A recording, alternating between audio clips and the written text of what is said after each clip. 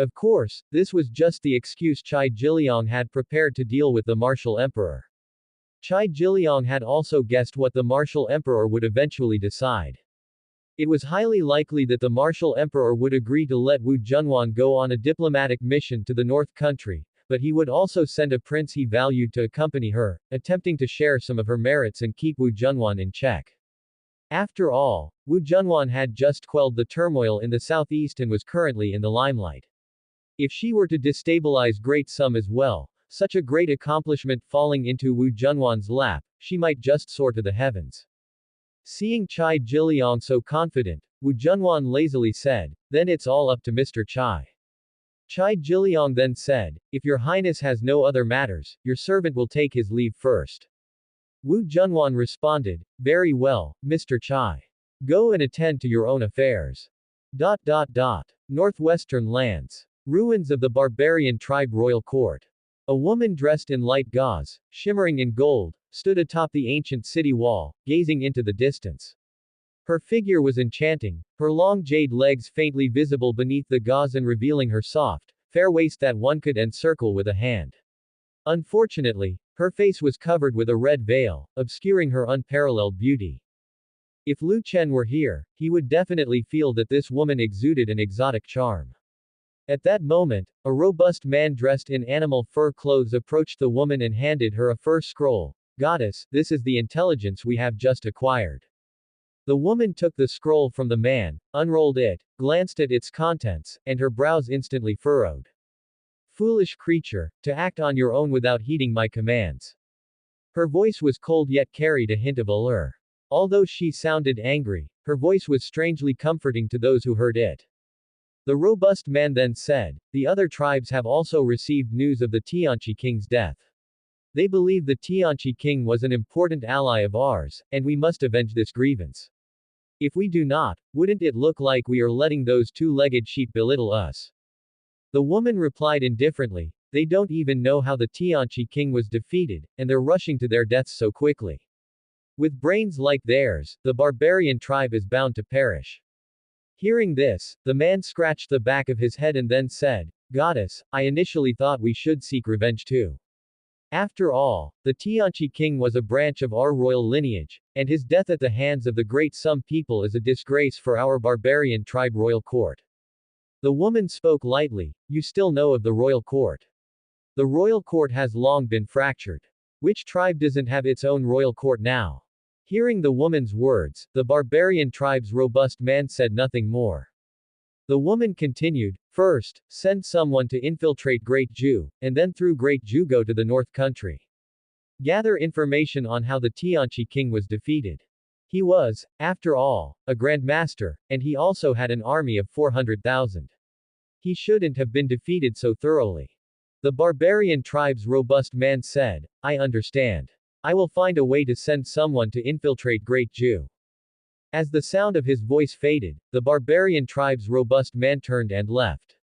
The woman, looking at the red sunset in the sky and the geese flying in a human formation, murmured to herself, "When can I return to my homeland?" After inspecting Great Yu City and arranging the construction of the steam engine and railway, Lu Chen returned to Yan County with Xuanyuan Yunqi. He had just returned to Yan County and hadn't even had the chance to take a bath when a maid came looking for him. "Prince, Lady Wang is looking for you." Hearing this, Lu Chen was momentarily stunned. He had just arrived at the prince's mansion, and that bitch was already seeking him out. Did she really want to be dealt with that badly? Lu Chen inquired, "Where is she now?" The maid replied, "The study." Lu Chen said indifferently, "Tell her to wait for me in her room. I need to take a bath first." "Yes, my prince." The maid then turned and left. Subsequently, Lu Chen returned to the main hall and instructed Mu Zixuan to prepare hot water. He then enjoyed a comfortable hot bath in the bathing pool. After finishing his bath, Lu Chen went to find Wang Qingqi.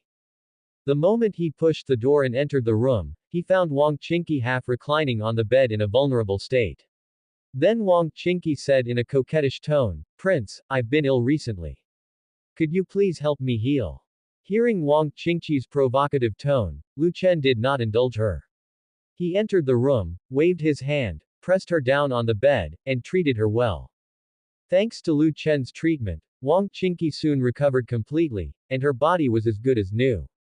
After an indeterminate amount of time, Lu Chen hugged Wang Qingqi's delicate body and asked, "Now, tell me, what do you need? I highly doubt you were so eager to come back to see me just for this." Although Lu Chen knew that bitch Wang Qingqi needed to be dealt with by him regularly to be comfortable, she most likely brought information each time she came to him. She wouldn't come to him without any intelligence.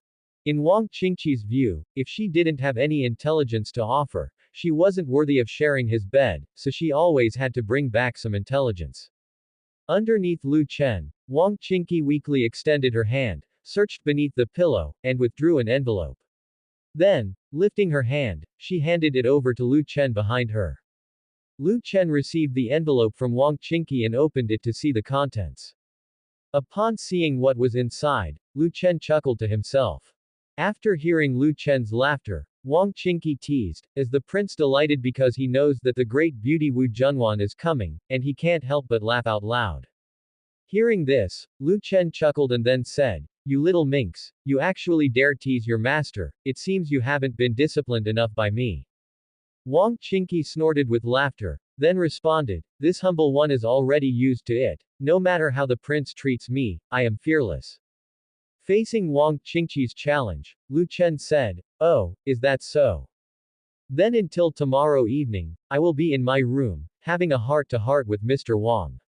Having said that, Lu Chen used his spiritual energy to tear the intelligence report in his hand to shreds, then bent down again and continued his earnest conversation with Wang Qingqi. Inside the prince's mansion, Lin Wanyan paced back and forth outside the main courtyard, seemingly anxious about something.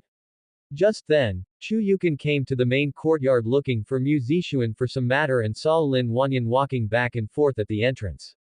Out of curiosity, Chu Yukan asked, "Lin, do you have something you wish to discuss with Chanur?" Upon hearing Chu Yukan's voice, Lin Wanyan paused and then turned to look at Chu Yukan, saying, I'm not sure if I should bring it up with him." Chu Yukan quickly caught on, almost guessing what it might be.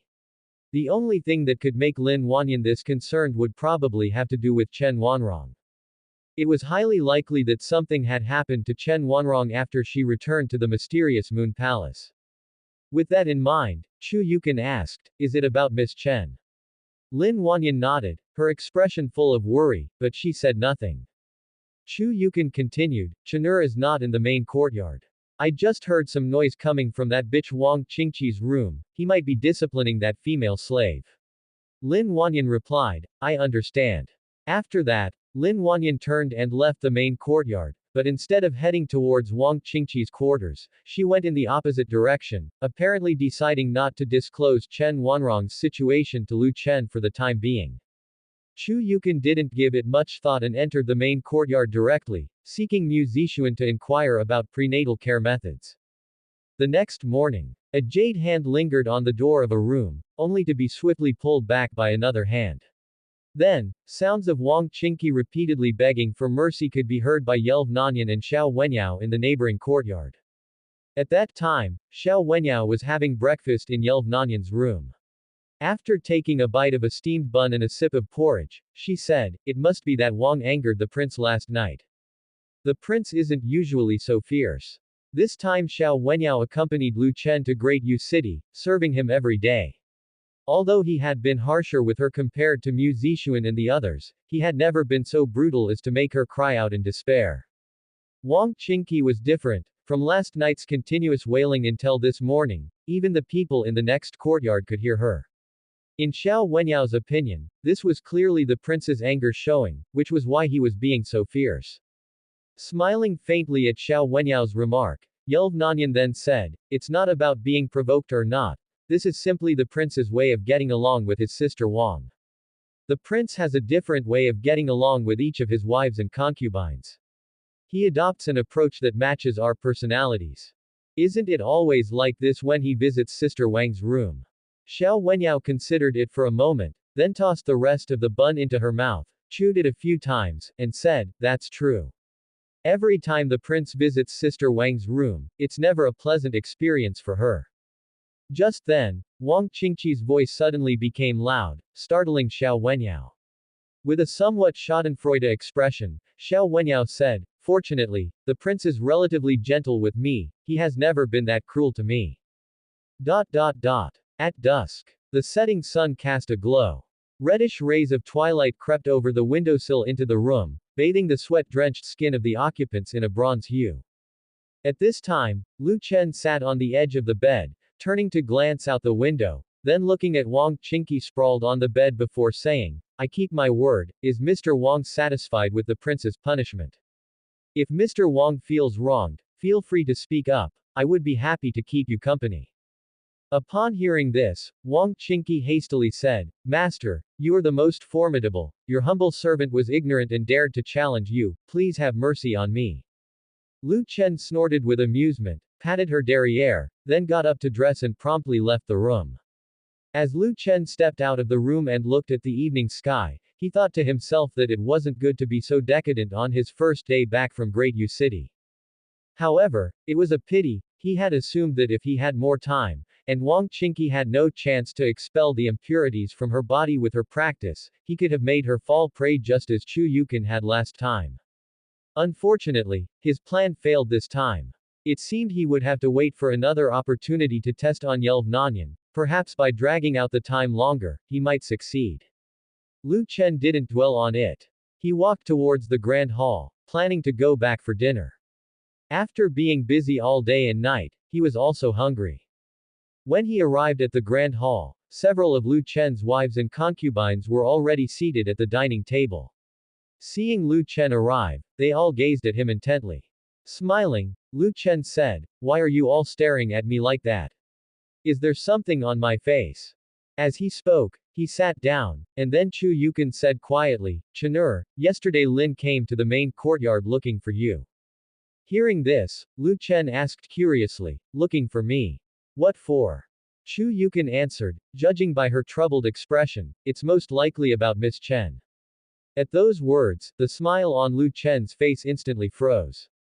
He immediately got up and said, "Go ahead and have dinner, don't wait for me." As soon as he finished speaking, Lu Chen went straight to Yunrong Courtyard. Lu Chen arrived at Yunrong Courtyard, seeming to find Lin Wanyan sitting despondently on a stone bench in the pavilion, looking troubled about something. Lu Chen immediately asked, "Madam Lin, has something happened to Rongrong?" Hearing Lu Chen's voice, Lin Wanyan abruptly looked up at him. She seemed about to say something, but then she swallowed her words. Lu Chen then approached Lin Wanyan and continued, "Whatever happened, just tell me directly." Lin Wanyan sighed and then replied, "The Honorable found out about her loss of purity."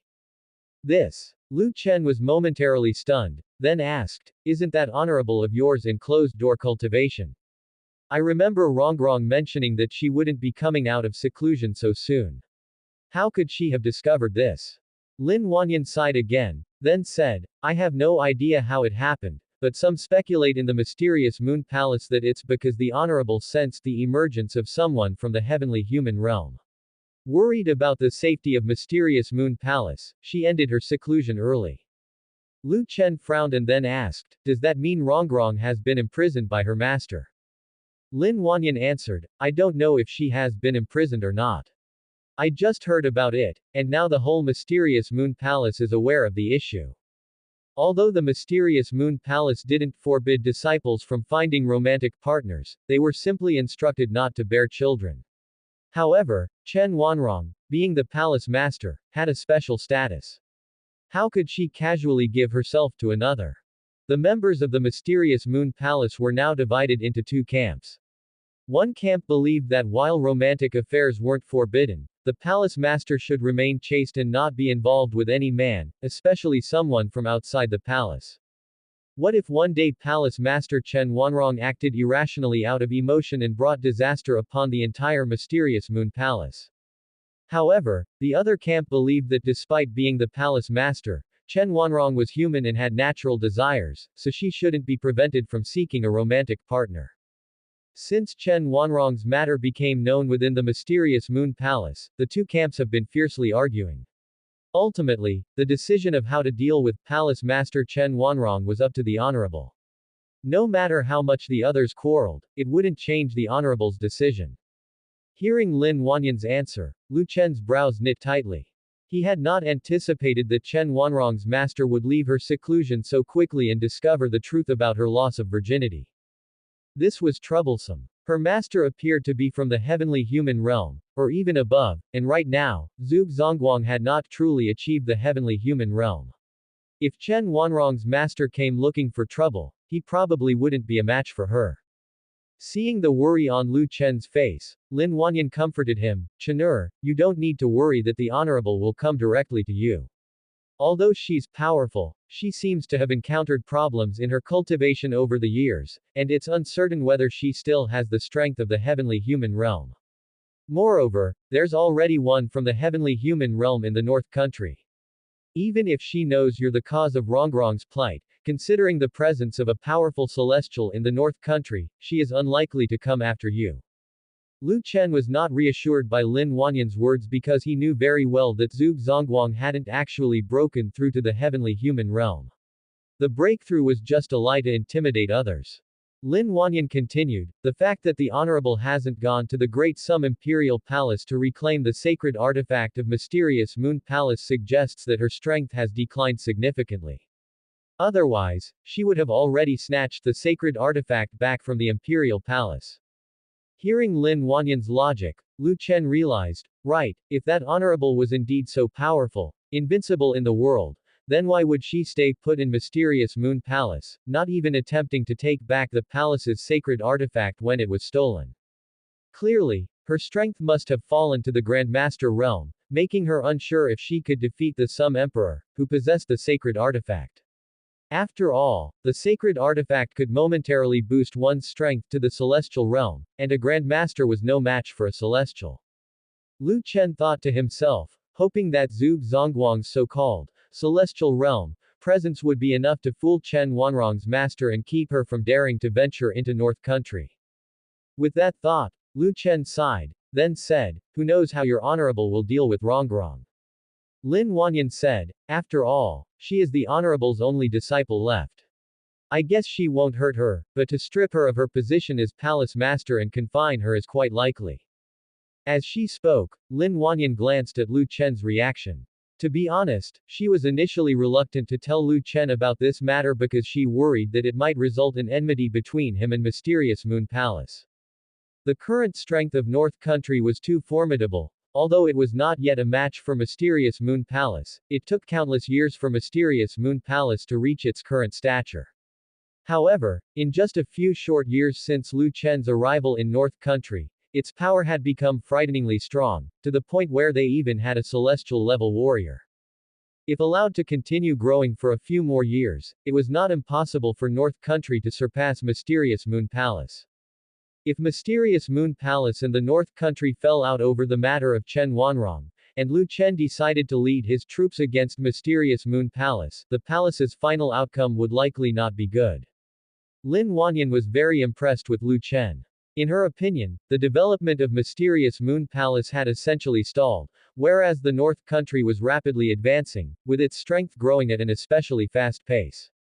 No one could predict whether another celestial realm powerhouse would emerge from the North Country in the future. From Lin Wanyan's personal standpoint, she really hoped the two powers would not come into conflict. While Lin Wanyan was lost in thought, Lu Chen spoke up, "As long as Rongrong's master does not harm her, it's fine. If her master confines her and won't allow her to leave the mountain, I will personally go to bring her down once the North Country stabilizes." Hearing this, Lin Wanyan quickly said, "Chen'er, don't be impulsive. There might be other ways to handle this situation." Lu Chen smiled and asked, "Madam Lin, do you have any other ideas?" Lin Wanyan replied, "Rongrong's master is particularly good to her. If Rongrong insists on becoming your woman, I believe her master will eventually let her come down the mountain to find you." Lu Chen said, "That might nota." Before Lu Chen could finish speaking, the voice of a maid came from outside. "Prince, Commander Chen is looking for you. He says he has good news and urges you to go to the study immediately." Lu Chen was startled by the words. "Good news? What good news?" Lu Chen immediately stood up, then said to Lin Wanyan, Madam Lin, if you have any news about Rongrong, tell me right away. Lin Wanyan replied, yes, all right. Lu Chen then turned and walked towards the study. If Qin Yushan emphasized that he had good news, then the information he brought this time must be of great value. In a short while, Lu Chen appeared in the courtyard of the study.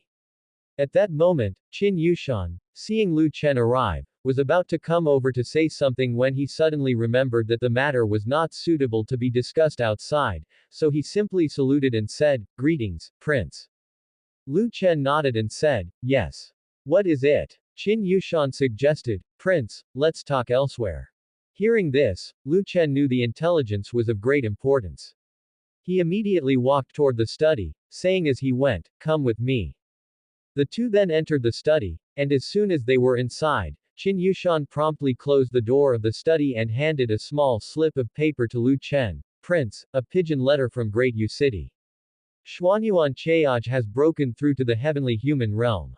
Upon hearing this, Lu Chen was stunned. The heavenly a celestial realm.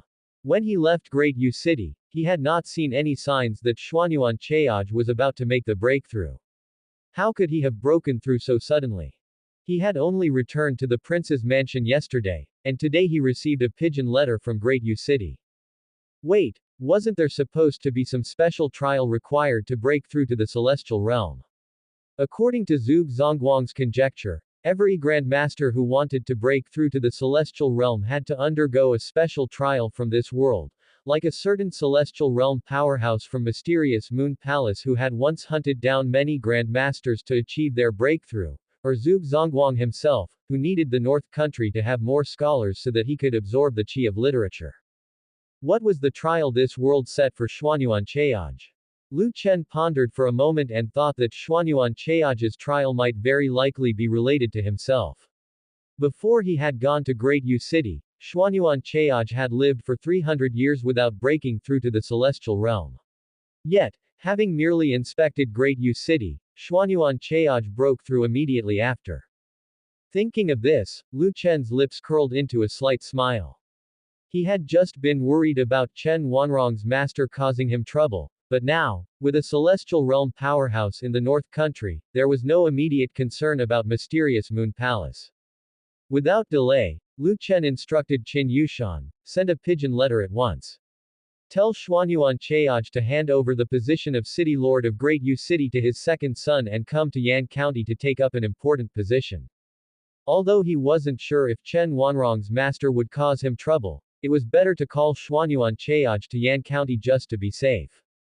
Qin Yushan said, yes, Prince. Lu Chen continued, go now.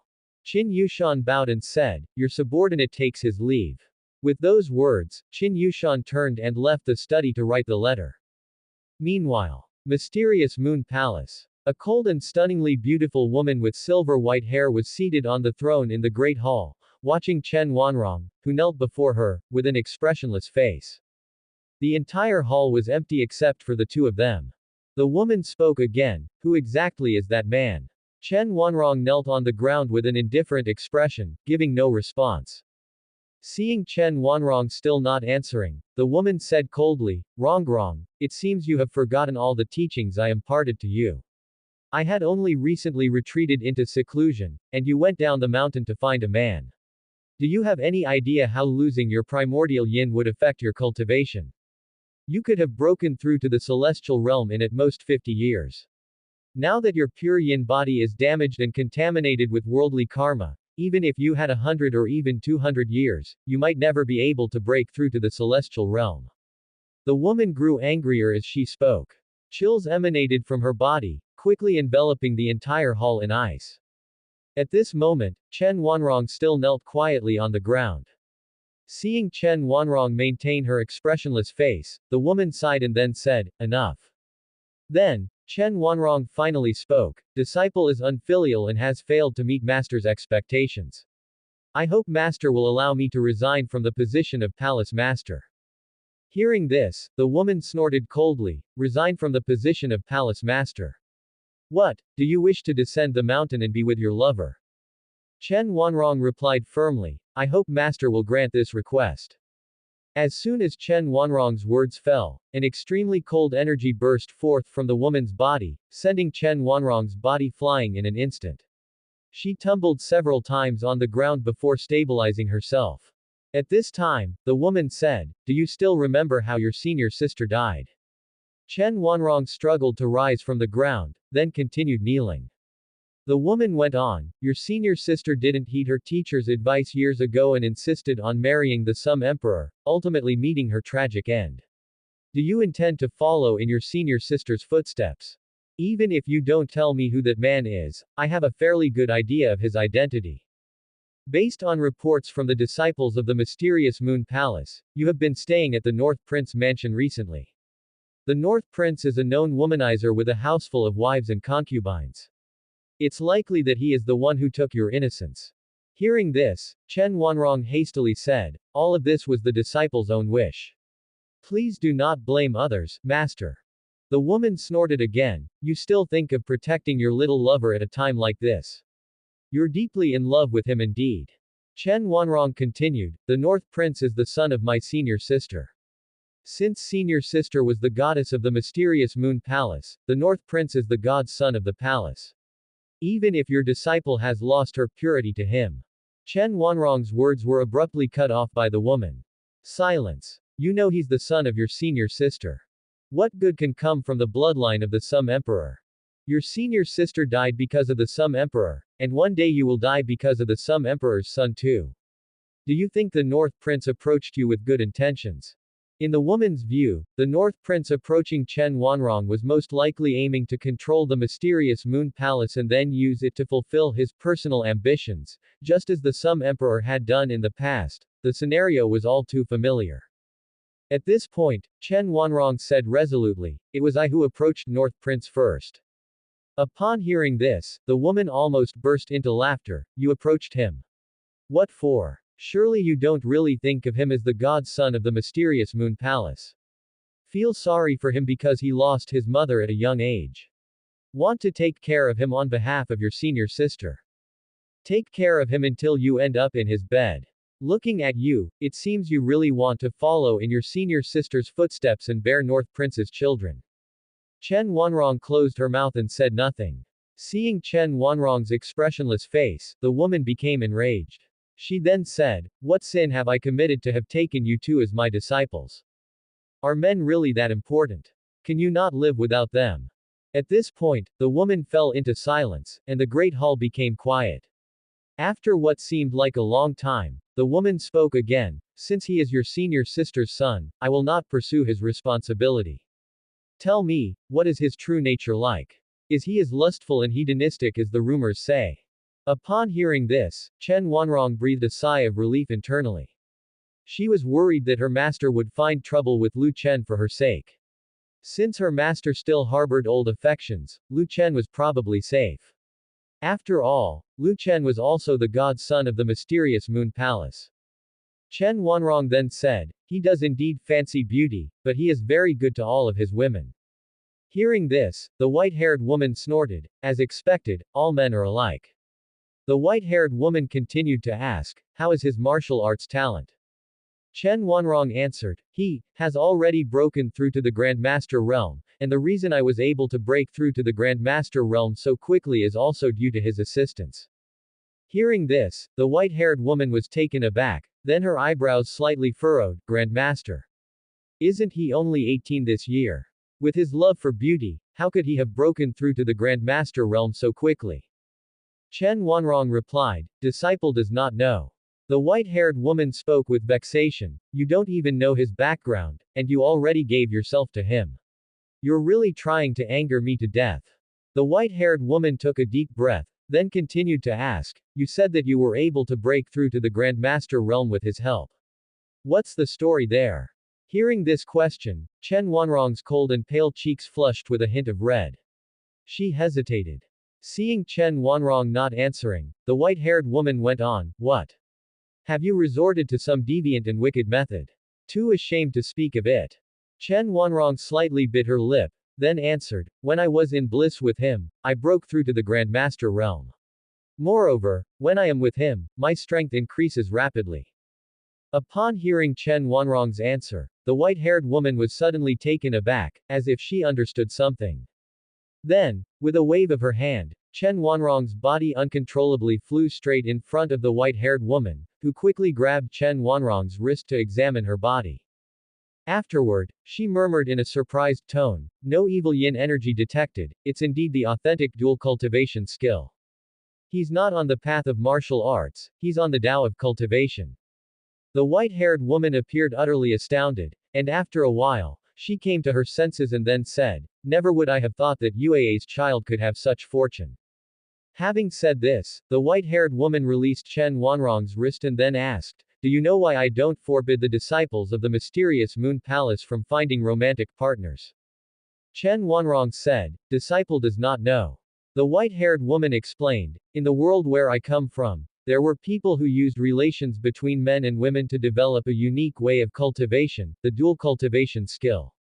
However, this method can only be practiced by men and women who truly love each other. Without a mutual connection of heart and soul, it could cause both parties to stumble into madness. I have not forbidden disciples from seeking romantic partners because I wanted to see if any would understand this way of cultivation." Although Palace Master Yun Shenxian would always speak as if all men were alike, appearing to despise them, she had never forbidden romantic relationships between the male and female disciples of the mysterious Moon Palace, let alone prohibited their intimate relations. On one hand, she was well aware that humans have the 7 emotions and 6 desires, and the Tao of cultivation is the loneliest journey. Repressing one's emotions and desires for a long time will inevitably lead to an accumulation of negative emotions, which can easily cause a cultivator to deviate during practice. On the other hand, of course, she told Chen Wanrong that she wanted to see if any disciple of the mysterious Moon Palace could comprehend the dual cultivation skill. As of now, not a single disciple had grasped the dual cultivation skill, but certain disciples with Tao companions had noticeably faster cultivation speeds after obtaining Tao companions compared to those without, a phenomenon that Yun Shenxian had long noticed. Naturally, compared to some ascetic disciples, those with Tao companions found it hard to stand out significantly. For example, a woman she once brought up the mountain focused all her energy on cultivation. Unlike Chen Wanrong, who was her direct disciple, she just gave the woman her cultivation technique and offered some guidance. Originally, she wasn't optimistic about the female disciple, yet she managed to break through to the heavenly human realm in a short period of time.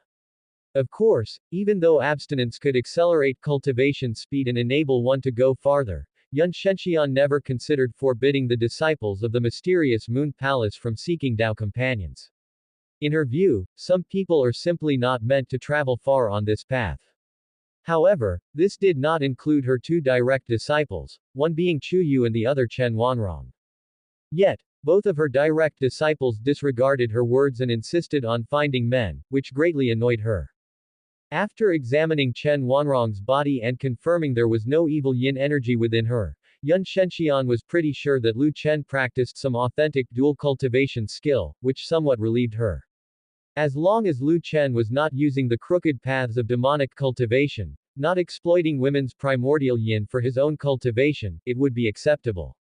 No wonder Chen Wanrong had just said that Lu Chen treated his women well. The dual cultivation skill requires harmony of mind and spirit between man and woman, so naturally, Lu Chen would be good to his wives and concubines. Being able to achieve such harmony also implied, from another perspective, that Lu Chen likely truly cherished his wives and concubines, otherwise, he wouldn't be able to use the authentic dual cultivation skill.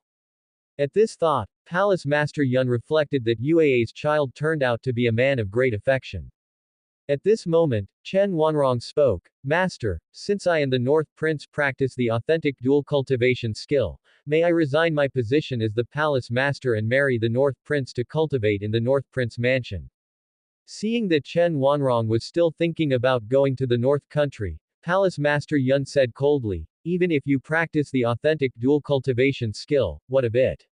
The greatest taboo of the dual cultivation skill is inconstancy of affection. He, as a senior, has so many wives and concubines, how much of his heart can be on you? Sooner or later, he will deviate." Confronted with Yun Shenxian's words, Chen Wanrong was despairing inside. It seemed she was destined to be confined to the mysterious Moon Palace by her own master. She wondered if Lu Chen had been serious when he spoke those words, telling her that if she did not return, he would come and take her back by force. She actually hoped that Lu Chen wasn't serious, for although she might never see Lu Chen again in her life, she was even less eager for a conflict to arise between the North Country and the mysterious Moon Palace. Just as Chen Wanrong thought she might never see Lu Chen again in her life, Yun Shenxian said, "Enough, what's done is done. Since your pure yin body has been broken, there is no other way but to accept the mistake as it is." Hearing this, Chen Wanrong could hardly believe her ears. She gazed at Yun Shenxian's icy face and then asked, "Master, do you mean you'll allow me to leave the mountain?" Yun Shenxian snorted and replied, "You're thinking too highly of yourself. Since you've been appointed by me as the palace master of the mysterious Moon Palace, you're to keep that position. Once my strength recovers somewhat, I myself will go to test that lover of yours. If he has feelings for you, I can permit you to enhance your cultivation state through the dual cultivation skill in the future. But if he's only fond of your body, without real affection, then you will stay in the mysterious Moon Palace for good, never thinking of going to him again." This. Chen Wanrong was anxious inside. She hadn't expected her master to actually consider going to test Lu Chen. If her master found Lu Chen to be a lecherous libertine, preoccupied with women instead of proper affairs, wouldn't that mean the end of her relationship with him? To be honest, at this point, Chen Wanrong had no confidence in Lu Chen at all. She didn't believe for a second that he could withstand her master's test. After spending time with Lu Chen, she saw him as thoroughly lecherous. Although he indeed could improve his skill through the dual cultivation skill, to Chen Wanrong, it seemed Lu Chen was more interested in the pleasures than in cultivation.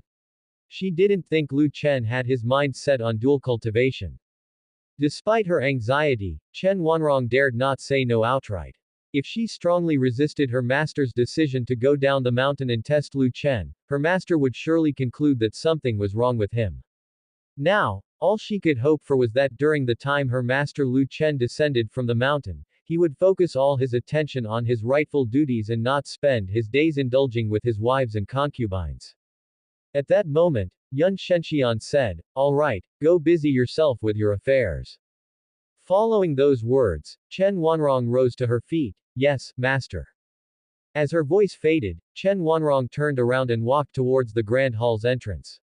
Just when she was about to reach the door, Yun Shenxian continued, "If he is exceptionally talented, just like your senior sister, then I might also consider taking him as my personal disciple." Hearing this, Chen Wanrong was slightly stunned. If her master truly accepted Lu Chen as a personal disciple, then her relationship with Lu Chen would become legitimate. Chen Wanrong instantly understood her master's intention. Her master had essentially agreed to their relationship, and now it all depended on whether Lu Chen could pass her master's test. Chen Wanrong then turned back to Yun Shenxian and bowed respectfully. "Thank you, master, for granting this favor." Yun Shenxian coldly said, "Quickly get out, your presence is vexing to me." Disciple bids farewell. After saying this, Chen Wanrong turned once again and left the grand hall. Watching Chen Wanrong's departing figure, Yun Shenxian let out a soft sigh and muttered to herself, "The path of cultivation is destined to be lonely. The advancements brought by the dual cultivation skill are ultimately fleeting. I hope you won't regret it in the future." Afterwards, Yun Shenxian closed her eyes, and a chill emanated from her body. The entire grand hall became further encased in ice as she continued to speak to herself. "A celestial realm powerhouse has appeared up north. The energy signature this time does not seem to be the same as the one who previously triggered the heavenly phenomenon.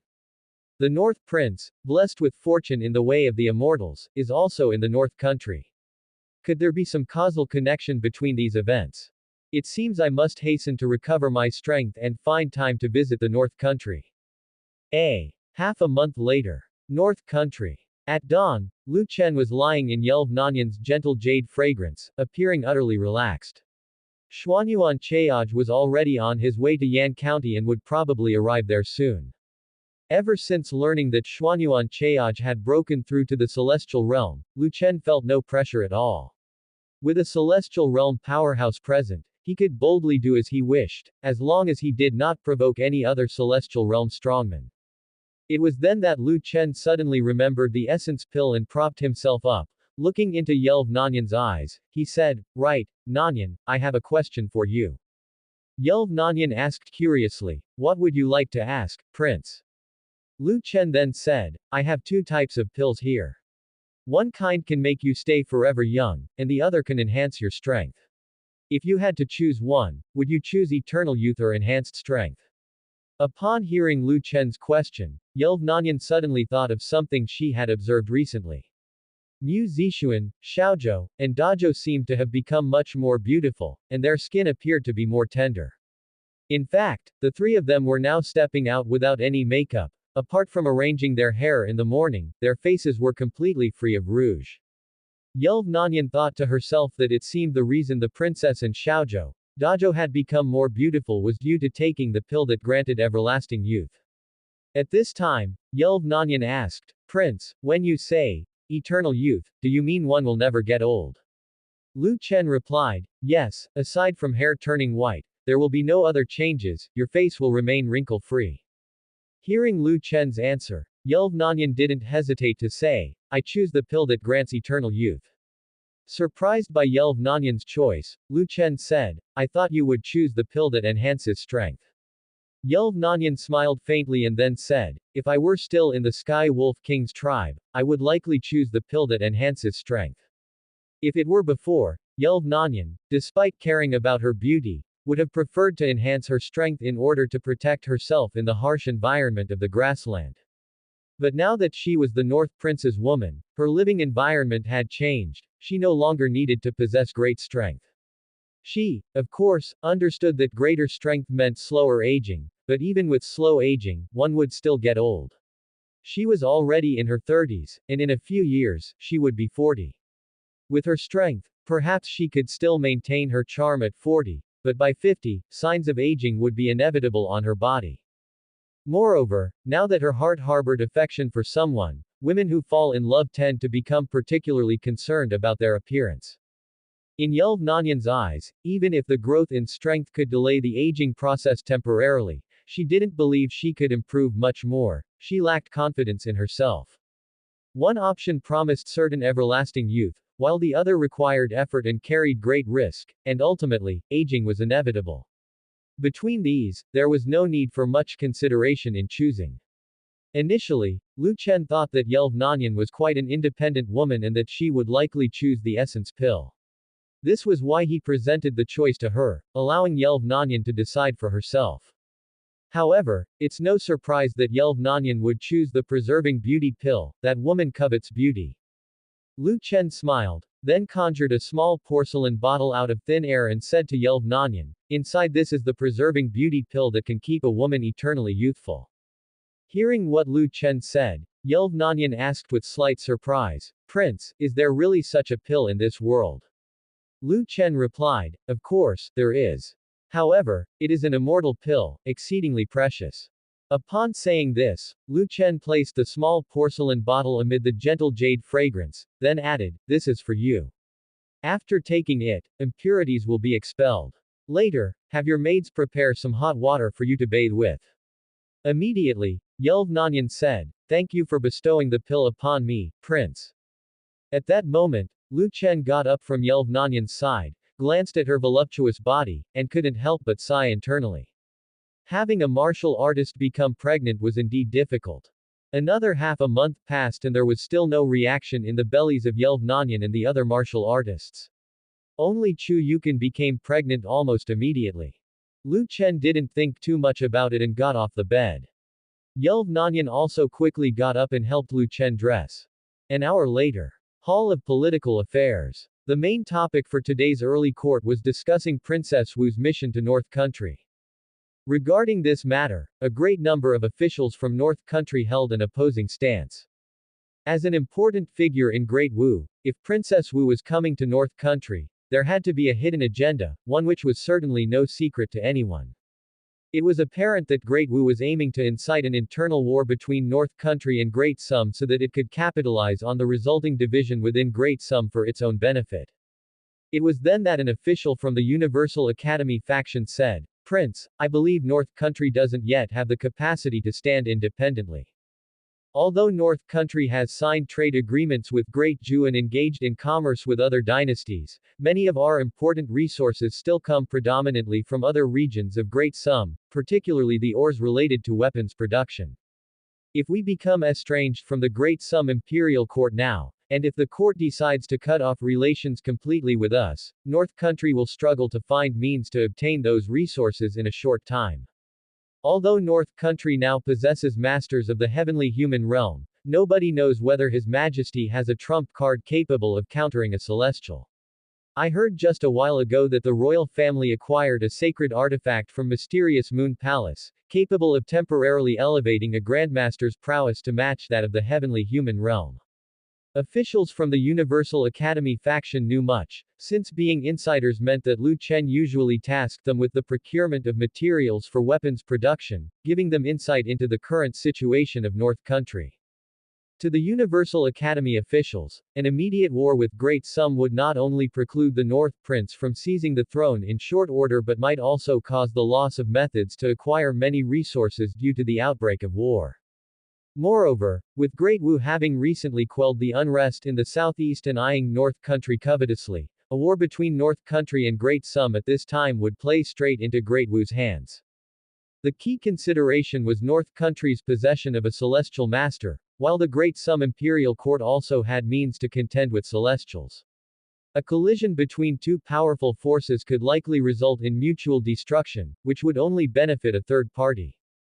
Lu Chen's agreement with Great Ju had already provoked the imperial court, and further close relations with Great Wu might provoke Great Sum's court even more to take drastic actions. Although North Country now possessed a certain strength, it was not yet mighty enough to overturn a dynasty, which is why most officials believed that it was not a good idea to permit Princess Wu's visit at this time. Seeing that the Universal Academy faction's officials held this opinion, Li Rui stepped forward. Prince, I also believe that now is indeed not the right time to further provoke the imperial court. Although the presence of Heavenly Realm Masters had bolstered the confidence of North Country officials, most officials remained clear-headed, and it was evident that Lu Chen had no immediate plans for direct confrontation with the imperial court. After hearing their views, Lu Chen smiled faintly, then looked towards Zhuge Zongguang and asked, "Great scholar, what is your opinion?" Zhuge Zongguang replied, "Old subject believes that since Princess Wu of Great Wu wishes to come, we should let her." Prince, did you not mention that not only is she coming, but Prince Wu Ming of Great Wu is also accompanying her? If Great Wu seeks to agitate the relationship between North Country and the Great Sum Court, North Country can also stir up the relationship between their princess and the prince. Hearing Zhuge Zongguang's comments, Lu Chen pondered, then said, "The great scholar makes a good point. In that case, let them come." Lu Chen also saw through the martial emperor's intention behind allowing Prince Wu Ming to accompany Princess Wu to North Country. It was to keep her in check and prevent her from monopolizing all the merit. As a woman, Princess Wu was always contending with the princes for achievements, and the princes of Great Wu surely resented her for it. Given the situation, it would be possible to exploit this and stir up tension between the princes of Great Wu and Princess Wu, ideally intensifying Great Wu's political infighting. Seeing Zhuge Zongguang and Lu Chen agreed on allowing Princess Wu's visit, the court officials said no more, and the matter was settled. The following task was preparing for the reception. Princess Wu's delegation was different from that of Great Ju's, and as a princess with significant power in Great Wu, the reception standards had to be high. A half-month quickly passed, and the delegation from Great Wu finally arrived at Yan County in North Country. Sitting inside the carriage, Princess Wu thought about the last time she hastily left Yan County and couldn't help but feel amused. When she left back then, she thought she wouldn't be coming back to North Country anytime soon, and yet here she was, returning to Yan County so quickly. Opening the carriage window curtain, Princess Wu glanced at the welcoming crowd outside and felt a sense of anticipation. Last time, she left Yan County in a hurry and didn't have the chance to see what the North Prince was like. Now, at last, she had the opportunity to meet him face to face. Talking to herself, Princess Wu said, "I hope you won't disappoint me." Backquote. Princess Wu Junwan had taken an interest in Lu Chen a long time ago. As a teenager, he led a handful of people to the North Country, and in a short period of time, endowed the impoverished North Country with the strength to defeat a 300,000-strong army from the barbarian tribe. Moreover, he made the palace master of the mysterious Moon Palace, who resided in North Prince Mansion, unwilling to leave. All this aroused Princess Wu Junwan's curiosity. She wondered what was so special about Lu Chen, or what value he possessed that could attract the superpower supporting him, as well as the mysterious Moon Palace, and even the Universal Academy to the North Country. In the past, she had only heard about what kind of person the North Prince was but had never met him personally. Princess Wu Junwan was well aware that much of the information that reached her was hearsay, but she didn't know the actual situation. To find out what the real North Prince was like, she needed to meet him in person, and now the opportunity had come. When Princess Wu Junwan's convoy arrived at the southern gate of the North Country, Lu Chen rode out to the gate on horseback to welcome them personally. Princess Wu Junwan was the princess of the dynasty, while Lu Chen was just a seigneur. It was only natural for him to come out of the city to welcome her, but something felt amiss to Princess Junwana. Was the reception standard of the North Country a bit too high? Not only did the North Prince personally come out to greet her, but the roadsides were also packed with the city's common folk. The level of reception seemed excessively high. As the convoy stopped, Princess Wu Junwan lifted the carriage curtain, and an attractive face came into view. Though his skin looked somewhat youthful, the North Prince already possessed the aura of a mature man, especially his eyes, which were bright and extraordinarily profound. With just one glance, Princess Wu Junwan found her gaze captivated by his appearance. Princess Wu Junwan couldn't help but sigh inwardly as the reports were indeed accurate. The North Prince was indeed a rare beauty. While she was lost in thought, Princess Wu Junwan suddenly sensed something wrong. She quickly regained her senses. Though Lu Chen was deliberately concealing his martial artist's aura, she still felt it. They were standing more than 10 meters apart, yet she felt a sense of oppression. Lu Chen clearly had reached the Grandmaster realm. How is this possible? The North Prince was only 17 or 18 years old, and already a Grandmaster. Was there something wrong with her perception? Princess Wu Junwan even began to doubt her own vision. After all, even though she was quite talented, it had taken her over 20 years to break through to the Master realm, whereas the North Prince was only 17 or 18 and already a Grandmaster. This was way too exaggerated. At that moment, Pei Hong, standing beside the carriage, whispered a reminder, "Your Highness, the North Prince is very strong, he is a Grandmaster." After hearing what Pei Hong said, Princess Wu Junwan confirmed that her senses were not mistaken. The young man nearby was indeed a Grandmaster. Is he really the North Prince? Could it be that the North Prince just randomly sent someone to meet them? After all, she had never seen what the real North Prince looked like. Just then, Lu Chen said with a smile, "Welcome, Princess Wu, to the North Country as a guest. I have been waiting for you for a long time." Hearing Lu Chen's words, Princess Wu Junwan frowned slightly. "My prince." So, the young man was indeed the North Prince himself. The North Prince's martial arts talent was terrifying. At the rate of the North Prince's progress, he might break through to the heavenly human realm by the age of 50, or even before 30. A 30-year-old in the heavenly human realm. Princess Wu Junwan dared not even think of it. Among those she knew, not even the Empress of Dayu, a martial arts prodigy, could compare with the North Prince. She had always thought that the Empress of Dayu was the person with the highest martial arts talent in the world, believing no one could be more gifted than her. But now, there was the monstrous existence of the North Prince. It seemed that the rumors of the North Prince being a womanizer were false.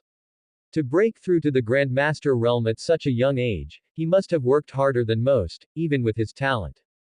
The Empress of Dayu did just that decades ago. She sealed off all her emotions and desires to vie for her position, focusing all of her efforts on martial arts, to achieve the strength she has today. Others may not know how formidable the Empress of Dayu is, but Princess Wu Junwan was clear about it. Of course, even someone like the favored daughter of heaven, the Empress of Dayu, paled in comparison to Lu Chen in the eyes of Princess Wu Junwan at that moment. In her heart, Princess Wu Junwan instantly identified Lu Chen as the number one enemy of the Great Wu dynasty. Compared to the Great Xia dynasty and the Great Qian dynasty, Lu Chen was Great Wu's real enemy. The North Prince was growing too fast. He was young enough, and his ambitions were great. The North Prince had kept his strength very well hidden. After defeating the Sky Wolf King's 300,000-strong army in the North Country, people said the North Prince knew martial arts, but no one ever specified how skilled he was.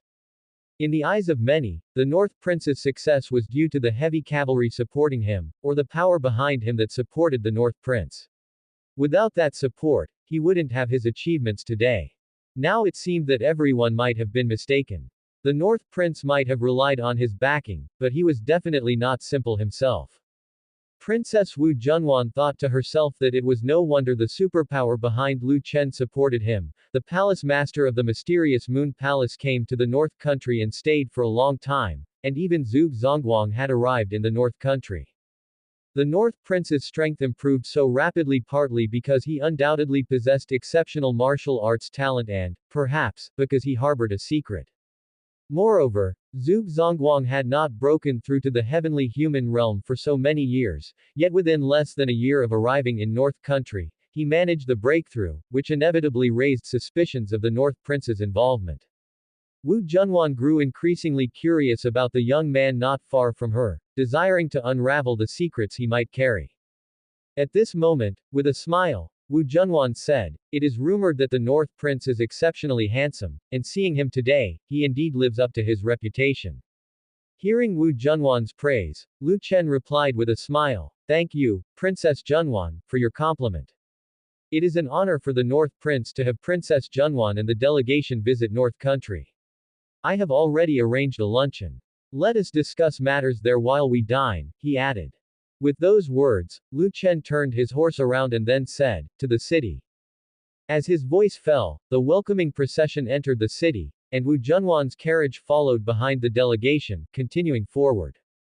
At that moment, Pei Hong, watching the North Prince's departing figure, felt his silhouette seemed familiar, especially his voice, which for some reason, sounded like he had heard it somewhere before. Pei Hong thought to himself that this was his second visit to North Country, and he had never met the North Prince before, so how could the voice feel familiar? While Pei Hong was pondering where he might have heard that voice, Wu Junwan's voice came from inside the carriage. "Does Mr. Pei also feel that the North Prince's voice sounds familiar?" It wasn't just Pei Hong who had this feeling, even Wu Junwan experienced it. As someone involved in intelligence gathering, she was particularly attentive to details and could remember small nuances quite distinctly. She always felt the North Prince's voice was very familiar, and she had a nagging sense that he resembled someone she had met before. Pei Hong's eyebrows furrowed when he realized that Wu Junwan shared his sentiments. Suddenly, he felt this probably wasn't just their imagination. If one person thought the North Prince's voice sounded familiar, that might be dismissed as an illusion, but now that both of them felt the same, it likely meant they had indeed heard Lu Chen's voice somewhere before.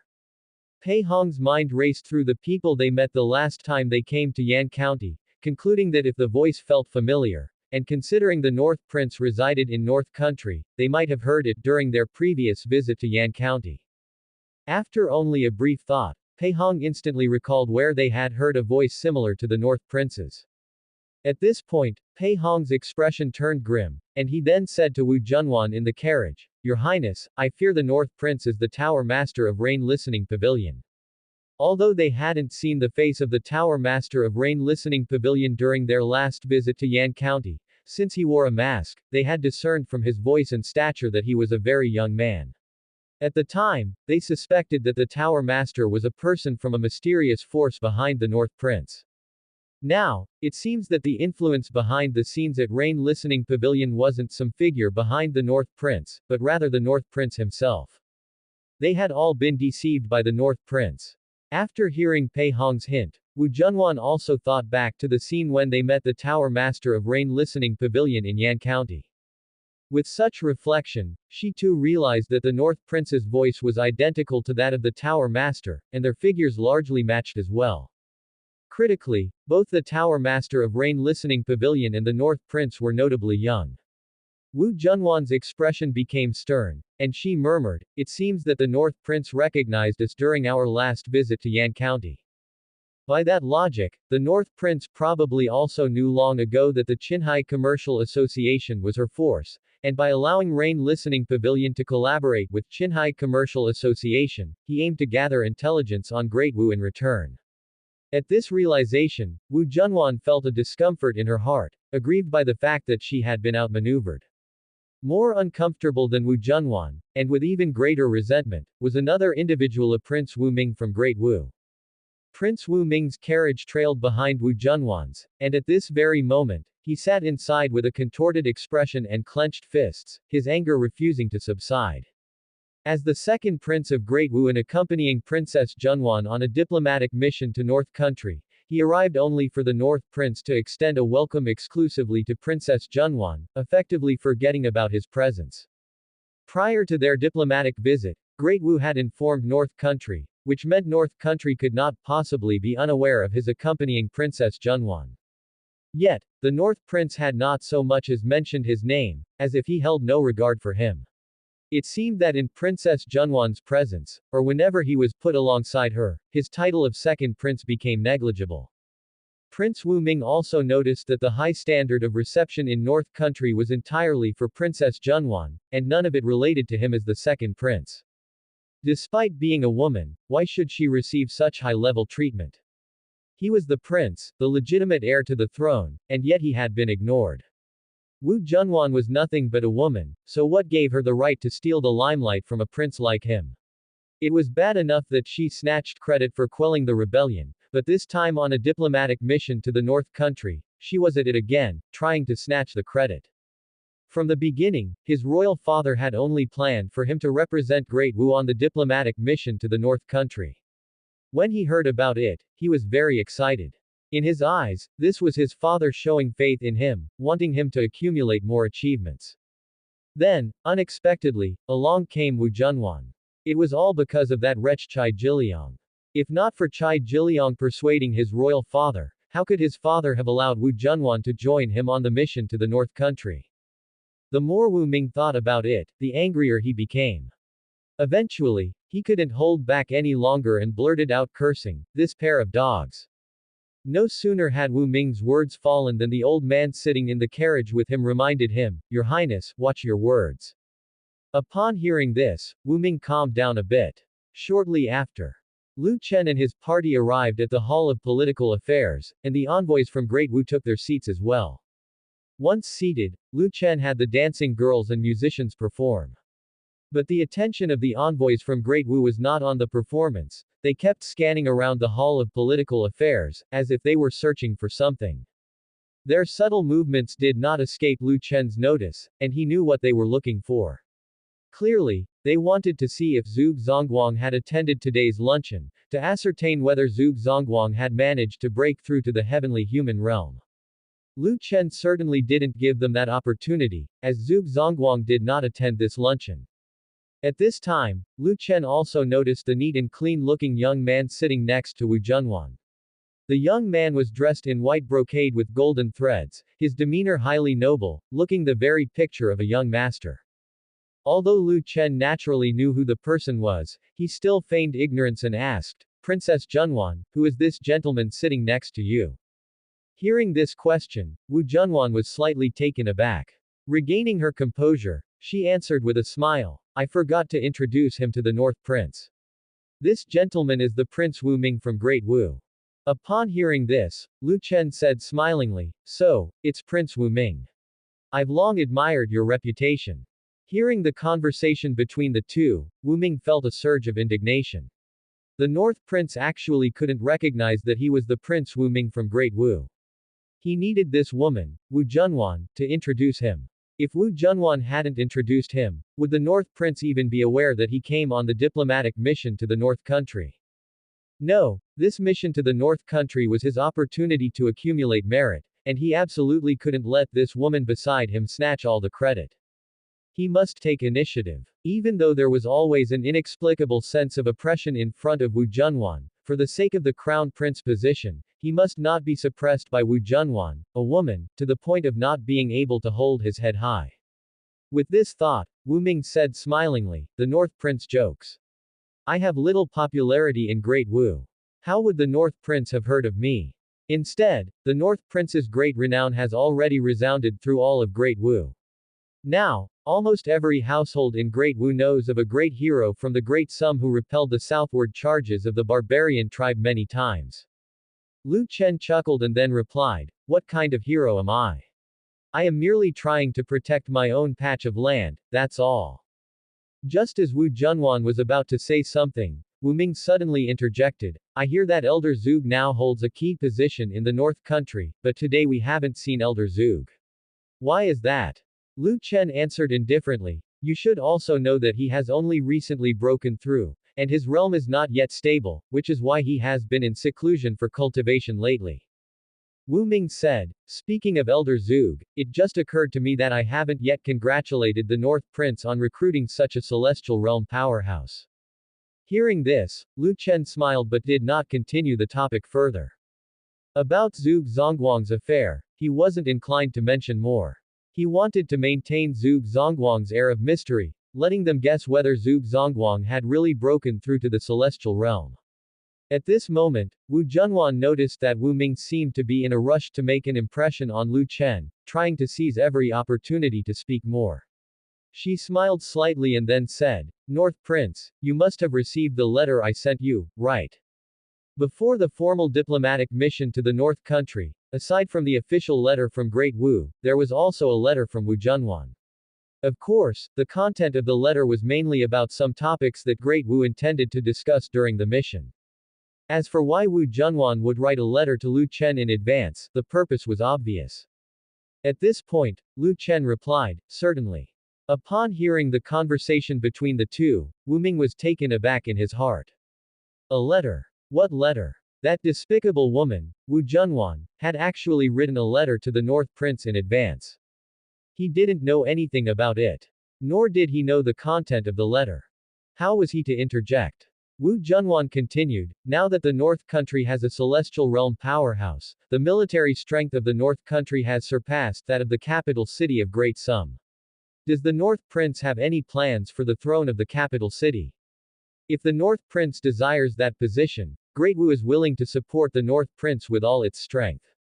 Seeing Wu Junwan speak so directly, Lu Chen said, I thought Princess Junwan would be a bit more tactful. I didn't expect the princess to be so straightforward. Wu Junwan spoke, the rise of the North Country is apparent to everyone. It is only a matter of time before the North Prince ascends to the supreme position. So I think some things need not to be concealed, it is better to speak openly. Once the North Prince ascends to that position, Great Wu is willing to sign an alliance with Great Sum and maintain good relations with Great Sum for generations. Hearing Wu Junwan's words, Lu Chen sipped his wine and then smilingly asked, why wouldn't Great Wu sign an alliance with Great Sum now? Wu Junwan replied, if we sign an alliance with the court of Great Sum now, once the North Prince ascends to that position, the alliance would be void. Since the North Prince will soon ascend to that position, it is only natural for Great Wu to discuss the alliance directly with the North Prince. Upon hearing Wu Junwan's words, Lu Chen smiled faintly before responding, Princess Junwan, you must have misunderstood, I have never coveted that position in the capital city. My father, the Sum Emperor, loves his subjects as his own children and is benevolent and wise. He is especially caring and considerate towards his own children, and I am his proudest child. How could I possibly commit such disloyal acts of seeking power and usurping the throne? After listening to Lu Chen's words, Wu Junwan chuckled softly and then said, North Prince really knows how to jest. If your relationship with the Sum Emperor is truly as harmonious as you describe, the court of the Great Sum wouldn't have stationed troops in Qi Country, nor would North Country have dispatched 100,000 troops to the border of Qi Country to face off against the army of the Dayu dynasty. Lu Chen said, there's no need to discuss this topic. I am absolutely not going to provoke a civil war in Great Sum. I'd like to thank Great Wu for the kind intentions here. Seeing how Lu Chen bluntly shut down the conversation, Wu Junwan essentially understood that there was a high probability that Lu Chen wouldn't instigate a civil war in Great Sum in the short term. If Lu Chen truly was the tower master of the Rain Listening Pavilion, that would mean he had been deeply concerned about intelligence work from the start. Now, with the Rain Listening Pavilion spread throughout several dynasties, gathering intelligence would be easy. The more a ruler values intelligence from the various dynasties, the more shrewd they are, and not so easily influenced. Moreover, since the Qinghai Commercial Association began cooperating with the Rain Listening Pavilion, it's likely that the pavilion has already gathered quite a bit of insider information about Great Wu through them.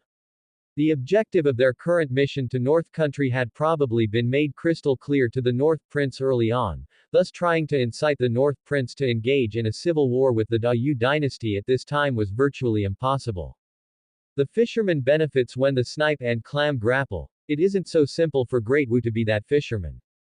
Now, the only option was to fall back on Plan B, which was to strike some kind of deal with North Country and then prod the court of Great Sum to send troops against them. Then, Wu Junwan said with a slight smile, I have heard that the North Prince has signed a trade agreement with the Dayu dynasty, enhancing trade relations between the two sides. It seems you must value commercial development highly, North Prince. In my view, Great Wu also has commodities that North Country needs. I wonder if Great Wu could, like the Dayu, sign a trade agreement with North Country. Hearing Wu Junwan's words, Lu Chen knew she hadn't given up on disrupting Great Sum.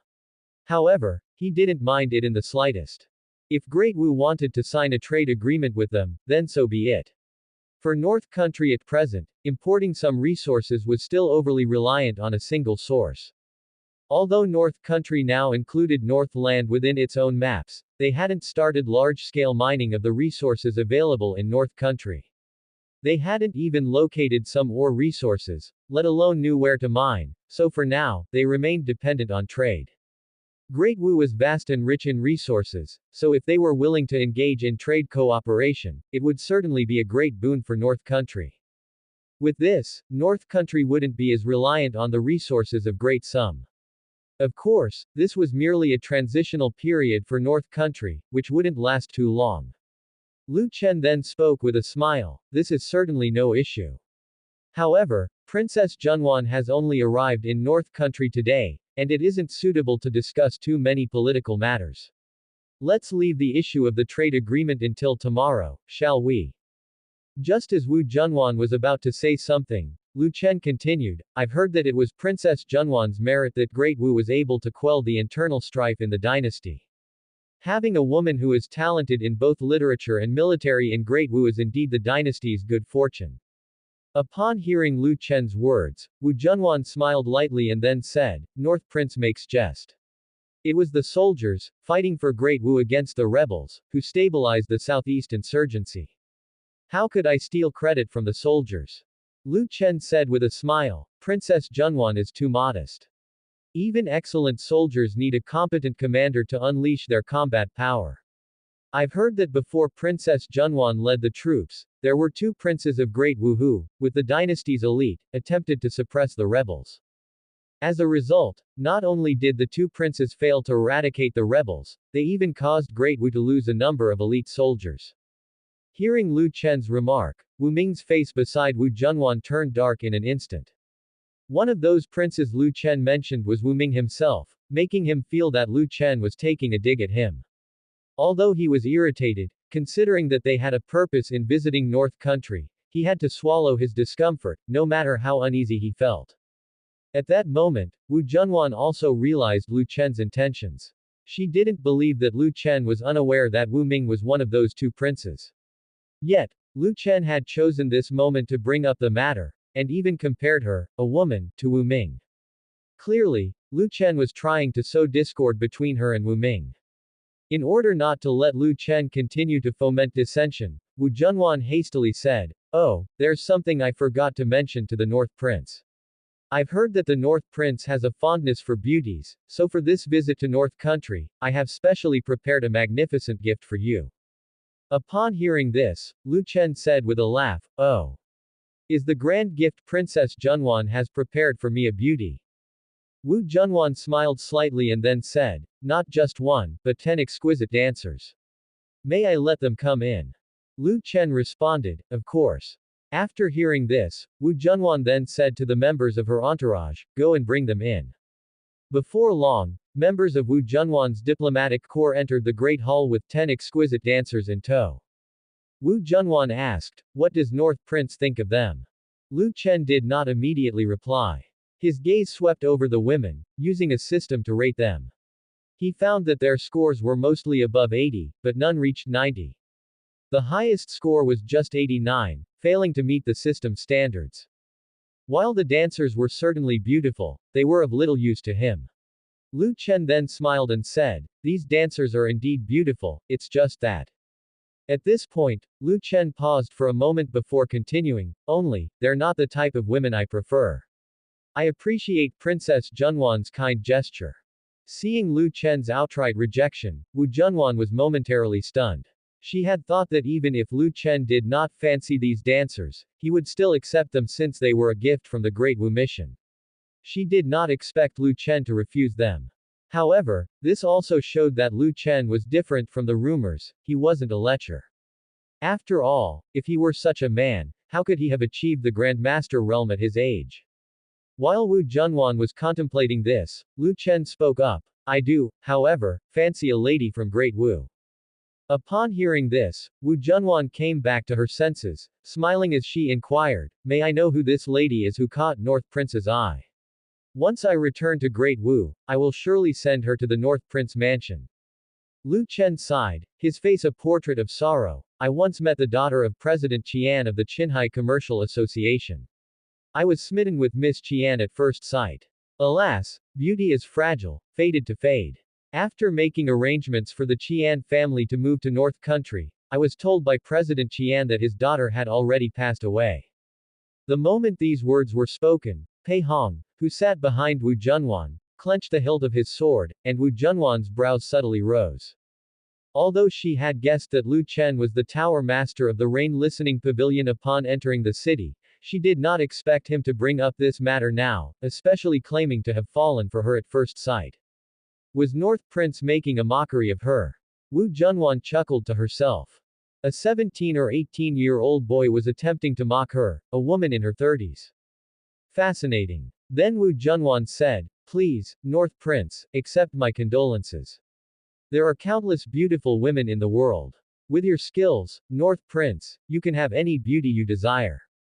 There's no need to mourn a lost love." Lu Chen took a sip of wine and then said, "Princess Junwan is right. It seems I have been too sentimental. However, speaking of which, I find you bear a remarkable resemblance to Miss Qian."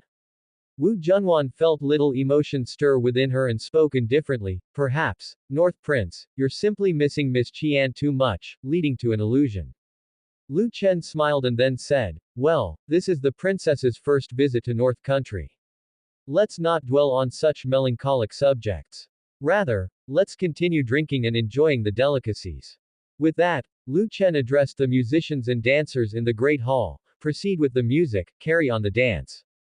The luncheon lasted around 2 hours, a period which seemed unbearably long for Pei Hong, who was constantly worried that North Prince might do something detrimental to Wu Junwan. Wu Junwan also felt Lu Chen's gaze on her from time to time, especially after he had declared his love at first sight for Miss Qian. His eyes seemed to constantly roam over her. Wu Junwan suspected that her nerves were causing her to see things that weren't there. As the luncheon ended, she mockingly thought to herself that it was ridiculous for her to be so anxious over a few words spoken by a 17 or 18-year-old boy. Clearly, Lu Chen was reminding her that he knew she owned Qinghai Commercial Association and warning her not to play any tricks. As for falling for Miss Qian at first sight, that was obviously a ruse. After the luncheon had ended, the North Prince Mansion arranged for the Great Wu delegation to be accommodated in a residence in the northern part of Yan County, where they would stay for the next few days.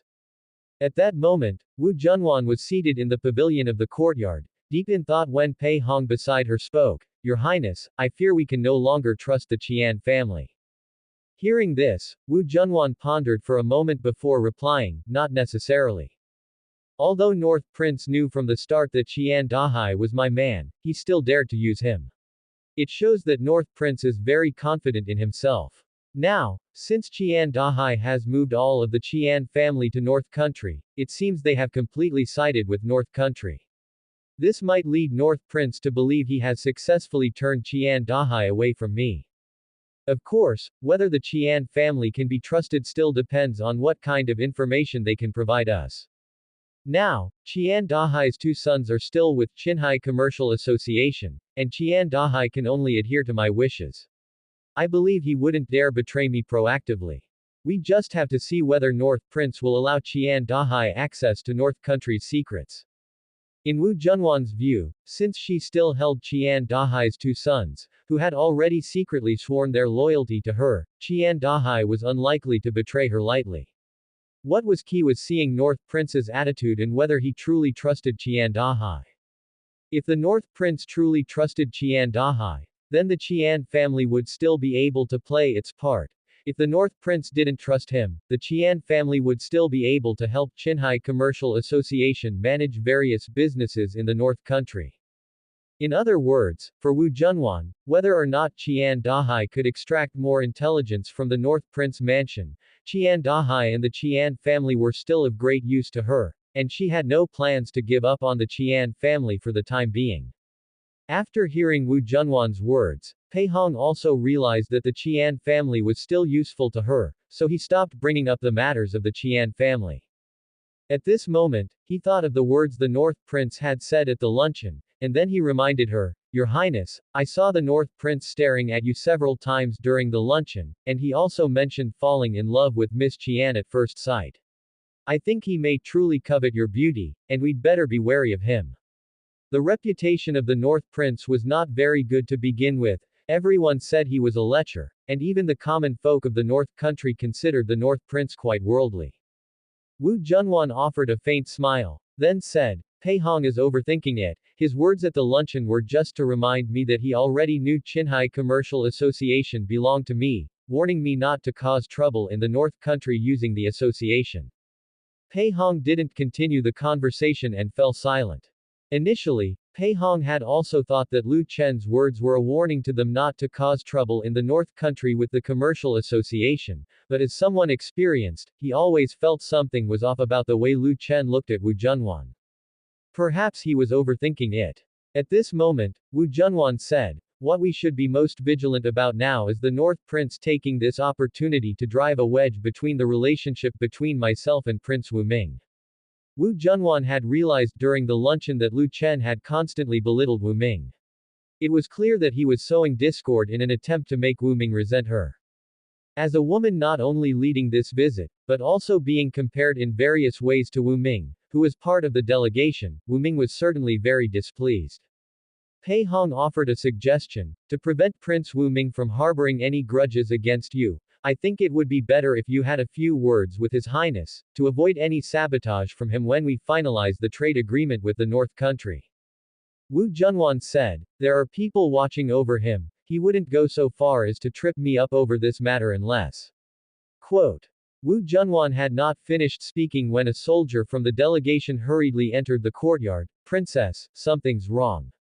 Prince Wu Ming has gone to the North Prince mansion to meet with the North Prince." Upon hearing this, Wu Junwan's face instantly darkened, her brows furrowed slightly, then she asked, "Did that elderly man follow him there?" The soldier replied, "He went too." Wu Junwan pondered for a moment, then said, "It seems that the emperor still doesn't want me to accumulate too much merit. Well, since that elder is also with Wu Ming, he probably won't do anything detrimental to Great Wu." Wu Junwan did not recognize the elder with Wu Ming, but she had found out through various channels that the man was a Grand Master sent by her father to protect Wu Ming. Of course, while protecting him, he was also keeping an eye on Wu Ming to prevent him from doing anything unseemly. At this time, Pei Hong said, "Prince Wu Ming is being a bit too hasty. They had just arrived in Yan County today, and the luncheon had just ended, yet Wu Ming had rushed to find the North Prince. What could Wu Ming be doing with the North Prince? Obviously, he was discussing the trade agreement, he wanted to take credit for it. Being so eager to seek the North Prince gave the impression that they were desperate for the North Country to sign the trade agreement."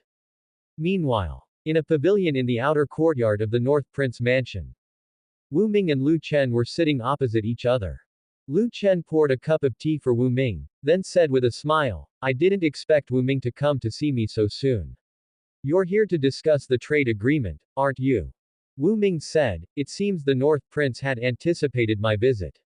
Lu Chen picked up the teacup from the stone table, took a gentle sip, and then said, "With such a domineering princess, the life of you brothers must be quite difficult." Wu Ming said, "The North Prince seems to be quite knowledgeable about Great Wu's affairs." Lu Chen replied, "I wouldn't say extremely knowledgeable, but I do know a bit." Then, Lu Chen asked, "Tell me, what does Prince Wu Ming want me to do for him?" Upon hearing Lu Chen's question, Wu Ming was taken aback. Help. The North Prince offered to help him. There's no such thing as a free lunch. Although he wasn't as capable as Wu Junwan, he wasn't naive. Wu Ming said, "Perhaps the North Prince should state his conditions first." Lu Chen said, "Honestly, I don't have many demands. I'm just troubled by your princess, and frankly, I don't like her much." With that, Lu Chen asked, "Prince Wu Ming should know who is behind Qinghai Commercial Association, right?" Wu Ming replied, "Of course." Lu Chen continued, "Princess Wu has allowed Qinghai Commercial Association to infiltrate the North Country and boldly probe for our secrets, making me feel uncomfortable." Wu Ming said, "I feel like you consider her a tough woman to deal with, and that's why you want to cooperate with me."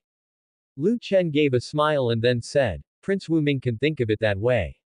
Compared to a woman skilled in scheming, I prefer straightforward dealings with an honest man like Prince Wu Ming."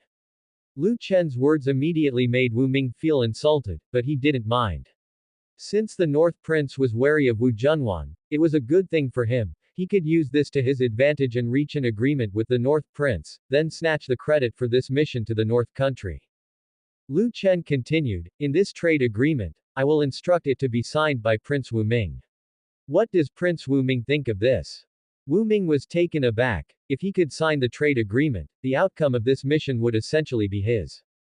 Wu Ming immediately said, "Then I thank the North Prince." Wu Ming had spent an hour at the North Prince mansion, discussing the content of the trade cooperation agreement with Lu Chen. After Wu Ming left the North Prince mansion, his heart was still incredibly excited. Sitting in the carriage, he felt much more relaxed. At that moment, he remembered the words that Lu Chen had previously said, and he couldn't help but clench his fists. Then he muttered to himself, "A mere feudal seigneur dares to insult me in such a way. When I ascend to that position, the first I will annihilate is North Country."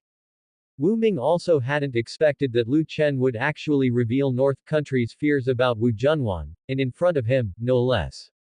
North Country was wary of Wu Junwan, so they chose to cooperate with him, the second prince. Wasn't this revealing that to North Country, he, the second prince, posed no threat at all?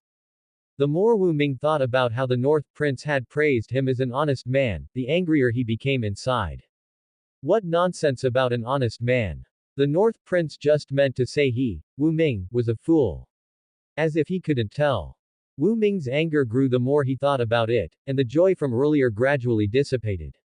He continued to mutter to himself, "Today's humiliation, I will surely return 100-fold in the future."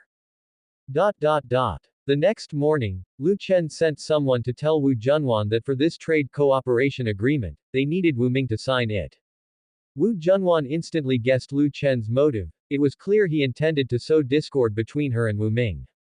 Feeling that this couldn't go on, Wu Junwan went straight to Wu Ming, planning to have a serious talk to prevent Wu Ming from being exploited by Lu Chen.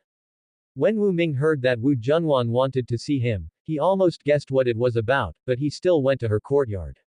After entering the courtyard, Wu Ming asked, "I wonder what matter brings sister to seek me out." Although they were not from the same mother, Wu Ming still acted quite humbly in front of Princess Junwan and even refrained from referring to himself as this prince, instead using I. Junwan spoke indifferently, "Did you meet with the North Prince alone yesterday?" Wu Ming answered with a smile, "Nothing can be hidden from sister." Junwan continued, "The North Prince just sent someone to tell me that for this trade cooperation agreement, he specifically wants your signature." Wu Ming showed a surprised expression, "Really?" Junwan went on to say, Third brother, you should understand the reason the North Prince is doing this is to undermine the relationship between you and me, thereby gaining more benefits.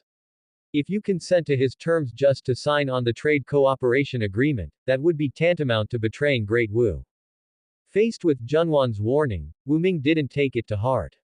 Smiling, he said, "Sister, there's no need to scare me. Besides, I am a prince of Great Wu. I know well what I should and should not do. With father's men watching my every move, how could I possibly do something to betray Great Wu? The North Prince's proposal for me to sign the trade agreement is perhaps because I am a man, right?" Wu Ming's words were blunt, implying that Junwan, being a woman, had no claim to the throne, and naturally, in signing any kind of treaty with a country, one would choose someone with the right to succession. On hearing Wu Ming's words, Junwan wasn't angered, she simply smiled and said, "It seems I have misunderstood you, third brother. As long as you have done nothing to betray Great Wu, that's all that matters." At this point, Wu Ming said, "If sister has no other matters, I'll take my leave. Yan County is bustling, and I wish to have a look around." Junwan replied, "Very well." Wu Ming then turned and left. Watching his retreating figure, Pei Hong, standing beside Junwan, said, "Maybe the North Prince did not propose any additional conditions." Junwan spoke up, "To the North Prince, even obtaining many favorable terms in the trade cooperation agreement is not as profitable as throwing Great Wu's dynasty into chaos." Pei Hong asked, "Your Highness, are you really willing to let all the credit for this diplomatic mission to North Country fall into Prince Wu Ming's hands?" After reflecting for a moment, Junwan replied, "Send someone to tell the North Prince that this palace wishes to speak with him alone." Although Junwan knew Lu Chen aimed to drive a wedge between her and Wu Ming, to avoid the diplomatic achievements from the mission to North Country falling into Wu Ming's hands, she had to talk to Lu Chen. If the North Prince liked to create divisions, let him do so. After all, as a woman trying to claim the supreme position, the Chen family wouldn't be easy to deal with, and not just Wu Minga, Great Wu's other princes would also become her enemies on the way forward. Sooner or later, she and her brothers were bound to come into conflict, and this didn't require Lu Chen's instigation. As for the diplomatic achievements from this mission to North Country, they definitely couldn't fall into Wu Ming's hands. North Prince Mansion. Study. Lu Chen was dealing with official documents when Wu Yuan came in to report, "Prince, Xuanyuan Cheaj has arrived in Yan County." Hearing Wu Yuan's words, the corners of Lu Chen's mouth slightly lifted. At last, he had arrived. Now he wouldn't have to worry about mysterious Moon Palace coming to trouble him. Wu Yuan continued to inquire, "Would you like to meet with him, Prince? He has already settled into the residence you arranged for him." Lu Chen responded, "Have him come to the prince's mansion. There are some questions this prince wishes to ask him." "Yes, I will send someone to notify him immediately." Wu Yuan then turned and left the study. Before long, Wu Yuan arrived at Lu Chen's study with Xuanyuan Cheaj in tow. Xuanyuan Cheaj immediately performed a courtesy and said, "This old official pays respects to your majesty." Lu Chen replied with a smile, "Lord Xuanyuan, please dispense with the formalities." Lu Chen then directly asked, "Lord Xuanyuan, I am quite curious, how did you break through to the heavenly human realm? I remember that to break through to the heavenly human realm, one must withstand the trials of this world. Without passing the trials of this world, it would be impossible to break through." Hearing Lu Chen's words, Xuanyuan Cheaj paused for a moment, then said, "The trials of the world. Your Majesty is not incorrect, but we usually call this achieving unity.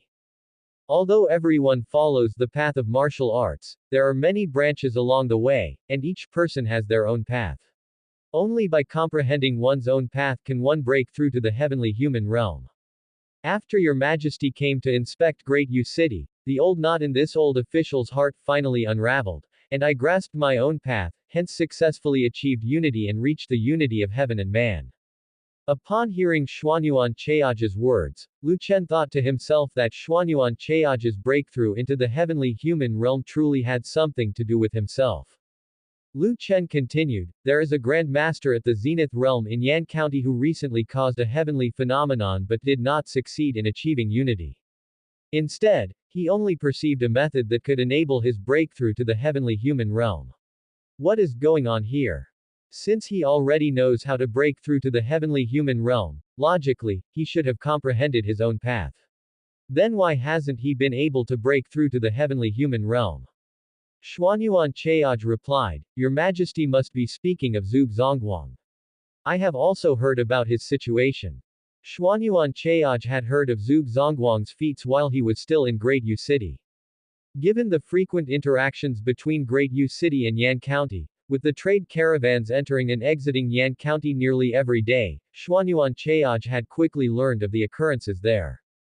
Initially, he thought a celestial realm powerhouse had emerged in Yan County, but upon entering the city, he did not sense the presence of any such celestial beings.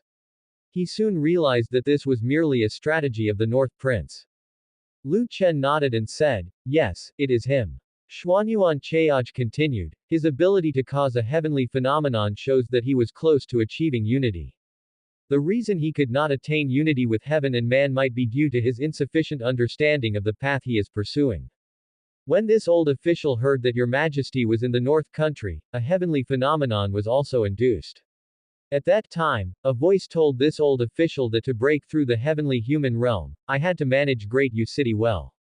Hearing Xuanyuan Chaoj's words, Lu Chen pondered for a moment, feeling it all seemed too mystical. Lu Chen more or less understood that from the first rank of martial artist to the Grandmaster realm, one could continue to break through realms as long as their skill accumulated.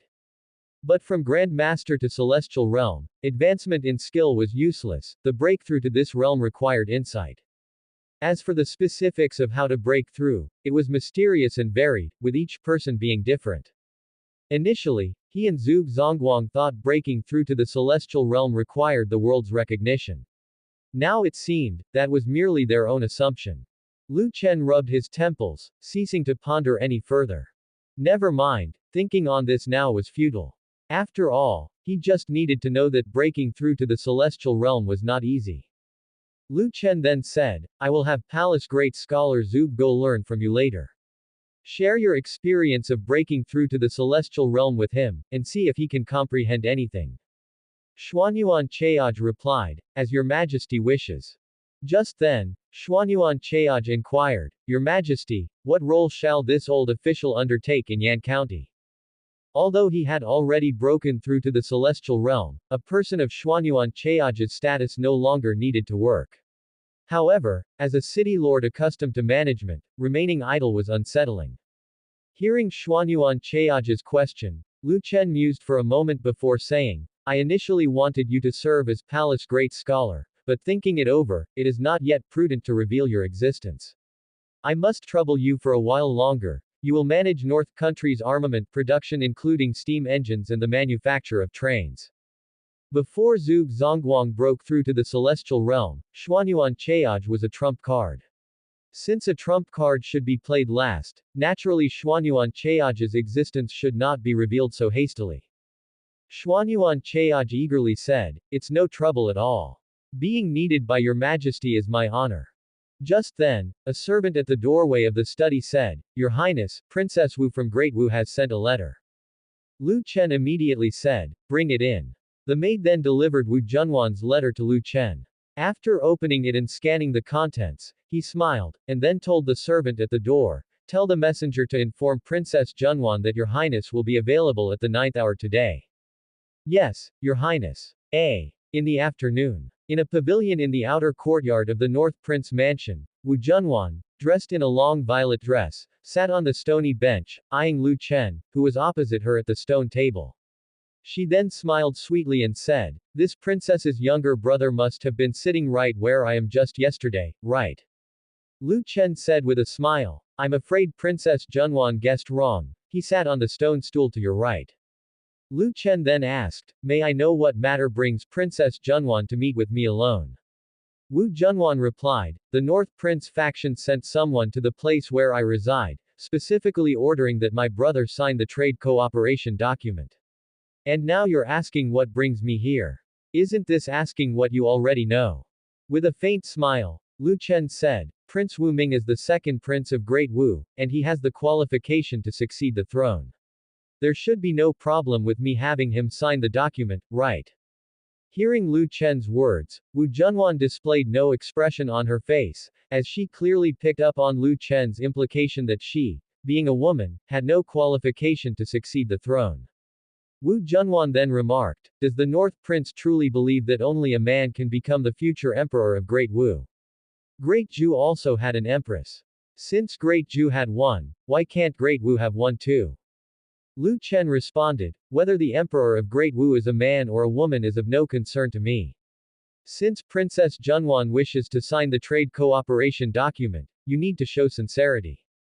At Lu Chen's words, Wu Junwan smiled slightly and then said, "What kind of sincerity does the North Prince wish to see?"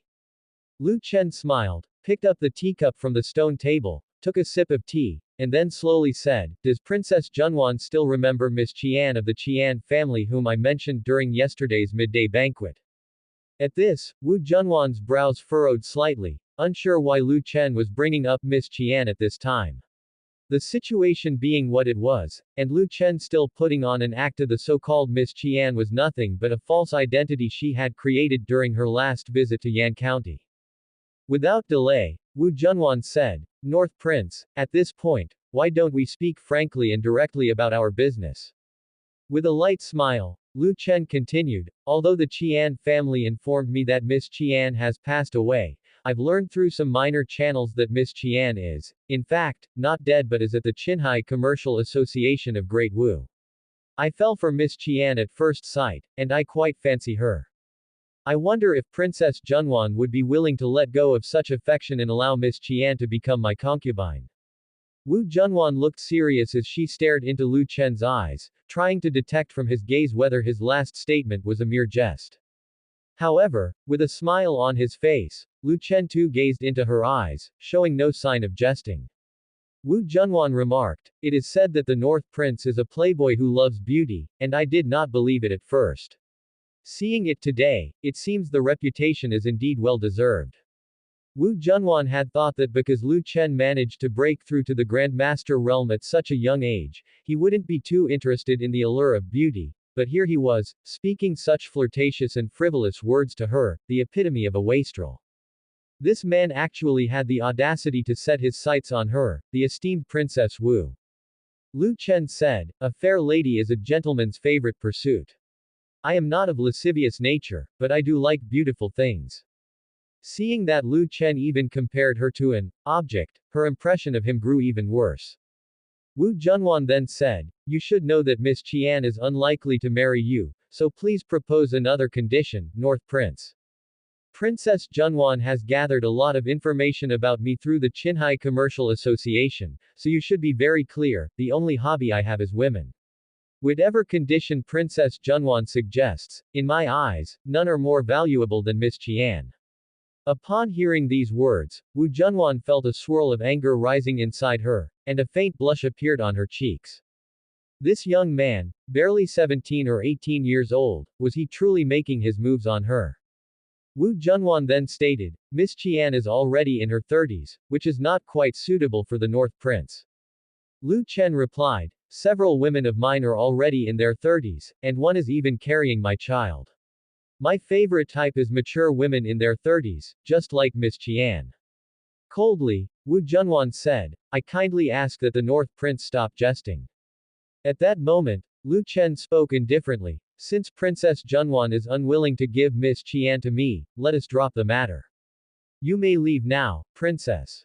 Seeing that Lu Chen had dismissed her, Wu Junwan thought to herself, could it be that the North Prince never intended to negotiate terms with her, using this conversation as a ruse? She knew it, how could the North Prince possibly fancy her for her beauty? Wu Junwan immediately stood up and left the pavilion. Watching her graceful figure leave, Lu Chen's lips curled up slightly. Princess of Great Wu, right. One day she will be his woman. Wu Junwan left the North Prince mansion with some anger still lingering in her heart. Although she thought that Lu Chen's provocative words were only meant to dissuade her, she couldn't help feeling uncomfortable. This young man had actually teased her, the Princess of Great Wu, and she was already in her 30s, old enough to be his mother.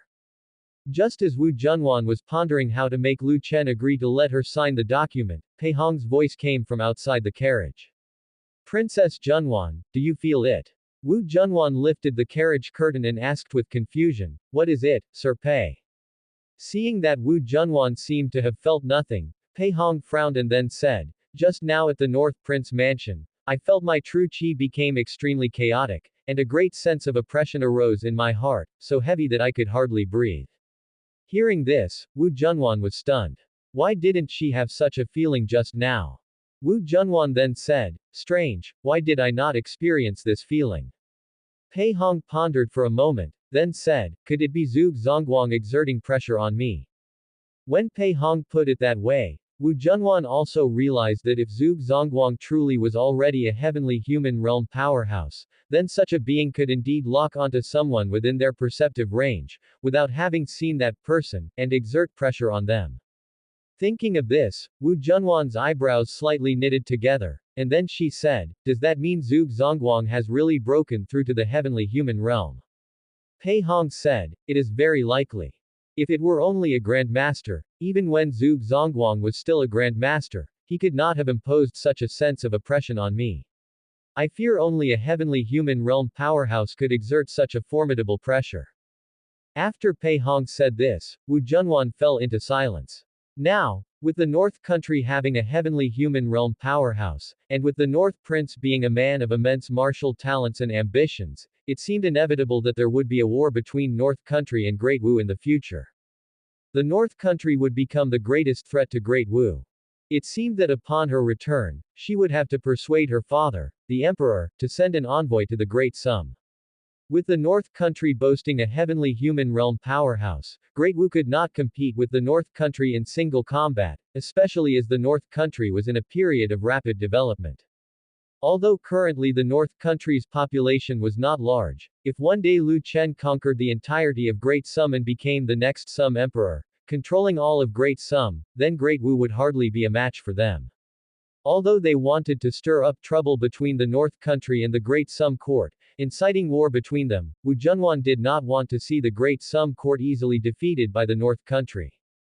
If the Great Sum Court fell, Great Wu would face an even stronger enemy, a disaster for Great Wu. The Great Sum Court still had the capability to contend with the North Country, hadn't there been recent rumors that the royal family of Great Sum had means to counter a heavenly human realm being. Since Great Sum and North Country had the strength to fight each other, it was best for Great Wu to side with the Great Sum Court, aiding them against the North Country. Of course, the best outcome would be if the Great Sum Court and North Country both suffered, allowing the Great Wu dynasty to reap the benefits. In the evening, Lu Chen was reviewing documents in his study when a voice rang out from outside the door, "Prince, there's news from Rongrong." On hearing this, Lu Chen was slightly taken aback, then set down his pen and said to Lin Wanyan at the door, "Madam Lin, please come in." No sooner had Lu Chen finished speaking than Lin Wanyan entered the study. She was wearing a long green dress this evening, wrapping her voluptuous figure, radiating the charm of a mature woman. After Lin Wanyan entered the study, she closed the door and then brought a letter to Lu Chen. Seeing the letter in Lin Wanyan's hand, Lu Chen asked curiously, "This letter?" Lin Wanyan answered, "This is a letter that Rongrong had someone bring down from the mountain." Lu Chen was surprised in his heart. Chen Wanrong was imprisoned by her master, yet she still managed to have a disciple bring a letter down from the mountain. Lin Wanyan extended her jade hand and passed Chen Wanrong's letter to Lu Chen, who immediately took it and read it attentively. After reading the contents of the letter, Lu Chen was even more startled, and amidst his surprise, he felt a touch of happiness he hadn't expected Chen Wanrong's master not to be truly against her being his woman. However, seeing Lu Chen staring blankly at the letter, Lin Wanyan asked curiously, "What did Rongrong say in the letter?" Lin Wanyan had come directly to Lu Chen after receiving the letter and didn't know its contents. Lu Chen replied, "She told me that her master has no intention of stopping me from being with her. However, her master will personally come down the mountain to see what kind of person I am after some time. She warned me to try not to focus too much on women during the time her master visits North Country." Upon hearing Lu Chen's reply, Lin Wanyan asked in astonishment, "Really? The Honorable has actually agreed to your relationship?" To Lin Wanyan, their Honorable was quite a strict person, especially concerning Chen Wanrong. Ever since the incident with Chu Yu, their honorable had frequently reminded Chen Wanrong not to entertain relationships with men, even declaring that all men are no good. Lin Wanyan had thought that upon hearing of Chen Wanrong's calamity caused by Lu Chen, the honorable would rush to Yan County to harass Lu Chen. Unexpectedly, not only did the honorable not trouble Lu Chen, they even agreed to their union. Lu Chen said, Rongrong also mentioned in the letter that her master said if I have talent, her master is even considering taking me as a disciple. Lin Wanyan excitedly said, if that's the case, then nothing could be better. In this way, the relationship between you and Rongrong will be justified. If Lu Chen became the honorable's disciple, then Lu Chen would be one of Mysterious Moon Palace's own. With Chen Wanrong choosing a partner from within Mysterious Moon Palace, surely no one in the palace would object anymore, right? At this point, Lu Chen, looking at the letter in his hands, fell into deep thought. To be honest, he couldn't be certain whether the contents of the letter were true, for he had never seen Chen Wanrong's handwriting. Moreover, Chen Wanrong was still at Mysterious Moon Palace. He didn't know whether she had been imprisoned or not, and since the letter was sent from Mysterious Moon Palace, it could also have been written by someone else using Chen Wanrong's name. With this in mind, Lu Chen handed the letter to Lin Wanyan and said, Madam Lin, could you see if the handwriting on this letter is Rongrong's? Upon hearing Lu Chen's question, Lin Wanyan instantly understood his concerns. She promptly took the letter from Lu Chen's hand, glanced over it, and said, this is indeed Rongrong's handwriting. Lu Chen continued, did you ask the disciples of Mysterious Moon Palace about Rongrong's current situation there? Lin Wanyan answered, I did. The disciples of Mysterious Moon Palace told me that after Rongrong returned, she met with the Honorable alone several times. It seems the Honorable hasn't punished her. She is still the Palace Master of Mysterious Moon Palace, and she is currently managing all affairs within the palace. Lu Chen thought to himself that since Chen Wanrong's master had not punished her, did that mean the content of the letter was most likely true? Was Chen Wanrong's master truly enlightened? They actually agreed to their union so readily, he had thought her master would be extremely angry.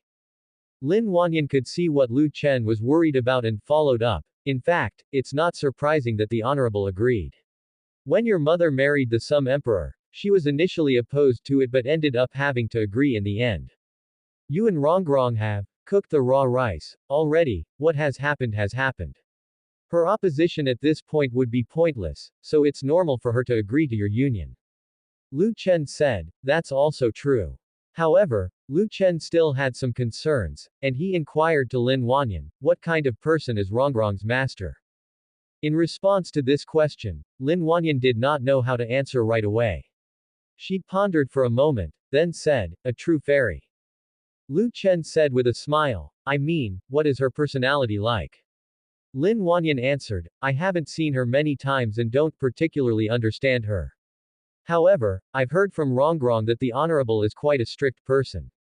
Lu Chen thought to himself, well, anyway, Chen Wanrong's master would be coming to Yan County sooner or later. He'd face the trouble when it came. By then, he would know what kind of person Chen Wanrong's master was. He wasn't too keen on conflict with Mysterious Moon Palace, after all. Given that the palace possessed a weapon capable of destroying an entire mountain peak, the Honorable's background must not be simple. If direct conflict with Mysterious Moon Palace were to arise, the North Country might not be able to defeat them. At that moment, Lin Wanyan continued, Chenur, if there is nothing else, I will go ahead and leave. You continue with your work. Lu Chen, coming back to his senses, said, all right. After Lin Wanyan turned around and left the study, Lu Chen also rose from his seat and went back to the main hall for dinner. After dinner, Lu Chen's wives went their separate ways, each returning to their own rooms.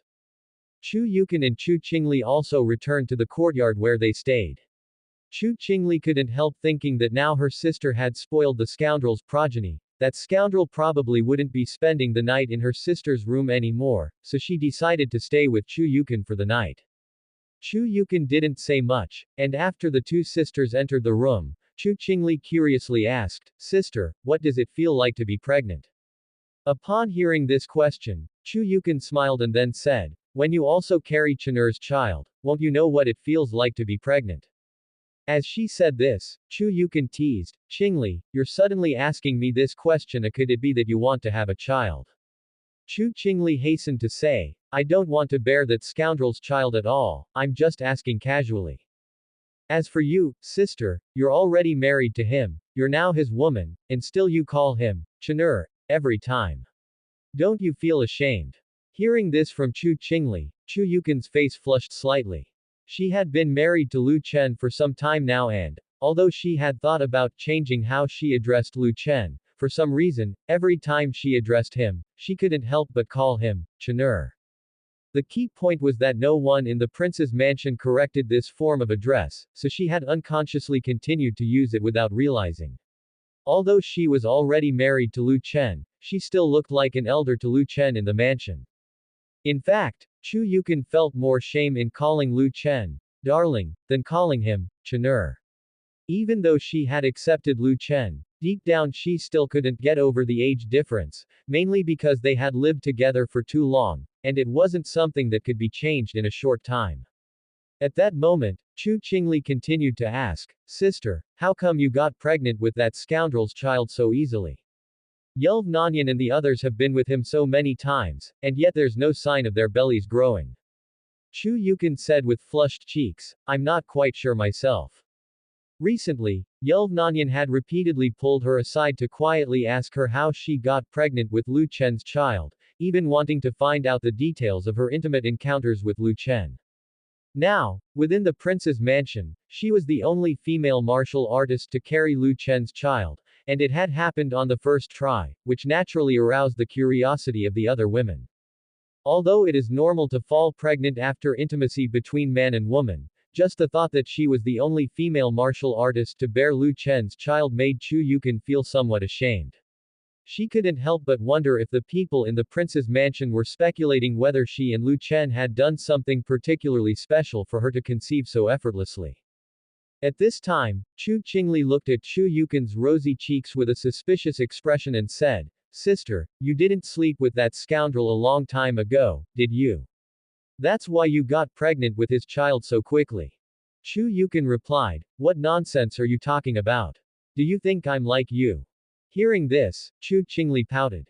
She wanted to say that she had done it initially for Chu Yukon's sake, but the words stayed at the tip of her tongue, as even she no longer believed that excuse. Chu Qingli had since come to her senses. She realized that her agreement to transact with Lu Chen was nothing short of a voluntary offer of herself. She had once thought of Lu Chen as a contemptible person, and yet she had believed his words and agreed to a transaction of 100 times with him, which was akin to seeking her own misery. However, it was meaningless to discuss this now. Now that she had become one of the members of the harem, no amount of words would change anything. Like her sister, she could no longer escape the clutches of that scoundrel for the rest of her life. At this moment, Chu Qingli raised her hand and caressed Chu Yukon's belly. Chu Qingli murmured to herself, I wonder if it's a boy or a girl.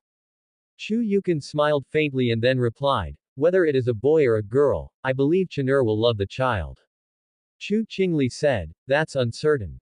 Who knows if he just says he likes it, but deep down he's full of disdain. I think it's better to bear him sons. Didn't he say he treats all his children equally? Sister, just bear him a few more sons, divide his inheritance, and take revenge on him for bullying the two of his sisters. Just as Chu Qingli finished speaking, Lu Chen's voice came from the doorway, Take revenge on me. Great. I can't wait for you to take revenge. As soon as he finished speaking, Lu Chen pushed the door and entered. Seeing Lu Chen's unexpected arrival, Chu Qingli was taken aback.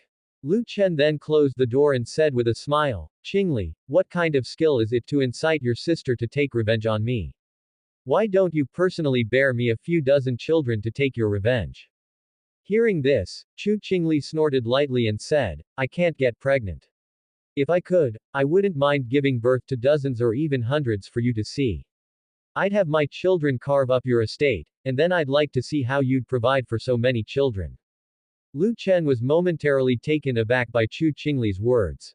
Of course, he knew that what Chu Qingli said was just said out of anger. Regardless of how capable she was, Chu Qingli couldn't possibly bear hundreds of children for him alone.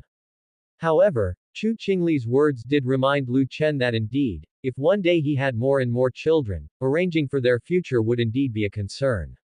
With his realm determining he would not be limited to just the few women he had now and ensuring that he would not have only 6 children, and given that as the children grew up, they too would have children, and their children would continue to have more children, it was likely that Lu Chen would live to see many generations of his descendants. Of course, tonight was not the time to think about that. He had come to ask Chu Yukin some questions today. Afterwards, Lu Chen walked straight to the bed and sat down next to Chu Qingli. Seeing herself in the way of Lu Chen and her sister, Chu Qingli immediately got up, planning to yield her place to them and leave the room. Sister, I won't disturb you guys, she said. At this point, Chu Qingli was ready to leave, but just as she got up, Lu Chen grabbed her wrist and gently pulled her tender body into his embrace, making Chu Qingli sit on his lap. Lu Chen whispered in Chu Qingli's ear, Qingli, what are you doing? I didn't say you could go. So why are you leaving? Didn't you say you wanted to bear my child to take revenge? If you leave so quickly, how will you get pregnant? Hearing this, Chu Qingli was stunned, and her cold face instantly flushed with red, her heart racing with the thought that the scoundrel might actually intend to do that sort of thing in front of her sister. Chu Yukin's face also turned even redder, suspecting that Lu Chen's insistence on keeping Chu Qingli from leaving was probably driven by such thoughts. Chu Qingli quickly said, Sister is pregnant, Prince. If you want to, please go to my room instead. Being alone with Lu Chen, Chu Qingli would not feel anything amiss, but in the presence of her own sister, she could not accept it internally. She didn't want to let her sister witness her in her moments of disgrace. Lu Chen replied, No need. We'll stay in this room. I have something to discuss with your sister. As he spoke, Lu Chen's hands moved to Chu Qingli's belt and directly pulled it out. Seeing Lu Chen was actually serious, Chu Qingli immediately struggled. No, my sister is right here. Without another word, Lu Chen stood up, placed Chu Qingli on the bed, then leaned down and sealed her lips with a kiss. Great Sum, capital city. After nightfall, the streets of the capital city had lost the bustle of the daytime. Because it was a special period, the capital city had implemented a curfew policy. If it had been before, the nightlife in the Great Sum's capital city would have still been quite rich. Just when everyone was getting ready to sleep, suddenly a golden light burst forth from the imperial palace, piercing straight into the sky. At this moment inside the imperial palace, a man dressed in white undergarments excitedly exclaimed, So that's how it is, that's how it is. Seeing a golden light from the direction of the imperial palace shooting into the sky and illuminating the entire capital city, the officials in the capital instantly thought of the incident that had occurred in the North Country not long ago. Instantly, the hearts of the officials in the capital filled with immense anxiety. Although the golden light signified that the royal family might now have a celestial of the heavenly human realm among them, it also meant that the Sum Emperor would continue to strengthen his control over the court. It must be known that the Sum Emperor had not yet finished clearing out the ancient families within the Great Sum's territory, and the officials from the ancient families still in the capital felt disaster looming over them. The family of the South was such a huge interest group, and the Sum Emperor had taken action against them as he pleased. Now, the remaining ancient families were like scattered sand. If another celestial emerged from the royal family, what could they use to contest the Sum Emperor? North Country, North Prince Mansion. Inside the room, the candlelight flickered. Chu Yukin, standing to the side, watched the scene in front of her, slightly entranced, her cheeks somewhat flushed. Although she felt that such things were normal, to witness Lu Chen assault Chu Qingli still shocked her. Mu Zixuan had actually mentioned to her before to convince Lu Chen to increase the number of women attending the prince in his chamber during the night. The reason Mu Zixuan asked Chu Yukin to speak to Lu Chen was mainly due to Chu Yukin's special status. She was the only person with a senior identity. If she were to speak to Lu Chen, he would probably listen to her advice. However, Chu Yukin had always felt too embarrassed to speak to Lu Chen about it. She had not yet mentioned it to Lu Chen when he directly pulled Chu Qingli into doing bad things in his own room. To avoid disturbing Lu Chen, Chu Yukin then stood up and sat down on a stool by the bed. After an unknown amount of time had passed, Lu Chen finally raised his upper body and then asked, Madam Chu, how much do you understand about my mother? Initially, Chu Qingli saw Lu Chen raise his upper body and was ready to continue struggling, but when she heard Lu Chen asking her sister about serious matters, she paused for a moment then let Lu Chen have his way with her. Chu Yukan felt odd watching Lu Chen doing bad things while asking about Chu Yu. Nevertheless, she replied, I have been following your mother since I was young. Perhaps there is no one in this world who understands your mother better than I do. Lu Chen suppressed Chu Qingli while saying, Madam Chu, do you know how my mother died? Upon hearing this question, Chu Yukan was startled. She had not expected Lu Chen to inquire about the cause of Chu Yu's death. After a moment of silence, Chu Yukan said, Your mother's death was greatly related to your father the emperor. At that time, he forced your mother to go to the mysterious Moon Palace to borrow the divine artifact. On her way back, she was surrounded and attacked by assassins. With her last breath, your mother managed to eliminate all those assassins, but by the time she returned to the imperial palace, she was beyond help. Perhaps your mother had sensed that she would encounter danger when she went to the mysterious Moon Palace, which is why she didn't take me with her that time. Hearing this, Lu Chen took a deep breath and continued to ask, Did my mother bring back that mysterious Moon Palace divine artifact to the capital city? Chu Yukan answered, No. Lu Chen continued, How did the sacred artifact from the mysterious Moon Palace end up in my father the emperor's hands? Chu Yukan replied, On her way back to the capital city, your mother discovered that someone wanted to snatch the sacred artifact, so she hid it. After your mother's death, the Sum Emperor's people found that sacred artifact. After hearing Chu Yukan's words, Lu Chen took another deep breath and then suddenly turned fierce.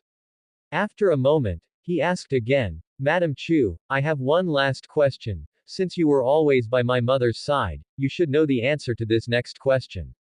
Hearing Lu Chen's words, Chu Yukan glanced at him as he was assaulting Chu Qingli. She vaguely felt that Lu Chen's mood seemed somewhat off. Chu Yukan then said, Ask away, I will tell you everything I know. Lu Chen directly asked, Am I the biological child of the Sum Emperor? Upon hearing this question, Chu Yukan froze. Seeing that Chu Yukan did not answer immediately, Lu Chen knew she must know something about this. At this moment, Lu Chen flipped Chu Qingli over and pressed down on her again, then said, Madam Chu, just tell me the truth. I can accept whatever the result is. Chu Yukan sighed and said, Your mother once warned me, under no circumstances was I to reveal your origins to you. However, your mother did so only to ensure that you could live your life in peace, which is why she did not want you to know. Now that you have found your immortal fate and are no longer a commoner, I think it shouldn't matter if I tell you now. When your mother was in her teens, she obtained a bead that emitted a green light. I have no idea where she got that bead from. Afterward, she married the Sum Emperor, and every time the Sum Emperor visited her room, she used his essence blood to nourish the bead until one day, she implanted the bead into her own body. A few months later, you were conceived in her womb. Upon hearing Chu Yukan's answer, Lu Chen was taken aback for a moment and stopped his movements. He had thought his biological father was someone else. Who would have imagined he came to be in such a manner? It was all too fantastical. Chu Qingli was feeling very uncomfortable at the moment, but she overheard the conversation between Lu Chen and her sister and knew they were discussing something very important, so she didn't dare to move a muscle. She also hadn't expected the origin of this scoundrel to be so special. No wonder her sister was unwilling to leave Lu Chen no matter what. It seemed her sister had promised Chu Yu to always protect this scoundrel. After a while, Lu Chen resumed his activity and said while he busied himself, So does that mean I'm truly the Sum Emperor's flesh and blood? After all, that green bead absorbed my father's essence blood. Chu Yukan responded, I'm not sure about that. At this moment, Chu Yukan suddenly remembered something and continued, By the way, while your mother was pregnant, she would sometimes say some strange things to her belly, like how she often mumbled to herself that it would be great if you were really her child. Hearing this, Lu Chen couldn't help but think. From the sound of it, could it be that in his mother's eyes, he wasn't her real child? Although he wasn't conceived through normal means, he did, after all, come from his mother's womb. How could his mother think that he wasn't her child? Lu Chen then caught his breath and asked, Huff, huff. Did she say anything else strange? Chu Yukon answered, she also said she truly wished to see you grow up, hoping you could live like an ordinary person. As she spoke, Chu Yukon's emotions dipped slightly. She sighed and said, thinking about it now, your mother probably said those words because she had already anticipated her own fate. Hearing this, Lu Chen thought to himself that his mother must not have been simple, she probably knew something about him. It was a pity that his mother was no longer in this world. He couldn't ask her about his origins. It seemed he would need to find an opportunity to ask his maternal grandfather, maybe he knew something about his mother. With this in mind, Lu Chen started to vigorously attend to Chu Qingli. At this time, Chu Yukon, who was beside them, glanced at Lu Chen and Chu Qingli and thought to herself that Chen'er must have been stirred by what she had said, which caused him to vent his negative emotions on Qingli. That might be for the best. Once Lu Chen had released all his negative emotions, he wouldn't feel so distressed anymore. Time passed, and eventually, Chu Qingli lay limp on the couch. Lu Chen then turned his head to look at Chu Yukon and smiled, saying, my dear, it's so late, why aren't you coming to bed? Hearing this, Chu Yukon's face turned red. The scene that had just occurred was still echoing in her mind. Sadly, she was already with child and couldn't engage in such activities. Chu Yukon gave Lu Chen a reproachful look and then said, if I didn't make room for you, would you have been able to stretch out? As she spoke, Chu Yukon's face became incredibly hot, as if she wished she could vanish into a crack in the ground. Lu Chen said, all right, it's so late, come and get some rest. Since Lu Chen had said so, Chu Yukon didn't say anything more. She slowly approached the bed, then untied her robe, revealing the white undergarment beneath. Lu Chen didn't hesitate, he pushed Chu Qingli aside, then drew Chu Yukon into his arms and kissed her. Although they couldn't do anything too naughty, hugging and kissing were still fine. The next morning, when Lu Chen woke up, he saw Chu Qingli looking at him with a resentful expression, her eyes like those of a scorned woman. Lu Chen, holding Chu Yukon's soft body, then asked, what's with that look? Chu Qingli huffed but said nothing. The little rascal had made her lose face in front of her sister. He was utterly despicable. What would her sister think of her now? She would surely see her as a shameless woman. Detestable Lu Chen. If it hadn't been for Lu Chen bullying her while talking to her sister about Chu Yu yesterday, she would have certainly fought back with all her might. Then, Chu Yukon, who was tightly held in Lu Chen's embrace, spoke up, Chen'er, if you want to know more about your mother, go ask your maternal grandfather.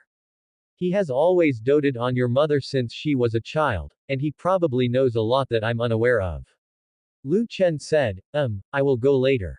As they spoke, Lu Chen's hands began to gently roam over Chu Yukon's body, and then he whispered in her ear, my dear wife, your body is so soft and warm, it feels so nice to hold you.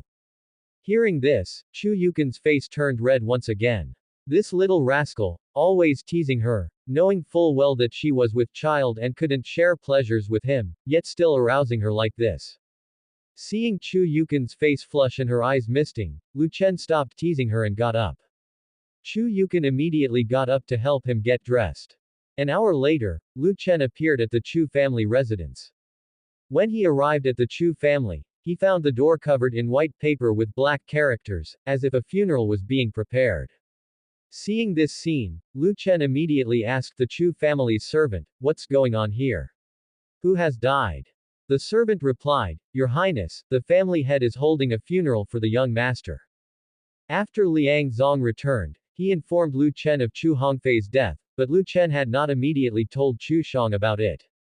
However, a few days ago, Lu Chen found out that Chu Shang had been sending people to the south to look for Chu Hongfei.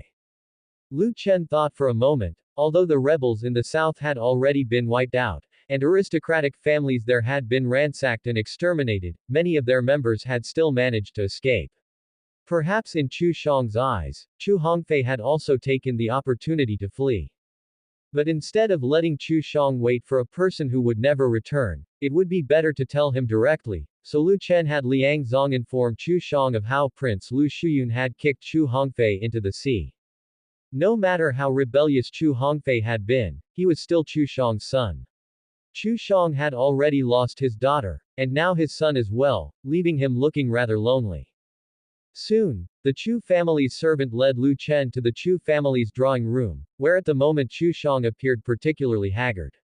Lu Chen said, "Grandfather, please accept my condolences. I also blame myself for not having Liang Zong save my uncle at the time." Chu Shang sighed and said, "Ah, it's not your highness's fault. It is all Hongfei's own doing. I had long told him not to stay in the south, but he wouldn't listen and insisted on following those madmen. Enough, it's useless to talk about it now." At this point, Chu Shang looked at Lu Chen and asked, "May I know the reason for your highness's visit today?" Lu Chen replied, "I want to know some things about my mother." Hearing this, Chu Shang appeared a bit stunned. Seeing Chu Shang's momentary lapse, Lu Chen thought that perhaps, considering his grandfather was grieving over the loss of his son, it might not be appropriate to ask about his mother and stir up more pain. With this thought, Lu Chen stood up and said, "Grandfather, if it's not convenient today, I can come back another time." Chu Shang came back to his senses and quickly replied, "It's fine, go ahead and ask whatever you want to know." Encouraged by Chu Shang's words, Lu Chen sat back down and asked directly, "I want to know if my mother is really your birth daughter." Hearing this, Chu Shang was stunned again, not expecting Lu Chen to ask such a question. Chu Shang asked with curiosity, "Why would your highness ask such a question?" Lu Chen said, "I feel that my mother might not be an ordinary person, so I want to know if she was really born into the Chu family." Chu Shang fell silent and did not immediately answer. After a while, he finally said, "Your mother is indeed my child, but when her mother conceived her, it wasn't through ordinary means." Hearing this, Lu Chen immediately remembered what Chu Yukan had said the night before, that his birth had a lot to do with that green pearl. Could it be that his mother was also conceived in the same way? Then, Chu Shang continued, "Years ago, when I went hunting in the mountains, I encountered an injured girl. I fell for her at first sight, so I brought her back to the Chu family and healed her wounds. Eventually, that girl married me and became my first wife, your grandmother. On our wedding night, your grandmother told me she was not an ordinary person and did not possess the normal reproductive capabilities of a woman, requiring a special method to become pregnant. She asked me if I was willing to have a child that way. I didn't think too much and agreed to your grandmother. Then she took out a yellow pearl, nourished it with my essence, and finally implanted it into her body, and then she conceived your mother. However, not long after your grandmother gave birth to your mother, she passed away." At this point, Chu Shang's mood became incredibly low and filled with sorrow. Hearing Chu Shang say this, Lu Chen thought to himself that, indeed, his birth method was the same as his mother's. His mother was indeed not an ordinary person, and neither was his grandmother. Lu Chen then asked, "What illness led to my grandmother's death?" Chu Shang tried to compose himself and, after a long pause, replied, "I do not know what illness she had. One morning she suddenly told me that she was leaving. Afterward, she lay in bed and never got up again. I called for almost every doctor in Sufeng City to the Chu home, but not one could diagnose her illness. A few days later, she died." As his words fell, the drawing room fell silent. Lu Chen was lost in thought, and Chu Shang in silence, neither spoke for a long while. Lu Chen wondered if his mother had indeed anticipated that she would die before he grew up. Although her death seemed to be connected to the Sum Emperor, it might also be because her life had reached its natural end. Could it be that the mission of both his grandmother and his mother was to breed a descendant through that special pearl, and once the descendant was born, their mission was accomplished, and their deaths were not far behind? But how did his mother know her mission? Since his grandmother died shortly after his mother's birth, presumably, no one told his mother what she was supposed to do. Suddenly, Lu Chen felt that his existence in this world was probably not just a simple matter of soul transmigration. If it were only that, there wouldn't be such a thing as a system. It was as if everything in this world had been prearranged. After some contemplation, Lu Chen felt that pondering further was useless at the moment. Better to have more children, obtain more rewards, and continue to increase his strength. No matter what conspiracy lay behind the system, once he grew to a certain point, the mastermind behind it would inevitably come forward. Worrying so much now was pointless. After all, he had enjoyed his life. Even if he were to die, he would have no regrets. Ever since returning from the Chu family, Lu Chen would spend his time nurturing relationships with his wives and concubines in his inner courtyard after handling his daily government affairs. On one hand, he wanted to see if he could directly promote his realm to the heavenly human realm through the system. On the other, he feared he was merely a puppet in someone else's scheme, so he sought to enjoy life while he could. Never mind whether he's a puppet or not, he thought, I might as well enjoy what I can now and worry about the rest later. Although that's what he thought, Lu Chen didn't let this mindset completely derail him. He still reviewed official documents as necessary, and lately, they had been negotiating terms of a trade agreement with envoys from Great Wu. Perhaps because Lu Chen had not agreed to cooperate with Wu Junwan, the conditions she proposed were mostly quite stringent, hardly appearing to be intended for partnership. North Country, Hall of Political Affairs. Today marked another round of negotiation. The trade agreement had been discussed for over 10 days, but neither party was satisfied with the terms proposed by the other. Lu Chen sat on his throne, looking at Wu Junwan in the Grand Hall, and said with a smile, Princess Junwan, after all, it was you who came to my feudal state of your own accord. Shouldn't you make some concessions? Wanting to have it all seems rather excessive, doesn't it? Hearing this, Wu Junwan's expression did not change as she responded indifferently. It is true that Great Wu proposed the cooperation, but as it involves the interests of Great Wu, I naturally cannot make concessions lightly. If I were to do so easily, wouldn't that amount to betraying Great Wu? Wu Ming, sitting to the side, looked somewhat displeased. He had thought the terms proposed by North Country were fairly reasonable and entirely sufficient for a signature, but Wu Junwan staunchly disagreed. Wu Ming had considered bypassing Wu Junwan by simply reaching an agreement with Lu Chen on his own since it was his signature on the trade agreement. However, at that moment, Wu Ming realized his words carried no weight within the delegation as the entire party from Great Wu was loyal to Wu Junwan. As long as Wu Junwan did not yield, no one else in the delegation would either. If Wu Ming were to agree to Lu Chen's terms behind the backs of the entire delegation, he would be betraying Great Wu, and Wu Ming certainly dared not take such action. He also understood why Wu Junwan insisted on dragging things out, always dissatisfied with the terms proposed by North Country. It was clear that Wu Junwan didn't want to concede the credit for this mission to him, thus she kept finding faults. With this in mind, Wu Ming clenched his fists. Then he spoke up, why don't we each make a concession? The trading caravans of North Country can pass through Great Wu unhindered, and similarly, Great Wu's trading caravans can also conduct business in North Country. Hearing this, Wu Junwan said, the matter of the caravans is a trivial one, the crux of the issue is the trade tax and business scope. I have heard that although commerce is rather developed in North Country, many goods are under direct price control by the North Prince Mansion, and there are also things that cannot be sold at all. I believe this is unfair to the trading caravans of Great Wu. The caravans of North Country can operate any business in Great Wu, but when Great Wu's trading caravans come to North Country, they face various restrictions. This is obviously unfair. Since we are to sign a trade agreement, certain commercial projects in North Country should also be opened up to Great Wu. Hearing this, Lu Chen smiled. It seemed that if Wu Junwan couldn't achieve the merit from this mission, then she didn't want Wu Ming to have it either. Wu Junwan must be well aware that some of the conditions North Country would not concede to. North Country was currently undergoing reforms and development and therefore naturally had stricter management, not everything could be opened up. Wu Junwan was banking on him not agreeing to those terms, so she deliberately proposed to incorporate them into the trade agreement. Just as everyone was at an impasse, a Jinyue guard entered the Grand Hall. Today was the day for receiving the Great Wu delegation, and the Jinyue guards would not intrude upon the Grand Hall without important cause.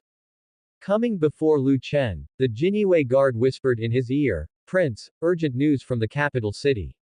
Both commanders are waiting in your study. Hearing this, Lu Chen furrowed his brow. Liang Zong and Qin Yushan would not be unaware that he was currently discussing the trade agreement with the Great Wu delegation. For them to send a Jinyue guard to fetch him now, it must mean something significant had occurred, likely stirring in the direction of the capital city. With that thought, Lu Chen immediately stood up and said to Wu Junwan, Princess Junwan, I sincerely apologize, but I must attend to an urgent matter. Let us conclude today's discussions here.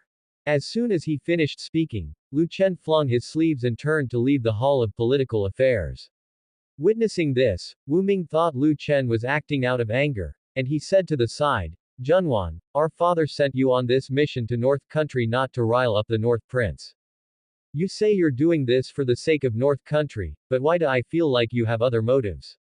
Upon hearing Wu Ming's words, Wu Junwan's face remained expressionless as she coolly replied, Little brother, some interests cannot be compromised so easily.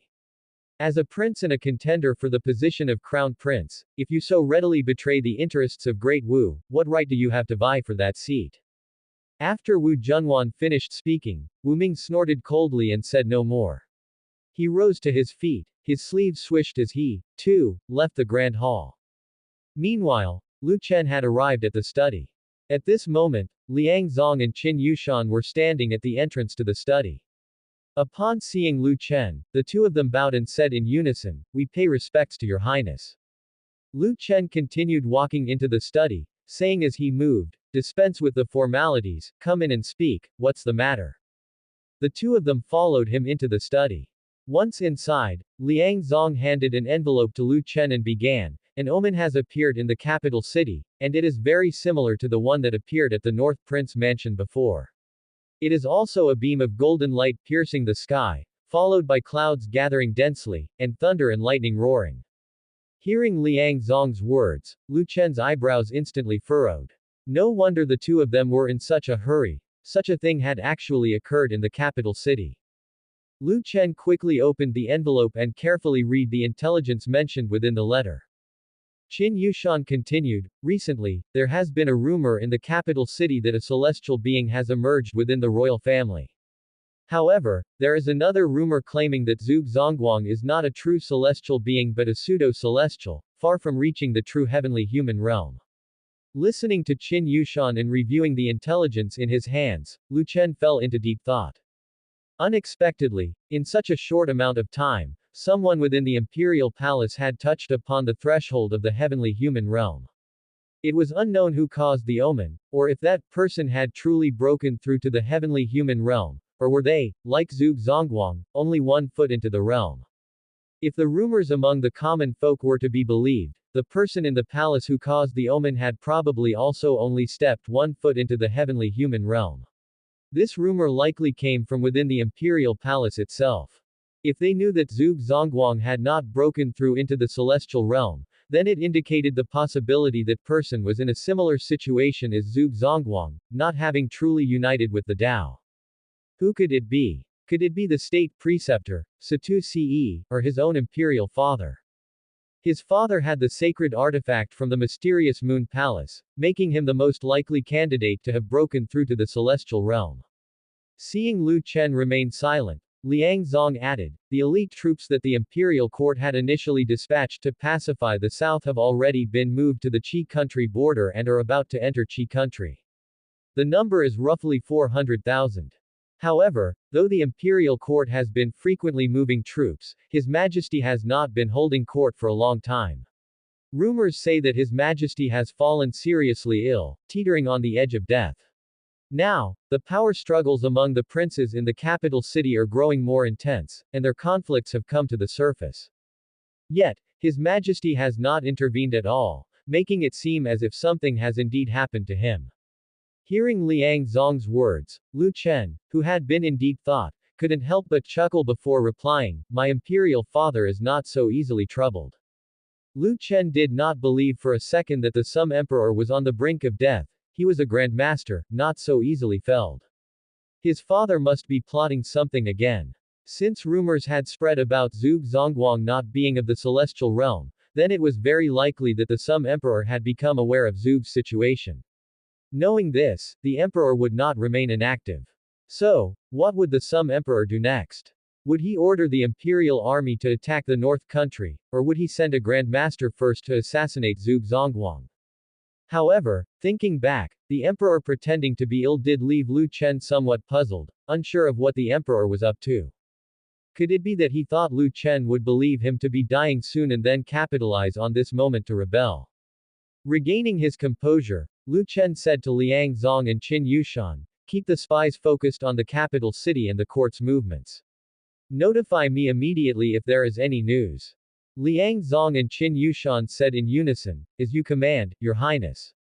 Just then, a servant at the door said, Your Highness, Princess Wu seeks an audience. Lu Chen responded, Let her wait for me in the pavilion of the outer court. I will be there shortly. As he finished speaking, Lu Chen added to Liang Zong and Qin Yushan, You may go attend to your duties. We take our leave, the two said, and turned to leave the study. Lu Chen did not head immediately to the pavilion in the outer court. He looked over the intelligence in his hands, pondered for a while longer, and ultimately decided to find Zhuge Zongguang for a discussion after meeting with Wu Junwan, to see what Zhuge had in mind. With this thought, Lu Chen promptly went to the outer court. Dressed in a violet gown, Wu Junwan was already seated in the pavilion, savoring the prince's mansion's dragon and phoenix tea. Upon seeing Lu Chen, she smiled slightly and then said, I did not expect the North Prince Mansion to have such unique tea. I wonder if the North Prince Mansion sells this kind of tea. At this moment, Lu Chen glanced at the maid Xiao Ru, who was serving tea to Wu Junwan, and instantly understood what was happening. This must be Mu Zixuan's doing. Lu Chen was not upset. As his queen, Mu Zixuan probably realized that he was coveting Princess Wu's body. Moreover, by getting Wu Junwan to take a liking to Hema even though there was no real marital relationship between Tama, he could still gain some benefits through Wu Junwan, so offering her dragon and phoenix tea was not an issue. Coming back to his senses, Lu Chen said with a smile, If the princess likes the tea, I will have someone send a pound of it to you later. Wu Junwan replied, How could that be proper? Your tea is obviously no ordinary tea, and as Imperial Highness, how could I drink your tea for free? Lu Chen said, If Princess Junwan feels compelled by courtesy, then why not agree to the terms proposed by the North Country? Hearing Lu Chen's words, Wu Junwan immediately responded, No wonder the North Prince was willing to share such precious tea with me, it turns out this was his intention. I'm afraid that's not possible. The tea may be delicious, but there are some principles on which I will not compromise. Lu Chen said indifferently, Since Princess Junwan has no intention of yielding, then why bother meeting with me alone? Could it be that Princess Junwan has had a change of heart and intends to send Miss Qian to be my concubine? Hearing this, Wu Junwan scoffed coldly, then responded, To make Miss Qian your concubine, the North Prince would need the capability to do so.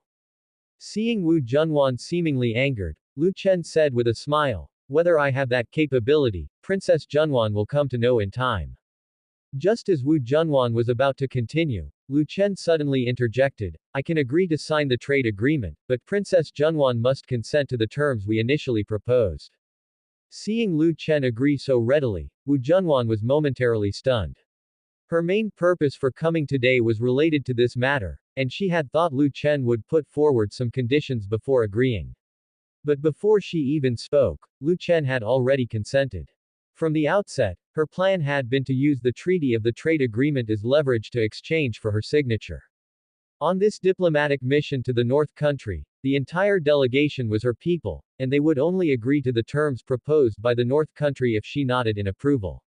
If the delegation did not agree, then any conditions the North Country offered would be in vain. Noticing Wu Junwan seemed not to have fully grasped the situation, Lu Chen said with a smile, Didn't Princess Junwan come to seek an audience for this very matter? Why do you seem so surprised? Hearing Lu Chen's words, Wu Junwan regained her composure and smiled, then said, I'm curious, why didn't the North Prince simply ask me to sign the trade agreement from the start instead of wasting over 10 days? Lu Chen, gazing into Wu Junwan's beautiful eyes and smiling, said, Who said I've wasted these past 10 days? If I had asked Princess Junwan to sign the trade agreement from the start, wouldn't Miss Qian, whom I admire, have left the North Country promptly? I was hoping Miss Qian could stay in the North Country a little longer. At these words from Lu Chen, the smile on Wu Junwan's face instantly froze, and she promptly retorted, North Prince, that joke isn't funny at all. Lu Chen said plainly, The most significant trait of mine is that I don't like to joke. Hearing this, and looking into Lu Chen's eyes that were fixed on her, Wu Junwan seemed to truly feel Lu Chen's naked love for her. However, she didn't grow angry but rather smiled again. It seems the North Prince is doomed to unrequited love. Miss Qian will never marry you. Lu Chen, unconcerned, said, Princess Junwan, some words shouldn't be said so prematurely. Wu Junwan said, I am curious, where does the North Prince find such confidence? Does the North Prince believe that one day the North country could bring down the entire Great Wu dynasty? Lu Chen's lips lifted slightly as he replied, it might not be necessary to conquer the entire Great Wu. Once the North country's strength reaches a certain level, naturally someone from the Great Wu dynasty will bring Miss Qian to the North country. Wu Junwan said, oh. Is that so? Well, let's see just how strong the North Prince can make the North country. With that, Wu Junwan rose from the stone bench and said, if the North Prince has nothing else, I shall take my leave. Lu Chen said, very well, Princess Junwan, please take care.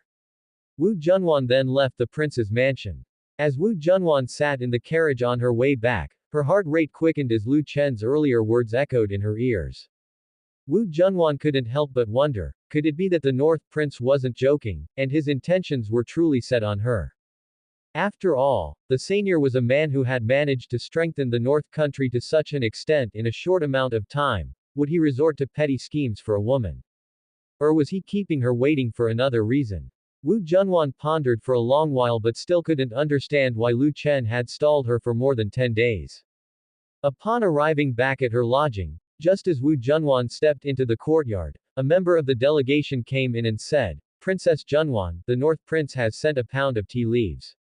Hearing this, Wu Junwan was taken aback, suddenly recalling the tea she had drunk at the North Prince mansion. Wu Junwan then commanded, bring it in. The next moment, the delegation member brought in the tea leaves sent from the North Prince mansion. Wu Junwan took the tea leaves and opened them to take a whiff. Even without being steeped in hot water, the leaves exuded a subtle fragrance that made her feel entirely relaxed. Her realm also felt slightly loosened. Wu Junwan was well aware that these tea leaves were extremely precious. Still, to be on the safe side, she said to Pei Hong, Pei, check these tea leaves for me and see if there's anything amiss with them. Hearing this, Pei Hong approached her, picked up a bit of tea leaves, smelled them, and said, Princess Junwan, there's nothing wrong with these tea leaves. But why would the North Prince send you such precious tea leaves? Wu Junwan said, the tea I just drank at the North Prince mansion was made from these leaves.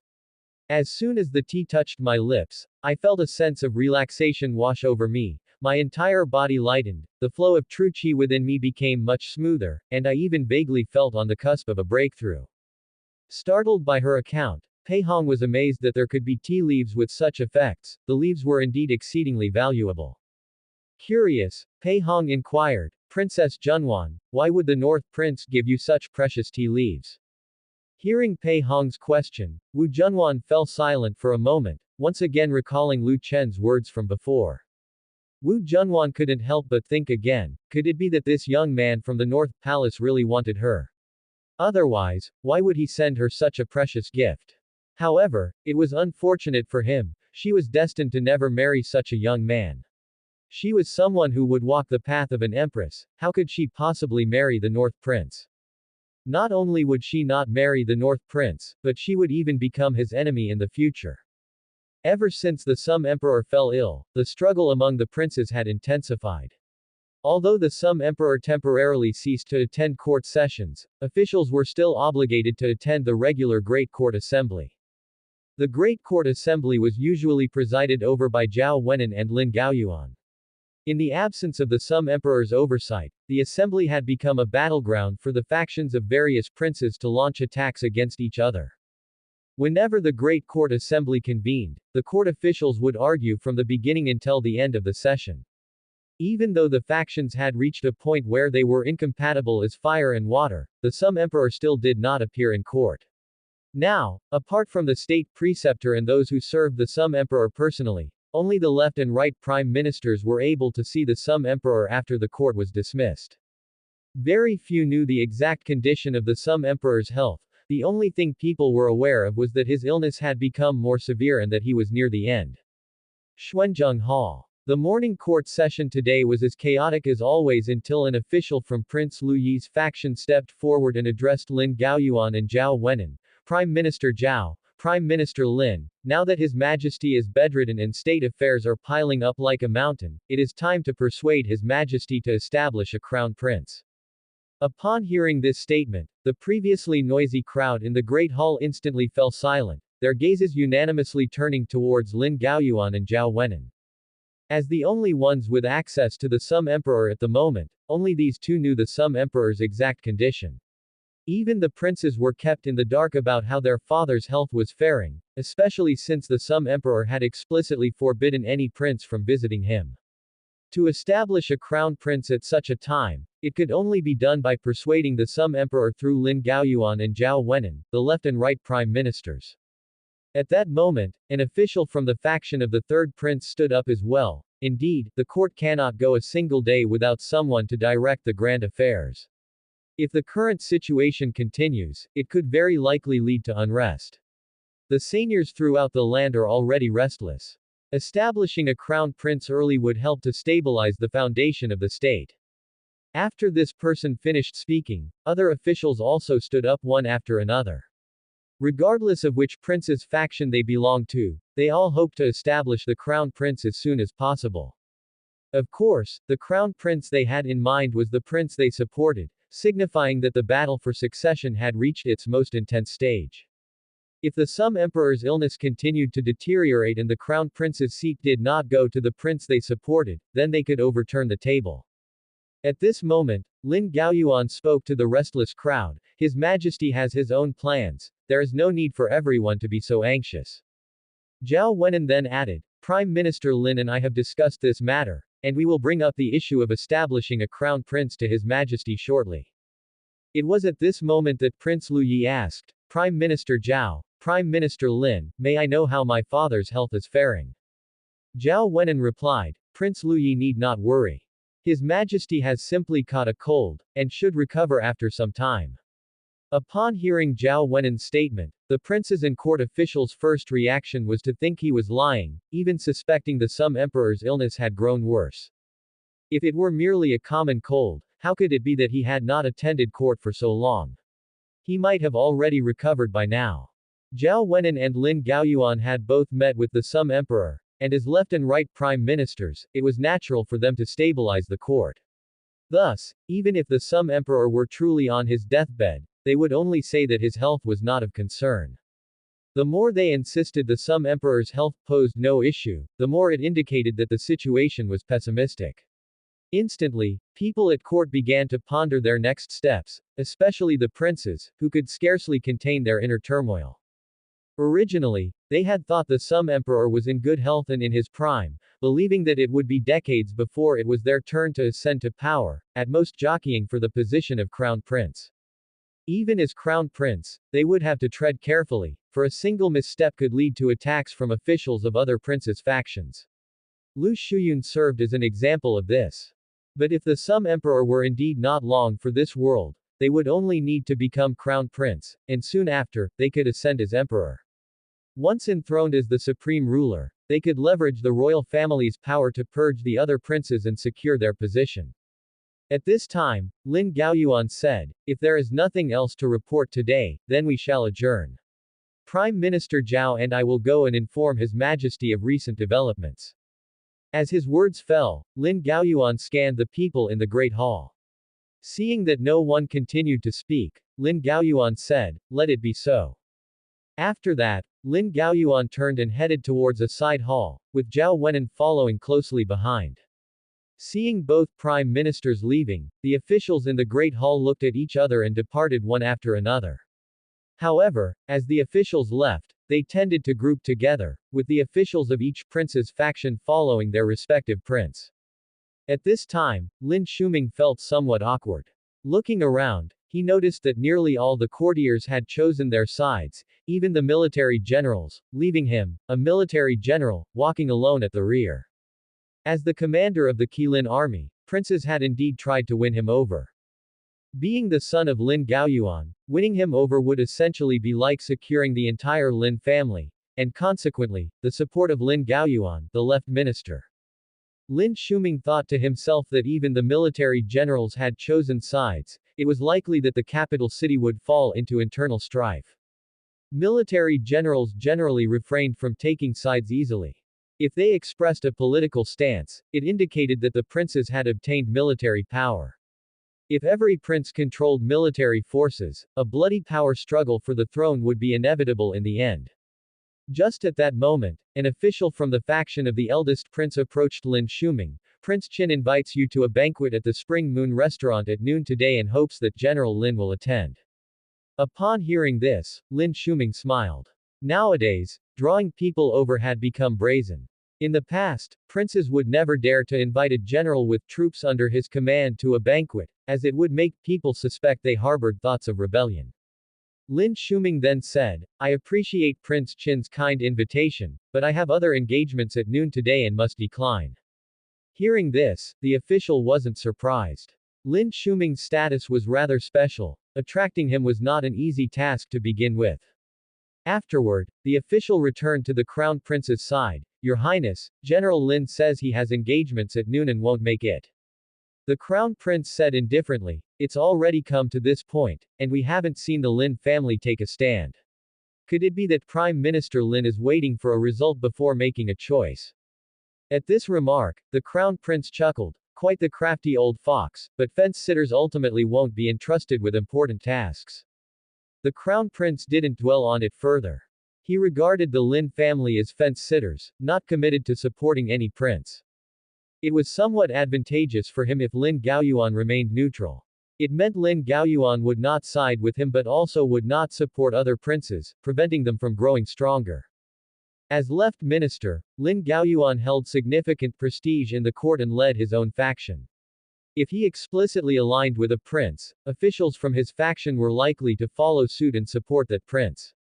Now that Lin Gaoyuan hadn't explicitly indicated his support for anyone, the crown prince saw an opportunity to win over officials from Lin Gaoyuan's faction. Meanwhile, nurturing Heart Hall, the Sum Emperor lay on his bed, pallid, his complexion bloodless, looking as though he was on his deathbed. Lin Gaoyuan and Zhao Wenan stood outside the dragon bed, reporting the latest developments.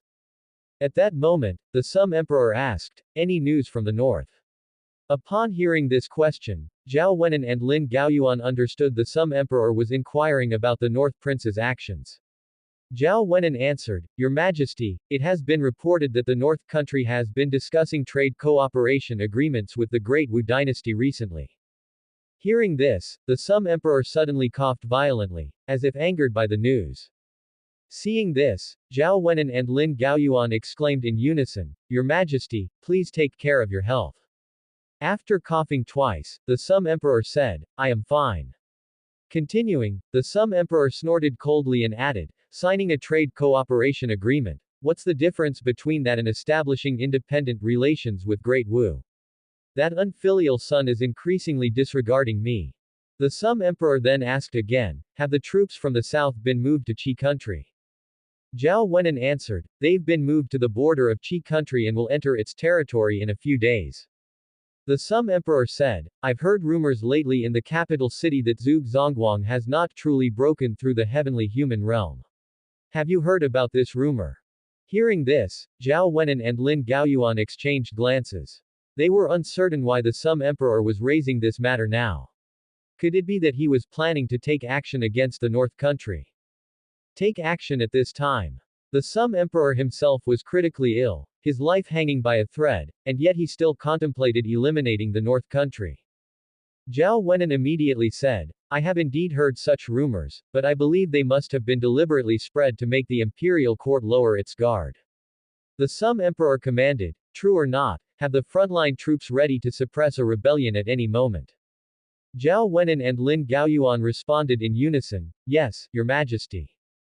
At that moment, Zhao Wenan spoke up, Your Majesty, there is unrest in the court, and senior officials have suggested establishing the crown prince early to stabilize the court. Upon hearing this, the Sum Emperor coughed violently again. As Zhao Wenan was about to say something, the Sum Emperor fiercely retorted, establish the crown prince, always about establishing the crown prince. Shuyun has just rebelled, and now you prompt me to appoint a crown prince, as if you wish for my early demise. Zhao Wenan hastily knelt down and said, Your Majesty, I did not mean this. I am merely concerned that continued chaos in the court may lead to greater disasters. After hearing Zhao Wenan's words, the Sum Emperor snorted, disasters. What disasters? Is someone else planning to rebel? Both of you go back and tell those ministers that I am not dead yet. I won't be establishing a crown prince so soon. Tell them to keep their petty thoughts to themselves. Zhao Wenan and Lin Gaoyuan said together, as you command, your majesty. The Sum Emperor waved them off, if there's nothing else, you may leave. We take our leave. After Lin Gaoyuan and Zhao Wenan spoke, they turned and left Nurturing Heart Hall. Watching their departing figures, the Sum Emperor murmured coolly, finally, some can no longer sit still. I'm curious to see how many will show themselves at this time. Within the realm of Great Sum, in the capital of Zhao country. A man sat upon the throne in the great hall, listening to a kneeling soldier's report, and then burst into a wild laugh. Ha ha ha, my dear brother, the emperor, is finally on his last legs. After sitting on that throne for so many years, it's time for him to step down. Send out the order for Qin Feng to immediately assemble the army. I'm going to the capital to see my dear brother, the emperor. At this moment, one of the ministers in the hall hurriedly cautioned, Your Highness, you must not. The current situation is still unclear. Whether His Majesty is truly near the end of his life, no one knows. If we send out troops now, we may very well fall into a trap set by the imperial court. Hearing this, Zhao King dismissively said, a trap. What kind of trap could there be? The elite soldiers of the court have all been dispatched to Qi country to defend against the North country. If we don't seize this opportunity to take down the capital now, should other seigneurs take the lead, I fear that I will have no connection to that seat at all. The minister continued, Your Highness, there have been rumors circulating lately that phenomena identical to those observed in the North country have appeared in the imperial palace, and a celestial from the heavenly human realm has emerged within. If this is true, and there is a celestial from that realm present, even if we enter the capital, it will be very difficult to defeat that celestial. Upon hearing this, Zhao King said with disbelief, a celestial from the heavenly human realm. Ha! Don't tell me you actually believe that a celestial has emerged in the capital. That is clearly fake news put out by my brother, the emperor. He is on his deathbed and fears that the seigneurs of the world will raise an army and rebel, so naturally, he would fabricate lies about a celestial emerging in the royal family to deter the feudal states. I know him too well. The heavenly human realm is not common cabbage, attaining it is not so easily achieved. Moreover, if indeed someone from the royal family has broken through to the heavenly human realm, it can only be one of the few old members of the royal family. Those old ones will not care who the next Sum Emperor is. As long as the kingdom of Great Sum retains the Lu surname, they will not intervene rashly. Back when my brother fought for the throne, he killed many of his brothers and sisters, but none of those old immortals showed their faces. Upon saying this, Zhao King spoke resolutely, you need not say more. You only need to do as I say. Seeing how adamant Zhao King was, the other ministers in the hall no longer said anything. Subsequently, Zhao country began preparations, not only blatantly expanding their forces in defiance of the troop limitation edict but also continuously amassing supplies and provisions. The movements of Zhao country were too significant. Other feudal states noticed what they were doing, and upon seeing Zhao country's troop buildup, it immediately dawned on them what Zhao country intended to do. Since Zhao country was expanding its forces, if they did not follow suit, wouldn't they miss such an excellent opportunity? The seigneurs of the different countries believed that even if the Sum Emperor turned out to be fine, he would not punish them. After all, the law does not punish the masses, and with so many seigneurs expanding their forces, surely the Sum Emperor couldn't dismiss them all, could he? If the Sum Emperor really did that, then Great Sum might very well crumble into pieces. Of course, the seigneurs' main goal in expanding their military was not just to increase their forces, they also wanted to try their hand at seizing the throne of the capital. Who wouldn't want to be emperor, the supreme position? In a short time, the activities of the seigneurs throughout the land grew more extensive, and Great Sum was on the brink of turbulence. Yet, there was no sign from the Sum Emperor, who not only had yet to appoint a crown prince but had also not issued orders to stop the seigneurs from expanding their forces, as if his illness had become so severe that he could no longer give commands. Some even started to doubt whether the Sum emperor was already too ill to speak. Otherwise, it would be unlike his temper to let those seigneurs run rampant with such impunity. North Country, Hall of Political Affairs. Today was the day for North Country to sign the trade agreement with Great Wu. At this time, Wu Ming, who sat beside Wu Junwan, was somewhat excited. The delegation from Great Wu had finally agreed to North Country's terms, and he thought the credit for this diplomatic mission to North Country was slipping through his fingers. Thinking this, Wu Ming turned his head slightly, glancing at Wu Junwan out of the corner of his eye. His lips curved slightly, showing a smug smile. However, just then, Lu Chen suddenly said, "Since Princess Junwan has no further objections to the treaty of the trade agreement, I would trouble the princess to sign her name on it." As these words fell, the soldiers in the hall placed the scroll of the trade agreement in front of Wu Junwan. Seeing this scene, Wu Ming was momentarily stunned. What was going on? Hadn't the North Prince agreed to let him sign? After snapping back to reality, Wu Ming burned with anger, immediately challenging, "North Prince, what are you trying to do? Didn't you say that I was to sign? Why the sudden change of mind?" Lu Chen replied with a smile, "I apologize, Prince Wu Ming, but the terms of this agreement were mainly negotiated between myself and Princess Junwan, and they don't concern you greatly. Considering this, I thought it would be more fitting for the princess to sign to make it official." Upon hearing this, Wu Ming immediately understood the situation. Obviously, Wu Junwan and the North Prince had reached some agreement in private, hence the last-minute change in the designated signatory. Thinking this, Wu Ming turned to look at Wu Junwan, filled with fury. This detestable woman. The credit for this diplomatic mission to North Country was supposed to be his, and now she had stolen it from him. No, he couldn't just let it go. If Wu Junwan could use various means to delay the signing of the trade agreement at first, why couldn't he do the same? With this thought, Wu Ming then said, "I have objections to the terms of the trade agreement. I believe some of the terms severely harm the interests of Great Wu, and they need further discussion." As soon as Wu Ming finished speaking, Wu Junwan, who was reviewing the trade agreement, said expressionlessly, "Younger brother, don't make trouble."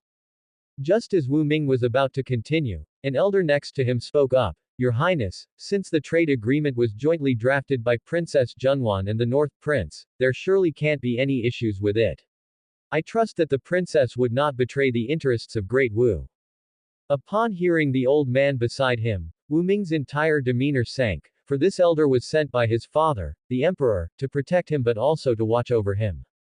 The attitude of this elder represented his father's stance, since the elder said that Princess Wu Junwan, could not possibly betray the interests of Great Wu. It implied that in the elder's view, there was nothing wrong with the trade cooperation document. The elder was clearly reminding him not to act rashly and to stop making a fuss. Wu Ming also knew that if he continued making trouble and caused the trade agreement to not be signed, he would surely face trouble from his father upon his return to Great Wu. With this thought, Wu Ming let out a cold snort and then said, "Fine, very well, this prince will remember this incident." Having said that, Wu Ming sat down abruptly and then fell silent, saying no more. Seeing Wu Ming's anger, Lu Chen simply smiled faintly. This was precisely the effect he had wanted. He had never intended to let Wu Ming sign the trade cooperation document. Lu Chen's suggestion that Wu Ming should sign was to make him believe that the credit he thought within easy reach had been snatched away by the despicable tactics of Princess Wu Junwan, thereby exacerbating the conflict between them and intensifying the infighting within Great Wu. Great Sum was in a rather pessimistic situation, and Great Wu needed to be thrown into chaos as well. Only if Great Wu was in disarray would Great Sum, despite an internal war, face only internal strife without external threats. Without external threats, even fierce internal conflicts within Great Sum would still be a matter among its own people. If Great Wu had no issues internally when Great Sum was engulfed in civil war, then Great Wu would be likely to launch an attack against Great Sum, and the simultaneous internal and external pressures could potentially lead to Great Sum's downfall. Although Lu Chen planned to continue keeping a low profile, he did not wish to see Great Sum be destroyed by Great Wu at this time. At this moment, Princess Wu, Wu Junwan, had signed her name on the trade cooperation document and then stamped it with the seal of Princess Wu. On Lu Chen's side, the king's seal had already been affixed. The two parties then exchanged scrolls. After both had signed and stamped the second document, they exchanged them again for safekeeping. Lu Chen then smiled and said, "Princess, let's wish for a pleasant cooperation between Great Wu and the North Country." Princess Wu, Wu Junwan, smiled graciously and replied, "Yes, a pleasant cooperation." Hearing their conversation, Wu Ming inwardly cursed, "Damn couple." Though he felt uncomfortable inside, Wu Ming did not cause trouble at this time. Once the trade cooperation document was signed, Lu Chen held another banquet in the Hall of Political Affairs to entertain the members of the Great Wu delegation. After the lunch banquet was over, Princess Wu, Wu Junwan, and her entourage prepared to return to Great Wu. Having spent so long in the North Country, it was time to head back. Just as Princess Wu was about to leave, a soldier approached her and said, "Princess, my lord, the prince, wishes to meet with you alone." At these words, Princess Wu was slightly taken aback. The trade cooperation document was already signed. What was the point of meeting alone now? Nevertheless, Princess Wu decided to give the North Prince this opportunity. She wanted to see what this young man intended to do. Afterward, Princess Wu said, "All right, lead the way." The soldier from the prince's mansion then led Princess Wu to the outer courtyard of the mansion, with Pei Hong following closely behind her. As they were about to enter the courtyard, the prince's mansion soldier addressed Pei Hong, "Your Excellency, please wait at the entrance. The prince intends to have a private conversation with the princess." At this, Pei Hong was momentarily stunned. He frowned and said, "I am the princess's protector. Wherever she goes, I naturally follow to ensure her safety." The previous two times Lu Chen met with Princess Wu had been in private, and each time Pei Hong had been extremely anxious. But those times they hadn't signed the trade cooperation document yet, and now that they were about to return to the Great Wu dynasty, who knew what the North Prince might do to Princess Wu? At this point, Princess Wu said, "Protector Pei, don't worry. You just wait here for a while. The North Prince is unlikely to have anything important to discuss with me, I will come out shortly." Seeing that Princess Wu had spoken, Pei Hong had no choice but to respond, "All right, Your Highness, please be careful." Princess Wu then proceeded directly into the courtyard. At this time, Lu Chen was already seated in the pavilion. Seeing Princess Wu enter the courtyard, Lu Chen smiled faintly and said, "I thought the princess might not come." With that, Lu Chen gave Princess Wu a once-over. Like last time, Princess Wu donned a purple gown. The sheer fabric draped over her full figure, suggestive yet veiled, sparking infinite imaginings. Her entire presence exuded a mature and dignified air that attracted Lu Chen. Just like Chu Yukan, Lin Wanyan, and Yelv, their aura was irresistibly appealing to him. Feeling Lu Chen's gaze lingering on her, Princess Wu's brows knitted slightly. She had always been held in high regard, later becoming a princess recognized by the martial emperor, and in this world, there were very few who dared to look at her the way the North Prince did, especially in the Great Wu dynasty where those who dared to gaze at her so directly were even fewer, let alone with such suggestive eyes. Princess Wu took a seat at the stone table, gracefully sitting down as her curves slightly sank into the seat. She then asked directly, "May I know why the North Prince has sought to meet with me?" Lu Chen poured her a cup of tea and then said, "It's simply because the princess is returning to Great Wu. I cannot bear the parting, so I wished to see the princess one last time. I also wonder when I will have the chance to see the princess again." At this point, Lu Chen glanced at Wu Junwan's personal profile. Name: Wu Junwan. Identity: Princess Wu of Great Wu, daughter of the martial emperor, friend of the Empress of Great Ju, target of the North Prince's interest from North Country. She is 30 years old this year and has reached the Master Realm. Her visit to North Country is to stir up trouble between North Country and the Great Sum Court, but deep down she also wants to see the North Prince, to find out what is so special about him that attracts so many people to North Country. Now she is even more interested in the North Prince. Rating: 98. Favorability: 85. Seeing Wu Junwan's favorability towards him, Lu Chen thought that it wouldn't be long before her favorability could be raised to 100. At this moment, Wu Junwan, upon hearing what Lu Chen had said, responded indifferently, "The North Prince really knows how to joke. I don't think the North Prince would meet with me alone for that reason." What Wu Junwan was thinking was that with so many women in Lu Chen's harem, even if he found her beautiful, he wouldn't just straightforwardly ask to meet her. After all, she was the esteemed princess of Great Wu, and she also held actual power. Lu Chen should know that it was impossible for them to be together. Lu Chen said with a smile, "The princess might be overthinking it. The reason I asked to meet with the princess is indeed because I'm afraid that if too much time passes without seeing the princess, I will miss you terribly, which is why I wanted to meet the princess for one last time." As his words fell, Lu Chen's deep eyes stared intently at Wu Junwan. Hearing Lu Chen's words and seeing the affectionate look in his eyes, Wu Junwan was immediately stunned. Is this for real? Does this young man truly have feelings for her? Wu Junwan bluntly said, "Unfortunately, the princess and the North Prince are doomed not to be involved. Not only are we not involved, but we may also end up as enemies. I hope that one day we will not meet on the battlefield." Lu Chen said with a smile, "Indeed, we will not meet on the battlefield because the princess will sooner or later get married into the North Prince mansion. I hope the princess can wait for me for a few more years after returning to Great Wu." Seeing Lu Chen's confidence, Wu Junwan not only was not angry but actually scoffed. "HMPH, the North Prince is really confident.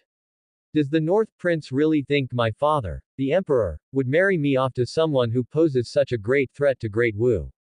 Lu Chen said nonchalantly, "Nothing is impossible. As long as North Country is strong enough, all is possible." Wu Junwan said, "Then I will wait in Great Wu. If one day my father really does such a thing, I will have no objections and will come straight to North Country to be your woman. It's just that by that time, I'm afraid I will have grown old and lost my looks, and the North Prince won't care for me anymore." Lu Chen said, "That will not happen. With the princess's martial arts talent, you might be able to break through to the Grandmaster realms soon, and the princess's beauty will remain for decades. And what I like the most is a mature and dignified woman like the princess. The older the age, the more charming they are." Upon hearing these words from Lu Chen, Wu Junwan understood that this young man was indeed not joking with her, he was blatantly making a move on her, wanting her as a person. Wu Junwan didn't plan on wasting any more words with Lu Chen. In her heart, she acknowledged that Lu Chen was indeed very handsome and to her liking, but she was very clear about their stances. She is someone who aspires to be empress like her good friend, how could she let such a romance hinder her path? Her stance determined that she and Lu Chen would likely only become enemies in the future, and they would probably only meet on the battlefield, at last. Moreover, she had great confidence in herself. With the power she held in the Great Wu dynasty, the martial emperor would simply not consider marrying her off to the North Prince. This young man is somewhat delusional. Then, Wu Junwan stood up and said directly, "The North Prince will need to put in a lot more effort if you want me to be your woman. Since the North Prince has nothing else, I will be returning to Great Wu. I just hope the next time we meet, it won't be on the battlefield." Immediately, Wu Junwan turned and walked towards the entrance of the courtyard. Watching her swaying hips, Lu Chen smiled lightly, thinking that of course, it wouldn't be on the battlefield. The next time they met, it could only be in bed. To make the martial emperor willingly marry off Wu Junwan to him, Lu Chen thought it was not difficult at all. The emperor was a rather traditional ruler, and Great Wu was a traditional dynasty. In time, the emperor would naturally look for ways to clip Wu Junwan's wings. If one day North Country grows strong enough to intimidate the major dynasties, then Lu Chen could directly propose a marriage alliance to Great Wu. By then, those in Great Wu who opposed Wu Junwan would do everything to send her to North Country, and the emperor might use this opportunity to completely erase Wu Junwan's aspiration to become empress. Of course, North Country could not remain idle. Now that the trade agreement has been signed, North Country's merchants would be able to enter Great Wu. North Country could then make good use of the power of money to turn Great Wu's officials against Wu Junwan's administration. At that moment, Lu Chen murmured to himself, "It's so simple to be an empress. Just come to my room, and I'll let you be empress every day." Lu Chen's voice was quite low, and Wu Junwan, who was already far away, naturally could not hear it anymore. Lu Chen also rose from the stone bench at this time, preparing to leave the pavilion. Just then, Liang Zong entered the courtyard and came straight to Lu Chen. Greetings, Prince. Before Lu Chen could speak, Liang Zong handed him a letter. Prince, urgent news from the capital city. Upon hearing this, Lu Chen, without a word, took the envelope from Liang Zong's hand and began to read it intently. As he read the contents of the letter, Lu Chen's face instantly turned immensely serious. At that moment, Liang Zong added, after the third prince was assassinated and died, Prince Lu Yi also encountered an assassin late that night. Now the whole capital city is in a state of panic, and seigneurs from all over are frantically expanding their armies, yet the court has made no move. Lu Chen fell into deep thought. He had actually guessed that some emperor was feigning illness, and the capital city could very well descend into chaos, but he did not expect the disorder to come so swiftly. Another prince had been assassinated so quickly, had the final stage of the struggle for the succession finally begun. Previously, between the princes, direct assassinations of other princes were rare. It was only Prince Lu Shuyun who had once sent an assassin in order to extinguish the hopes of the aristocratic families from the south, hence he targeted Lu Chen, the supposedly unimportant ninth prince. The reason the princes dared not act was mainly for fear that their father, the emperor, would find out and strip them of their eligibility. The one thing most taboo to the royal family was fratricide. Yet now, in the royal capital of Great Sum, a prince had been assassinated, and not somewhere else, but right in the capital city. The dead prince was one of the most competitive for the throne. This indicated that those princes were no longer worried about being discovered by their father, the emperor. They believed it was the final moment. As long as they eliminated all those who threatened them, they could ascend to that supreme position. The most brutal moment of the succession struggle had arrived. After pondering for a moment, Lu Chen asked, my father, the emperor, hasn't shown any sign at all. Liang Zong answered, no orders have been issued from the palace, only Lin Gaoyuan ordered the Dali Temple and the Ministry of Criminal Justice to investigate the assassination attempts on the third prince and Prince Lu Yi. Lu Chen thought, his father, the emperor, was indeed ruthless. He allowed one of his sons to be killed and still feigned illness, not coming out to take charge. Could it be that he was waiting for his sons to kill each other off before stepping in? Moreover, with seigneurs from every corner expanding their armies, if things continued this way, it wouldn't be long before an internal war broke out within Great Sum, followed by seigneurs marching to the royal capital to vie for the throne. What exactly was his father, the emperor, planning? While Lu Chen was deep in thought, Qin Yushan rushed in with a slip of paper. Prince, this just arrived from the capital city by pigeon letter. Lu Chen immediately asked, what has happened now? Qin Yushan replied directly, a message from the palace states that His Majesty has appointed Prince Lu Yi to temporarily take on the crown prince's position and to handle all national affairs for the time being. Hearing this, Lu Chen asked, what about military affairs? Qin Yushan replied, it wasn't mentioned, we have to wait for detailed reports from the capital city in a few days to know. Pigeon letters can only carry a small slip of paper, conveying very limited information. Typically, they carry particularly important intelligence. However, within a few days after a pigeon letter, the brocade guard usually sends detailed reports. Just a few days' wait will clarify the situation in the capital city. At this time, Lu Chen thought that his father, the emperor, was also concerned that the situation would continue to escalate. But the decision to let Prince Lu Yi temporarily take on the crown prince's duties without making him the actual crown prince seemed likely to intensify the struggle for succession. This way, Prince Lu Yi would become the target of many arrows, and eventually, all the princes would turn against him. Prince Lu Yi's position was not an easy one to hold. For now, he would wait for the detailed report from the capital city to see if his father, the emperor, would grant Prince Lu Yi control over military affairs. If he was only to handle national affairs, that wouldn't be much of an issue since some emperor hadn't attended court for a long time, and there was indeed a backlog of state affairs needing someone to address. But military affairs were different. If they involved military matters, Prince Lu Yi would have the opportunity to take command of the military forces. Once he held military power, it would be much easier for him to rebel. His father, the emperor, was not likely to hand over military affairs to Prince Luyi so readily. No matter what, the upcoming storm would be more intense than the rebellion of the aristocratic families from the south. After all, the seigneurs were already restless. If these matters weren't dealt with by some emperor, Great Sum might just fall apart. Lu Chen then said to Qin Yushan and Liang Zong, continue to monitor the movements of the capital city and the various seigneurs. Yes, Prince. At that moment, Lu Chen turned and headed toward the residence of Zhuge Zongguang. Zhuge Zongguang lived next to North Prince Mansion. Lu Chen, using his Qinggong, arrived in Zhuge Zongguang's courtyard within a minute. Seeing Lu Chen's arrival, Zhuge Zongguang, seated on a stone bench, quickly rose and said, "Greetings, Prince, may I know what brings you here to see this old subject?" Lu Chen rarely sought out Zhuge Zongguang. It was usually Zhuge Zongguang who came to him. After all, Lu Chen was the sovereign, and Zhuge Zongguang was the subject. If Lu Chen had taken the initiative to find him, it meant that there must be some grave matter.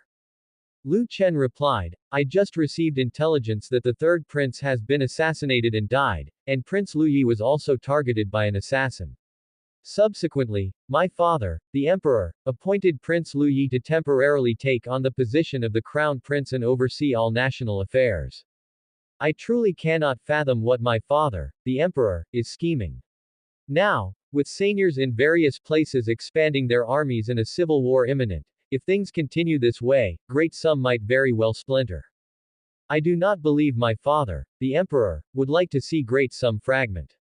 So I wish to ask the great scholar, how do you view the recent events in Great Sum? Hearing Lu Chen's question, Zhuge Zongguang smiled slightly, stroked his beard, and then said, according to this old minister, there are three possibilities. The first possibility is that His Majesty feels that after the elimination of the aristocratic families in the south, the ancient families no longer pose much of a threat. The greatest threat is from the various seigneurs across the lands, so he wants to use this opportunity to eradicate all the seigneurs within the Great Sum territory in one fell swoop. Upon hearing the first possibility, Lu Chen said with confusion, since ancient times, emperors have weakened the seigneurs gradually.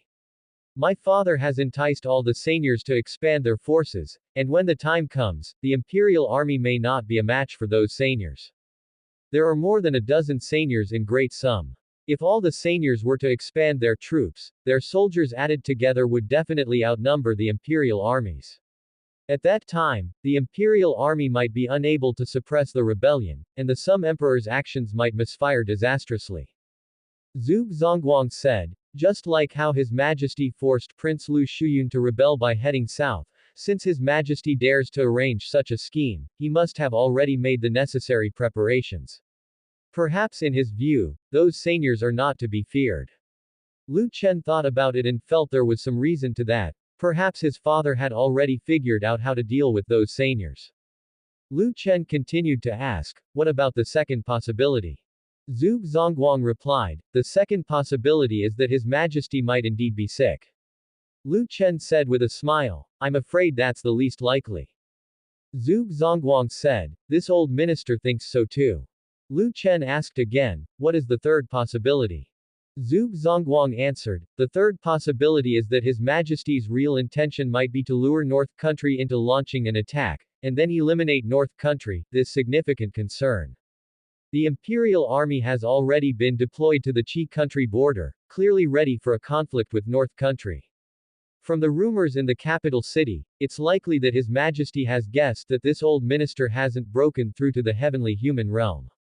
Perhaps in his view, Prince, you sending out 100,000 troops non-stop to probe the Imperial Army actually signifies that you have the intention to rebel, lacking only a good opportunity.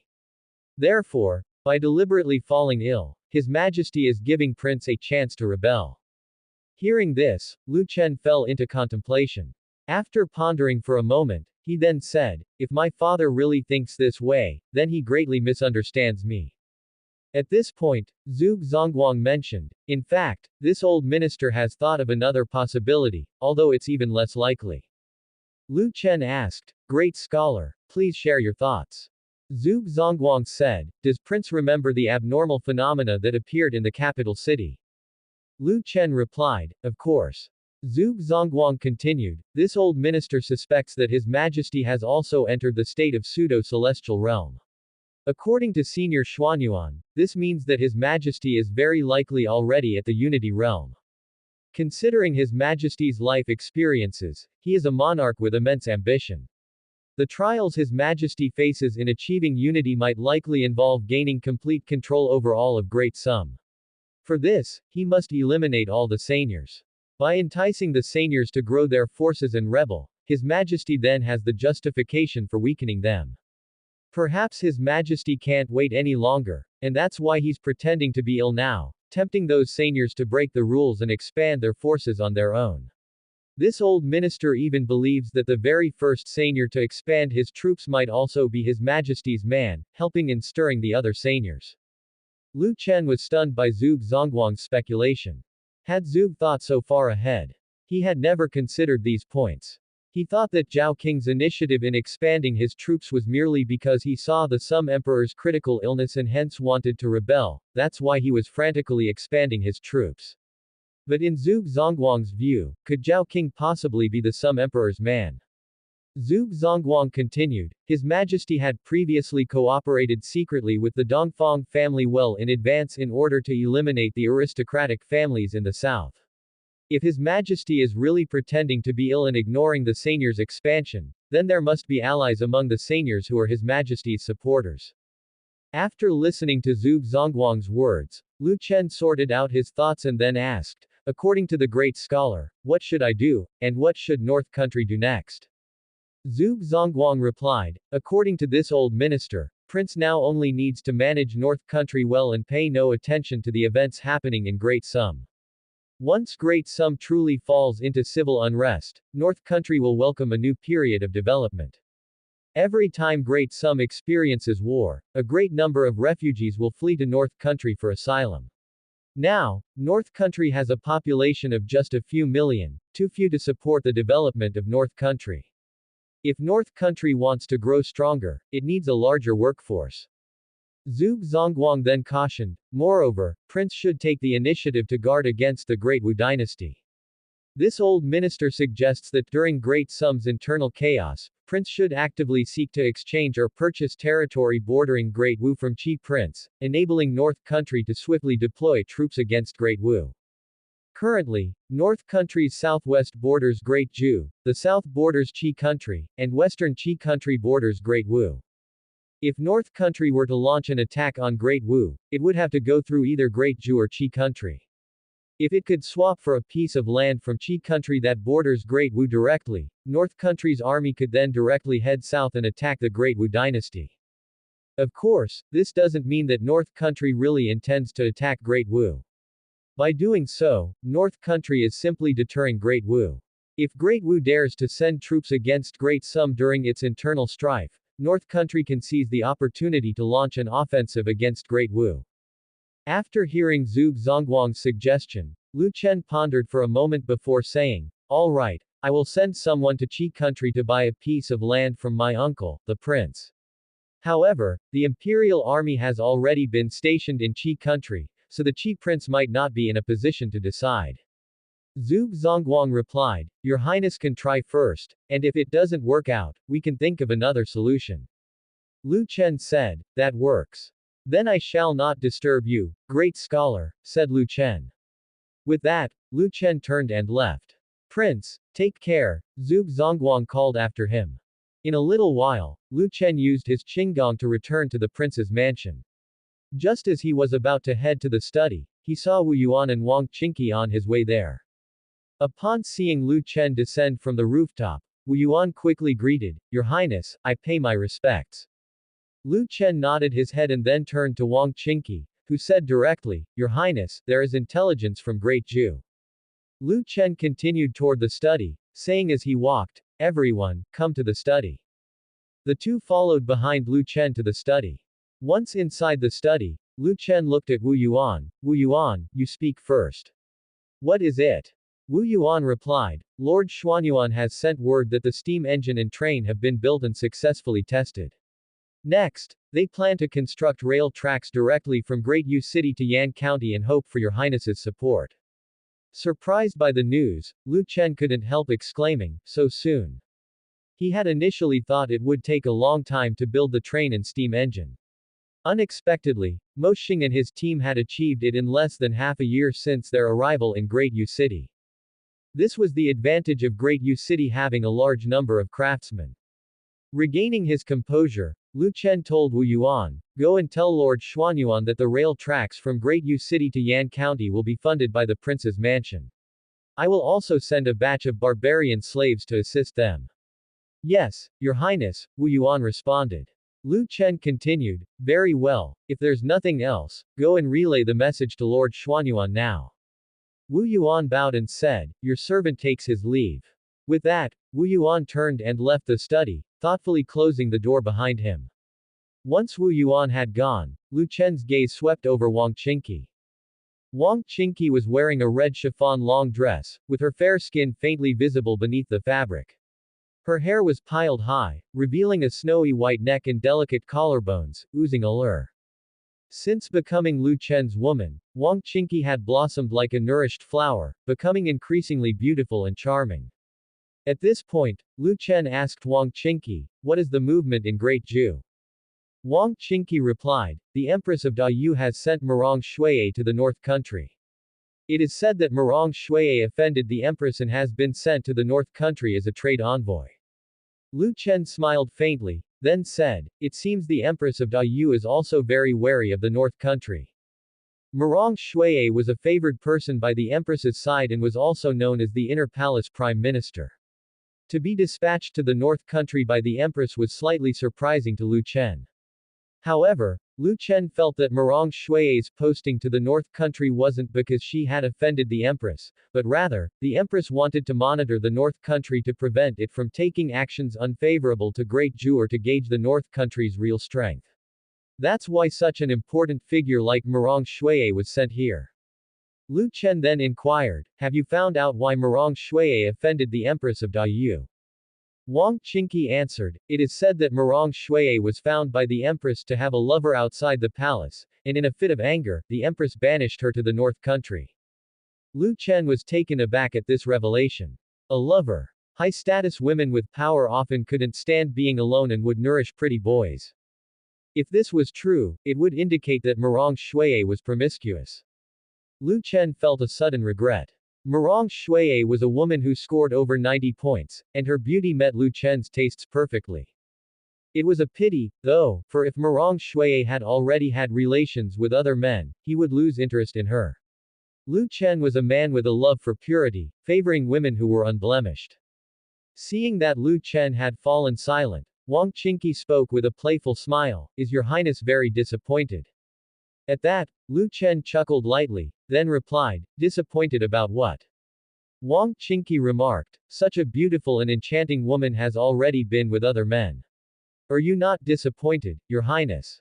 With a smile, Lu Chen said, "Mr. Wang, teasing me comes with a price, are you prepared to pay it?" Wang Qingqi quickly replied, "How dare I tease Your Highness?" But Lu Chen paid no heed to what Wang Qingqi was saying. Raising his hand, in the next moment, Wang Qingqi's body uncontrollably flew into Lu Chen's embrace. Without struggle, Wang Qingqi looked up into Lu Chen's eyes and pleaded with a pitiful demeanor, "Your Highness, I have not been feeling well lately, please spare me." Lu Chen laughed softly. This bitch was claiming to be unwell but was actually trying to seduce him. Lu Chen immediately placed his large hand on top of her buttocks and gave her a smack, "Not feeling comfortable, are you? Then this prince shall give Mr. Wang a proper treatment." Having said that, Lu Chen scooped Wang Qingqi up into a princess carry and walked toward the bookshelf. Seeing Lu Chen carrying her towards the bookshelf, Wang Qingqi felt somewhat perplexed. What was Lu Chen doing taking her to the bookshelf? Previously, whenever Lu Chen wanted to do naughty things to her, he'd simply press her against the desk, tear off her clothes, or lift her skirt. While Wang Qingqi was curiously pondering, she noticed Lu Chen lift his hand. The next moment, the bookshelf in the study slowly moved aside, revealing another room in front of them. Carrying Wang Qingqi, Lu Chen entered the room directly and, as soon as they were inside, the bookshelf closed slowly on its own. Upon seeing the secret chamber before her, Wang Qingqi was momentarily stunned. At this moment, Lu Chen said with a smile, Madame Chu kept saying it was indecent for me to engage in such activities in the study, so I had someone specially construct this secret chamber. What do you think of it? Hearing Lu Chen's question, Wang Qingqi glanced around the chamber. It contained a large bed, some racks, and a few peculiar tables and chairs. Swallowing, Wang Qingqi carefully asked, Your Highness, why do I feel like this is more of a prison cell? Lu Chen chuckled, What prison cell? This is where I rest. However, I've been too busy recently and didn't have the opportunity to use this place. Since you're here today, let's together experience the comfort of this room. Wang Qingqi said meekly, Your Highness, let's go back to the study instead. It's too dark in here, and I'm a little scared. Lu Chen then laid Wang Qingqi down on the big bed and leaned over, saying, You have nothing to fear with me here. Wang Qingqi pursed her lips, thinking to herself that it was precisely because of this bad egg that she was scared.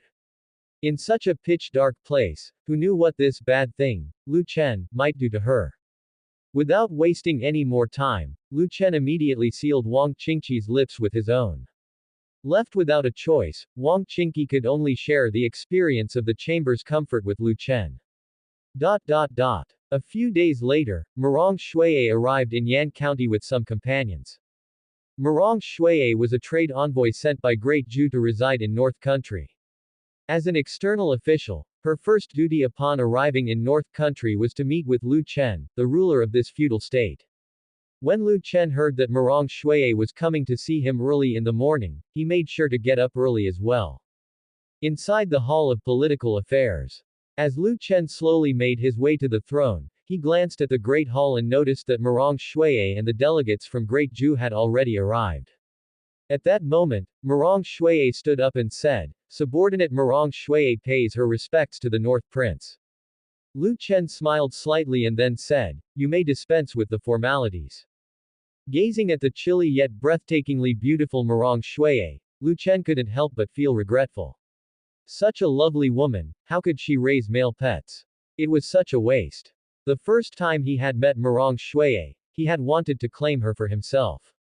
He should have made his move then. Now it was too late. As these thoughts passed through Lu Chen's mind, he subconsciously used his system to identify Murong Shuiye's personal details, wanting to see if she had other motives for coming to North Country. Name: Murong Shuiye. Identity: a female officer by the side of the Empress of Dayu, the only daughter of the Murong family, a master realm practitioner, 24 years old. In the year the Empress of Dayu ascended to the throne, the Murong family was executed for opposing her, leaving only Murong Shuiye behind. The Empress of Dayu took her into the palace and nurtured her into a close confidant. This time, Murong Shuiye's mission to North Country was to carry out an order from the Empress of Dayu, to use a beauty strategy to approach the North Prince and take the opportunity to steal North Country's secrets. Murong Shuiye likes the appearance of the North Prince and believes that offering her virginity to the North Prince is not a loss. Rating: 95. Favorability: 70. Upon seeing Murong Shuiye's personal information, Lu Chen was taken aback. Wasn't it said that Murong Shuiye kept male pets? How was she still a virgin? Does that mean the information that Wang Qingqi had collected about Murong Shuiye's male pets was merely a rumor among the people of Dayu and not true? At this thought, Lu Chen's lips curved into a slight smile. A beauty strategy, was it? He quite enjoyed when his enemies used a beauty strategy against him, especially if it meant more women with ratings above 90 being sent his way. Lu Chen took another look at Murong Shuiye, dressed in black trimmed white clothes, exuding the temperament of a learned woman as if she had always been immersed in a sea of books. Lu Chen thought to himself, this woman was no good woman, lusting after his body. He didn't remember ever having served dragon and phoenix tea to Murong Shuiye, yet her favorability towards him had already reached 70. At that moment, Lu Chen spoke, Miss Murong, long time no see.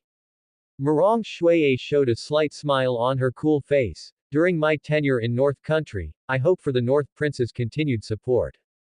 Lu Chen said with a smile, of course. Murong Shuiye continued, then I shall thank the North Prince in advance.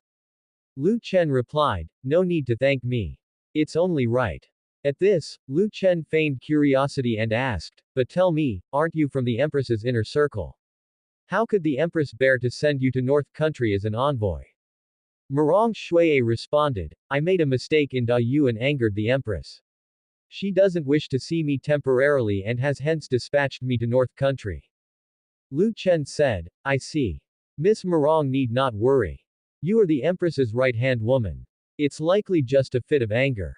Maybe after a while, she will call you back. Murong Shui responded, I hope your words prove true, Your Highness. Lu Chen smiled slightly and then said, Miss Murong, should you encounter any troubles in Yan County, or if you need anything, feel free to come to the North Prince Mansion to find me. Murong Shui replied, Thank you for your concern, Your Highness. The situation in Great Sum deteriorated very quickly. In less than a month, voices emerged suggesting seigneurs wanted to visit some emperor in the capital city. Clear-sighted people could all see that those seigneurs were not only expanding their armies but also stockpiling food and forage. They weren't planning to visit some emperor, they were clearly aiming to compete for that position. In fact, most seigneurs temporarily harbored no intentions of becoming emperor themselves, especially those whose blood ties to the royal family were separated by several generations. They were well aware that lacking legitimacy would hinder their aspirations to become emperor. Therefore, a portion of the seigneurs proactively contacted the princes in capital city, secretly forming collaborative relationships with them. In their fight for succession, the princes agreed to the seigneurs' terms, further complicating Great Sum's already chaotic situation. As Great Sum plunged into disarray, Great Wu wasn't idle either. After Wu Junwan returned from North Country, Great Wu began to deploy troops and commanders, shifting elite soldiers to the borders adjoining Great Sum, ready to seize the opportunity to act. Qi Country. Meeting Hall. A corpulent man sat on the throne. The throne was spacious, but due to the man's size, it seemed quite cramped in his presence. Qi Prince swept a look over the envoy from North Country in the hall and said with a smile, what a rarity. I didn't expect my nephew to send someone to my feudal state. Continuing, Qi Prince asked, Speak, what purpose does my nephew have in sending you to Qi Country? North Country's envoy Zhou Tongguang answered unassumingly, Qi Prince, my king wishes to purchase the entirety of Yong'an County. Upon hearing this, Qi Prince and the chancellors in the hall were all taken aback. They had not anticipated that North Country's envoy came to Qi Country with the intention of buying land, let alone an entire county. Qi Prince's expression grew a few shades more serious as he studied Zhou Tongguang in the hall for a long while before speaking. North Prince isn't joking with me, is he? Zhou Tongguang responded, my king indeed intends to purchase the entirety of Yong'an County.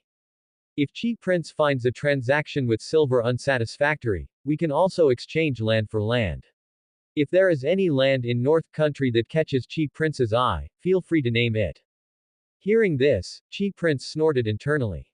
He was no fool. How could he possibly exchange Qi Country's land for North Country's, especially when North Country was so impoverished compared to the wealth of Qi Country? Such an exchange would surely be a loss. Nevertheless, why did North Prince think of buying Yong'an County at this time? Qi Prince was puzzled and called to the soldiers in the hall, bring the map.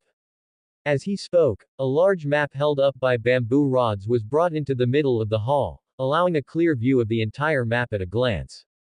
Qi Prince glanced at the location of Yong'an County and found that it lay on the western border adjacent to the Great Wu dynasty, not only abutting Great Wu but also the territories controlled by the Great Sum royal family.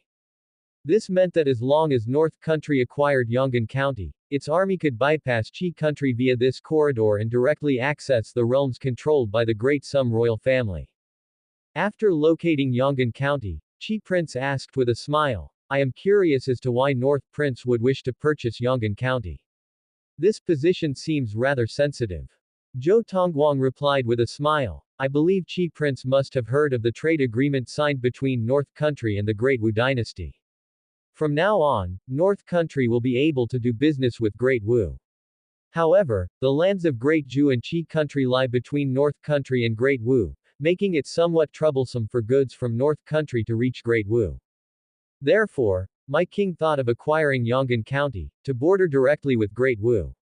This way, whether it's goods from North Country going into Great Wu, or goods from Great Wu being transported to North Country, it will be much more convenient. Chi Prince laughed and said, the reasoning seems quite sound. However, I'm afraid North Prince's intentions are not limited to simply doing business with Great Wu, are they? Zhou Tongguang countered, then what does Chi Prince think my king is purchasing Yonggan County for? Faced with Zhou Tongguang's question, Chi Prince was momentarily stumped. Inside, Chi Prince mused, for what reason? Wasn't it simple? It was to bypass Chi Country at an opportune moment, then dispatch a large army to attack the cities controlled by the royal family, wasn't it? Chi Prince then spoke up, if Yonggan County were sold to North Prince, then North Country's land would border the territory controlled by the Great Sum Court. If anything were to happen at that time, should North Country send troops directly into the cities under the court's control, I'm afraid I would have to bear the responsibility. Moreover, land transactions between seigneurs require approval from the court. Even if I agree, it's useless without the court's consent. Zhou Tongguang maintained a pleasant smile as he spoke, Chi Prince worries too much.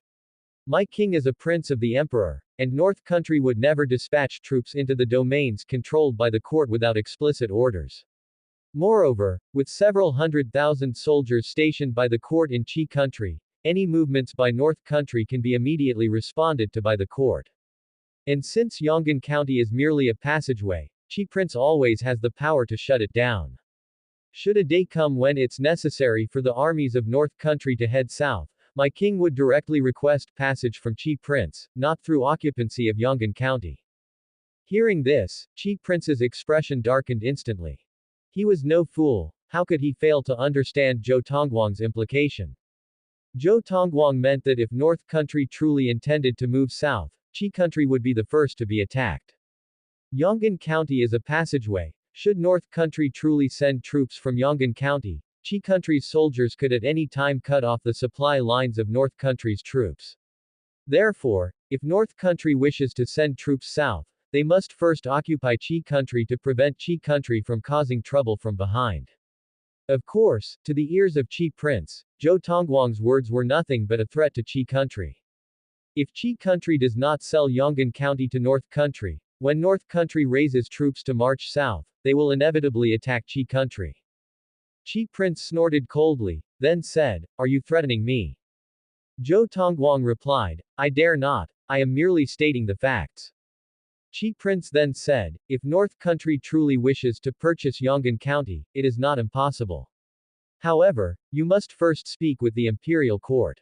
Once the imperial court agrees, then you may come to me to discuss the price for the purchase of Yonggan County. Feudal states generally have the obligation to defend the frontier. Chi Country borders the Great Wu dynasty to the west, and when the Great Wu dynasty invades Great Sum, Chi Country must bear the burden of repelling the invasion by Great Wu.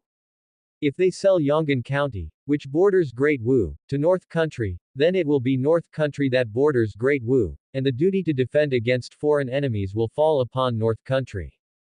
Chi Prince is more than willing to offload Yonggan County to North Country. The last time Great Wu and Great Sum went to war, and the imperial court requested that the various seigneurs send troops, Chi Country lost many soldiers. This led to a situation where, later, when the imperial court said they would station troops in Chi Country, Chi Prince had no choice but to agree.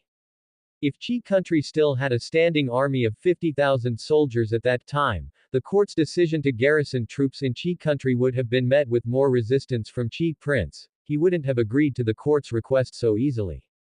Hearing Chi Prince's words, Zhou Tongguang instantaneously understood the implication. Chi Prince was shifting all responsibility to the imperial court.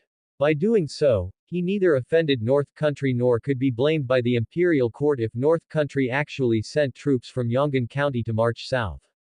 Of course, the most important point was that Chi Country currently had hundreds of thousands of the imperial court's troops stationed there. They truly dared not make any rash moves. Although it was said that some emperor was gravely ill and various seigneurs were frantically increasing their troops, only Chi Country dared not make any moves. With tigers to the north and dragons to the south, Chi Country, sandwiched between the two, could only tremble in fear. Any rash action could mean the instantaneous disappearance of Qi country. Zhou Tongguang said, if that's the case, then I will write to my king immediately and have him report this matter to the court forthwith. If Qi prince has no other issues, I will take my leave. As soon as these words fell, Zhou Tongguang turned and left directly. After Zhou Tongguang had walked out of the meeting hall, Qi prince, who had been suppressing his emotions, could no longer hold back. He swept everything off the table in front of him with one swipe of his hand, scattering it all onto the floor, then roared, "This is simply outrageous. One after another, they treat Qi country as if it were nothing." At that moment, a minister stepped forward and said, "Prince, are we really going to sell Yong'an County to North Country? If we sell Yong'an County, we may no longer be able to have direct dealings with Great Wu, right?" Hearing this, Qi Prince fell into silence.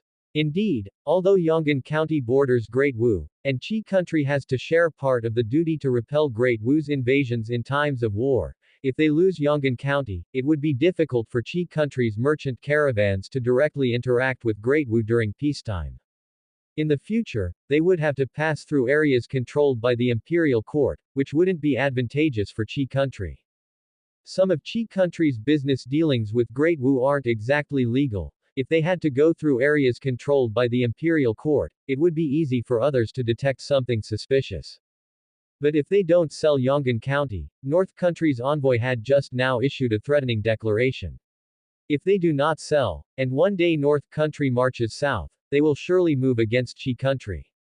With their conventional army strength not even amounting to 50,000, Qi country is now fundamentally incapable of resisting North Country's southward advance. After a moment, Qi Prince thought of a good solution and said, Yong'an County can be sold, but not in its entirety, only half of it to North Country. That way, not only will North Country be unable to directly reach the areas controlled by the imperial court, but Qi country's own merchant caravans will also be able to continue trade with Great Wu. Hearing this, a sigh of relief went through the ministers in the meeting hall. The ministers present were mostly from Qi country's aristocratic families, and nearly every one of them had some form of trade with the Great Wu dynasty. If the trade routes to Great Wu were truly cut off, it would certainly not be a favorable outcome for them. Half a month later, news of North Prince's intent to purchase Yong'an County reached the ears of the officials of the Great Sum Court. In the court, officials buzzed with discussions about the matter. At this time, Prince Lu Yi, sitting on a chair beside the dragon throne, asked, "Gentlemen, you must have all heard about North Country's intention to buy Yong'an County from Qi country, right?" With Prince Lu Yi temporarily assuming the crown prince's position and managing the affairs of the nation, it was up to him to make a decision on this matter. No sooner had Prince Lu Yi finished speaking than an official stood up and said, "Your Highness, this matter must not be agreed to. If we approve Qi country selling Yong'an County to North Country, then North Country will directly border the lands controlled by the imperial court. If North Prince harbors ulterior motives, North Country's troops could drive straight through Yong'an County and attack the capital city." As these words fell, another minister also spoke up, saying, "North Prince's actions reveal his cunning and ambitious nature. We must stop North Prince and prevent Qi country from selling Yong'an County to North Country." Prince Lu Yi then said, "Qi Prince has submitted a memorial stating that if Qi country does not sell Yong'an County to North Prince, North Country might very well send troops south and conquer Qi country." Hearing this, the Great Hall instantly erupted into chaos. North Prince is completely lawless now, how dare he? This is troublesome. With various seigneurs expanding their forces, now North Country is also preparing to march south. North Prince really does not take the court's 400,000 troops seriously. If you ask me, we should send our troops directly to quell the rebellion. Send troops. Are you mad? If we send troops now, the seigneurs from the southern regions will definitely lead their armies northward, directly threatening the capital city. Seeing that the officials had been engaged in intense discussion in the Grand Hall for half a day without reaching any conclusion, Prince Lu Yi directly looked at Zhao Wenan and asked, "Mr. Zhao, what is your opinion?" Ever since Prince Lu Shuyun started a rebellion in the south, Zhao Wenan had sided with Prince Lu Yi. It has always been the system for the eldest legitimate son to inherit the throne. However, the struggle for the Sum Emperor's throne had been fierce for several generations, and it had been a long time since an eldest legitimate son became emperor, so Zhao Wenan was not initially optimistic about Prince Luyi's prospects. But now, with the aristocratic families of the south having been eliminated, only Prince Luyi's power remained the strongest. Also, the majority of those who supported Prince Luyi belonged to the scholar officials class, not the traditional ancient families. With this class's support, it was not impossible for Prince Luyi to become the crown prince and eventually ascend the throne. Prince Luyi first asked Zhao Wenan for his opinion because Zhao Wenan was currently aligned with his faction. At this moment, Zhao Wenan spoke up. Your Highness, in my view, whether or not Yong'an County is sold to North Country, it won't have much impact on Great Sum. Upon hearing Zhao Wenan's words, the Grand Hall instantly fell quiet. Most officials thought Zhao Wenan would object, but unexpectedly, Zhao Wenan didn't seem to care at all. Prince Luyi inquired, "Oh. Why is that?" Zhao Wenan continued, Yong'an County is situated in the northwest. If North Prince intends to march his troops southward from the northwest, it would require a significant detour, with the constant risk of supply lines being cut off.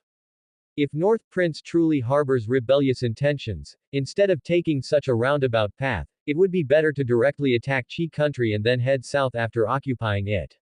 Prince Luyi thought for a moment and felt there was some truth to this. Prince Luyi then looked towards Lin Gaoyuan and asked, Mr. Lin, what do you think is North Country's purpose in buying Yong'an County? Lin Gaoyuan answered, not long ago, North Country signed a trade cooperation agreement with Great Wu Dynasty, and there is no direct border between North Country and Great Wu Dynasty. To transport goods from North Country to Great Wu, the route must pass through Qi Country or Great Zhu, which is disadvantageous to the trade between North Country and Great Wu. Therefore, I believe that North Country's purchase of Yong'an County is likely meant to establish a direct border with Great Wu to facilitate smoother movements for trading caravans. Prince Luyi asked, then, in Mr. Zhao and Mr. Lin's view, should the court approve this land transaction between Qi Country and North Country? Lin Gaoyuan and Zhao Wenan simultaneously said, it should be approved. Seeing both men agreed with the land transaction, Prince Luyi's gaze fell on Zhao Wenan, who continued, Your Highness, at this moment, the princes in the south are already restless. Under no circumstances can we afford to offend North Prince. If North Prince initiates a rebellion, it will certainly incite the princes in the south to follow suit. Should the court's troops be occupied in the north battling North Country, with the south princes taking advantage of the situation, the capital city might face the risk of falling. Therefore, I believe it's best to stabilize North Prince for now. It wasn't that Zhao Wenan was taking sides with North Prince, he genuinely felt that a direct conflict with North Country should be avoided at this time.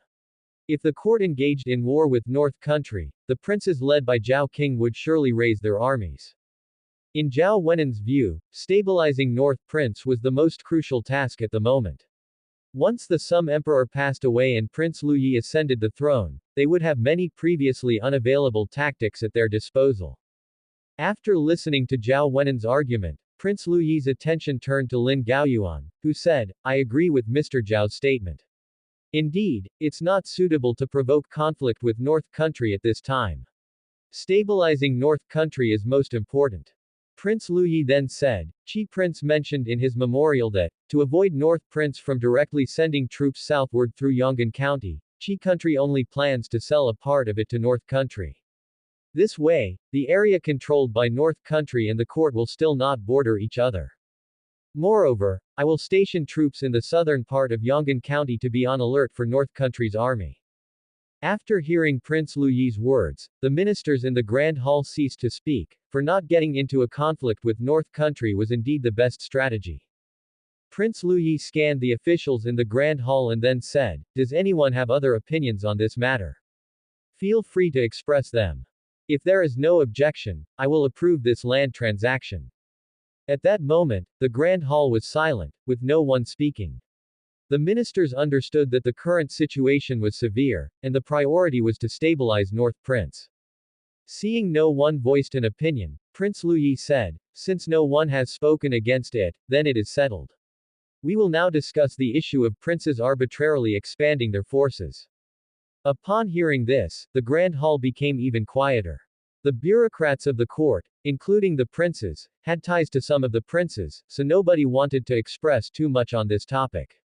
Besides, if the question was raised about who expanded their forces first, it was North Prince of North Country who expanded his army first. North Country was initially only permitted to maintain a force of 150,000 soldiers, but during the military parade, 200,000 soldiers appeared. Although the Sum Emperor did not pursue North Prince's responsibility at the time, simply offsetting it with his merits, the emperor, by doing so, set a bad precedent. If North Prince went unpunished, the other princes expanding their forces was not an issue. If the discussion on how to deal with those princes who expanded their forces were to take place now, it should start with how to deal with North Prince. If North Prince was unpunished, it would certainly not be convincing. Ultimately, the issue of how to deal with princes who expanded their forces without permission also came to nothing. Soon, the imperial edict reached Qi country. Once Qi Prince learned of the court's approval for North Country to purchase land from Qi country, he immediately summoned the North Country envoy Zhou Tongguang. The negotiation over the price of Yong'an County was not protracted. Qi Prince had no intention of exploiting the situation at this time. North Country had 10,000 soldiers at the border of Qi country, and North Country's military had defeated the barbarian army 3 times. Qi Prince dared not make exorbitant demands in the face of North Country. Eventually, Qi country sold the northern part of Yong'an County to North Country at a very low price. After the transaction was completed, Zhou Tongguang quickly returned to North Country to report back. North Country. Inside Lu Chen's study at the North Prince Mansion. After listening to Zhou Tongguang's report on his mission to North Country, Lu Chen smiled at Zhou Tongguang and said, "You've done well. You have been in Qi country for a long time, it's been hard work. I will give you 5 days off. Spend some quality time with your family." Zhou Tongguang immediately replied, "Thank you, Prince. If there is nothing else from the prince, your subordinate will take his leave," Zhou Tongguang said. Lu Chen responded indifferently, "Very well." After Zhou Tongguang paid his respects, he left Lu Chen's study. Once Zhou Tongguang had left, Wu Yuan entered the study. "Greetings, Prince."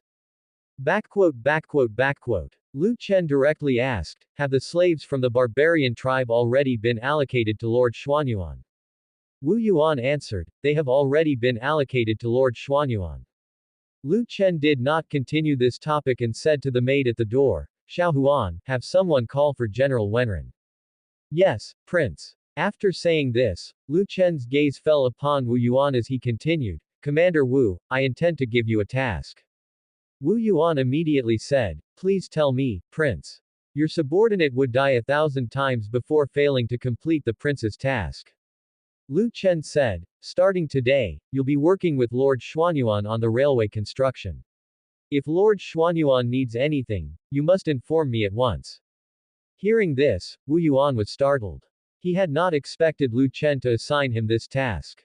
The task was not especially difficult. In fact, it seemed too easy, with hardly anything to do. As a member of the Brocade Guard, he was usually responsible for gathering intelligence.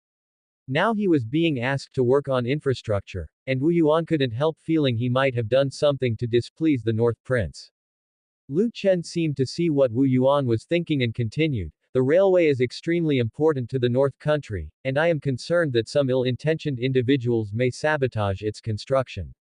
In addition to assisting Lord Xuanyuan in building the railway, you must also prevent those wishing to destroy it, particularly spies from other dynasties." After some thought, Wu Yuan grasped that if the train really started operating, Yan County would have an even tighter grip over the entire North Country. Their soldiers could also reach the frontiers more quickly, so indeed, the railway was critical for the North Country. It seemed he had misunderstood the North Prince. By entrusting him with such a crucial task, the prince was clearly showing his trust in him. Wu Yuan then said, "Your subordinate will perfectly complete the task given by the prince." At this time, Lu Chen asked, "Anything else?" Upon hearing this, Wu Yuan recalled the purpose of his visit to the study. He quickly took out a piece of intelligence from his sleeve and said, "Prince, this is intelligence gathered by the Brocade Guard about the collusion between various princes and the Seigneurs. Hearing this, Lu Chen took the intelligence from Wu Yuan's hand and glanced at it. Lu Chen chuckled, surprised to find that apart from Prince Lu Yi, all princes in the capital city with the right of inheritance had secretly colluded with seigneurs from outside territories, with Prince Wu Ming even garnering the support of 2 seigneurs. It appeared these seigneurs understood that even if they invaded the capital city, they had no chance to ascend to the supreme throne. There were still some old members of the royal family, and unless they had the power to kill all those old members or gained their recognition, all their scheming would be in vain. Since securing that position was unlikely, it was better to support a puppet monarch to ascend the throne. With a puppet emperor, they could manipulate many things, and perhaps, in the future, they could even coax the puppet emperor to abdicate in their favor. At that moment, Wu Yuan said, "If the prince has no other matters, your subordinate will take his leave." Lu Chen uttered a sound of acknowledgement, his eyes on the intelligence in his hand, and said no more. Wu Yuan then left the study. About half an hour later, General Wenren arrived at the study, puzzled. Previously, if there was anything to discuss, Lu Chen would have both him and Xuanyuan Chen come together. Why had Lu Chen summoned only him today? Could it be that Lu Chen had a task for him and him alone? While General Wenren was pondering this, Lu Chen spoke up. "General Wenren, tomorrow you will take 30,000 heavy cavalry to garrison in Yonggan County." Hearing this, General Wenren was taken aback and asked, "Prince, what should this subordinate do upon arriving in Yonggan County?" Lu Chen replied, "Just guard against spies from enemy countries. You don't need to do anything else." General Wenren said, "This subordinate understands." Lu Chen said, "Prepare and set out early tomorrow morning." "Yes, your subordinate will take his leave." After General Wenren left, Lu Chen leaned back in his wooden chair, eyes closed, massaging his temples. As the Great Sum became increasingly chaotic, his responsibilities grew. He could entrust the domestic affairs of the North Country to Zhuge Zongguang, but he had to handle matters concerning other dynasties personally. At that moment, the red twilight light spilled over the windowsill, illuminating the room with a muddy yellow glow, and a familiar voice entered the room. "Chenur, it's time for dinner." Chu Yukon stood at the doorway, blocking the red twilight. Seeing Chu Yukon's dignified and graceful figure, the corners of Lu Chen's mouth lifted slightly. Though his days were busier, he felt quite fulfilled. Then, Lu Chen rose from his chair and walked to the study door. Upon reaching it, he wrapped his arms around Chu Yukon's slender waist. Blushing, she said, "Others are watching." Hearing this, Lu Chen glanced at the maid beside them, and the maid quickly turned her face away. With a shy expression, Chu Yukon said, "All right, we should head to the main courtyard. Zishuan has prepared many nourishing dishes for you tonight." Lu Chen smiled faintly, "All right." The two spoke no further and went straight to the main courtyard. Great Wu Dynasty. Li Jung Palace. The martial emperor sat on the dragon throne, casting a glance over the ministers in the great hall. At that moment, a eunuch beside the martial emperor spoke up. "All those with memorials to present, step forward, all others, withdraw from the court." As the eunuch's voice faded, a minister stepped forward and said, "Your Majesty, now that the southeast is pacified, seigneurs in various parts of Great Sum are expanding their forces. Great Sum is on the eve of disintegration. I believe we should redeploy our troops eastward. Once Great Sum descends into civil war, we shall attack." No sooner had this minister finished speaking than another one interjected, "Now is the best opportunity to eradicate Great Sum. Once Great Sum falls, Great Wu will become unprecedentedly powerful, and your Majesty will be the most meritorious emperor since the founding of the Great Wu dynasty." Following that, even more ministers stood up, their ideas fundamentally the same, that Great Wu should launch an all-out war and directly annihilate Great Sum. Hearing the minister's suggestions, the martial emperor laughed without restraint. After chuckling for a while, he said, "I really didn't expect that you all would be even more anxious than I am. However, putting that aside, Great Sum indeed should disappear from this world," he added with a sigh. "How time flies. I still remember when Lu Xingqiu came to Great Wu, proclaiming his grand ambitions to me. Little did I expect that while I am still in my prime, Lu is nearly finished. Since he's scarcely capable now, I might as well do a good deed and help him achieve his once lofty aspirations, ha ha ha." While the martial emperor laughed heartily, suddenly, a soldier, specialized in relaying urgent military intelligence, entered the hall. Your Majesty, the North Country is showing unusual activity. The laughter of the martial emperor came to an abrupt halt. However, his face was soon filled with confusion. What did the North Country's movements have to do with them? The North Country didn't share a border with Great Wu. Could it be that they were rebelling, ready to march south and attack Great Sum? If that were the case, it would be more than welcome. At this moment, the eunuch quickly went over to the soldier, took the intelligence report from his hands, and briskly walked to the martial emperor's side, handing him the report.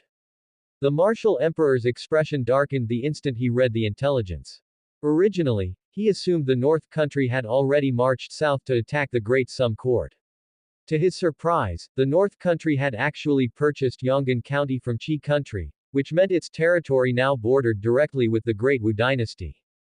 Moreover, it wasn't just simple border contact. The North Country immediately stationed 30,000 heavy cavalry in Yonggan County. What was the North Country planning to do? To station 30,000 heavy cavalry in a mere Yonggan County. This was clearly aimed at the Great Wu dynasty. Seeing the martial emperor's distressed expression, the ministers inside the Great Hall grew curious. What had the North Country done to make the martial emperor look so troubled? At that moment, the martial emperor said, the North Country has purchased Yonggan County from Qi Country and stationed 30,000 heavy cavalry there.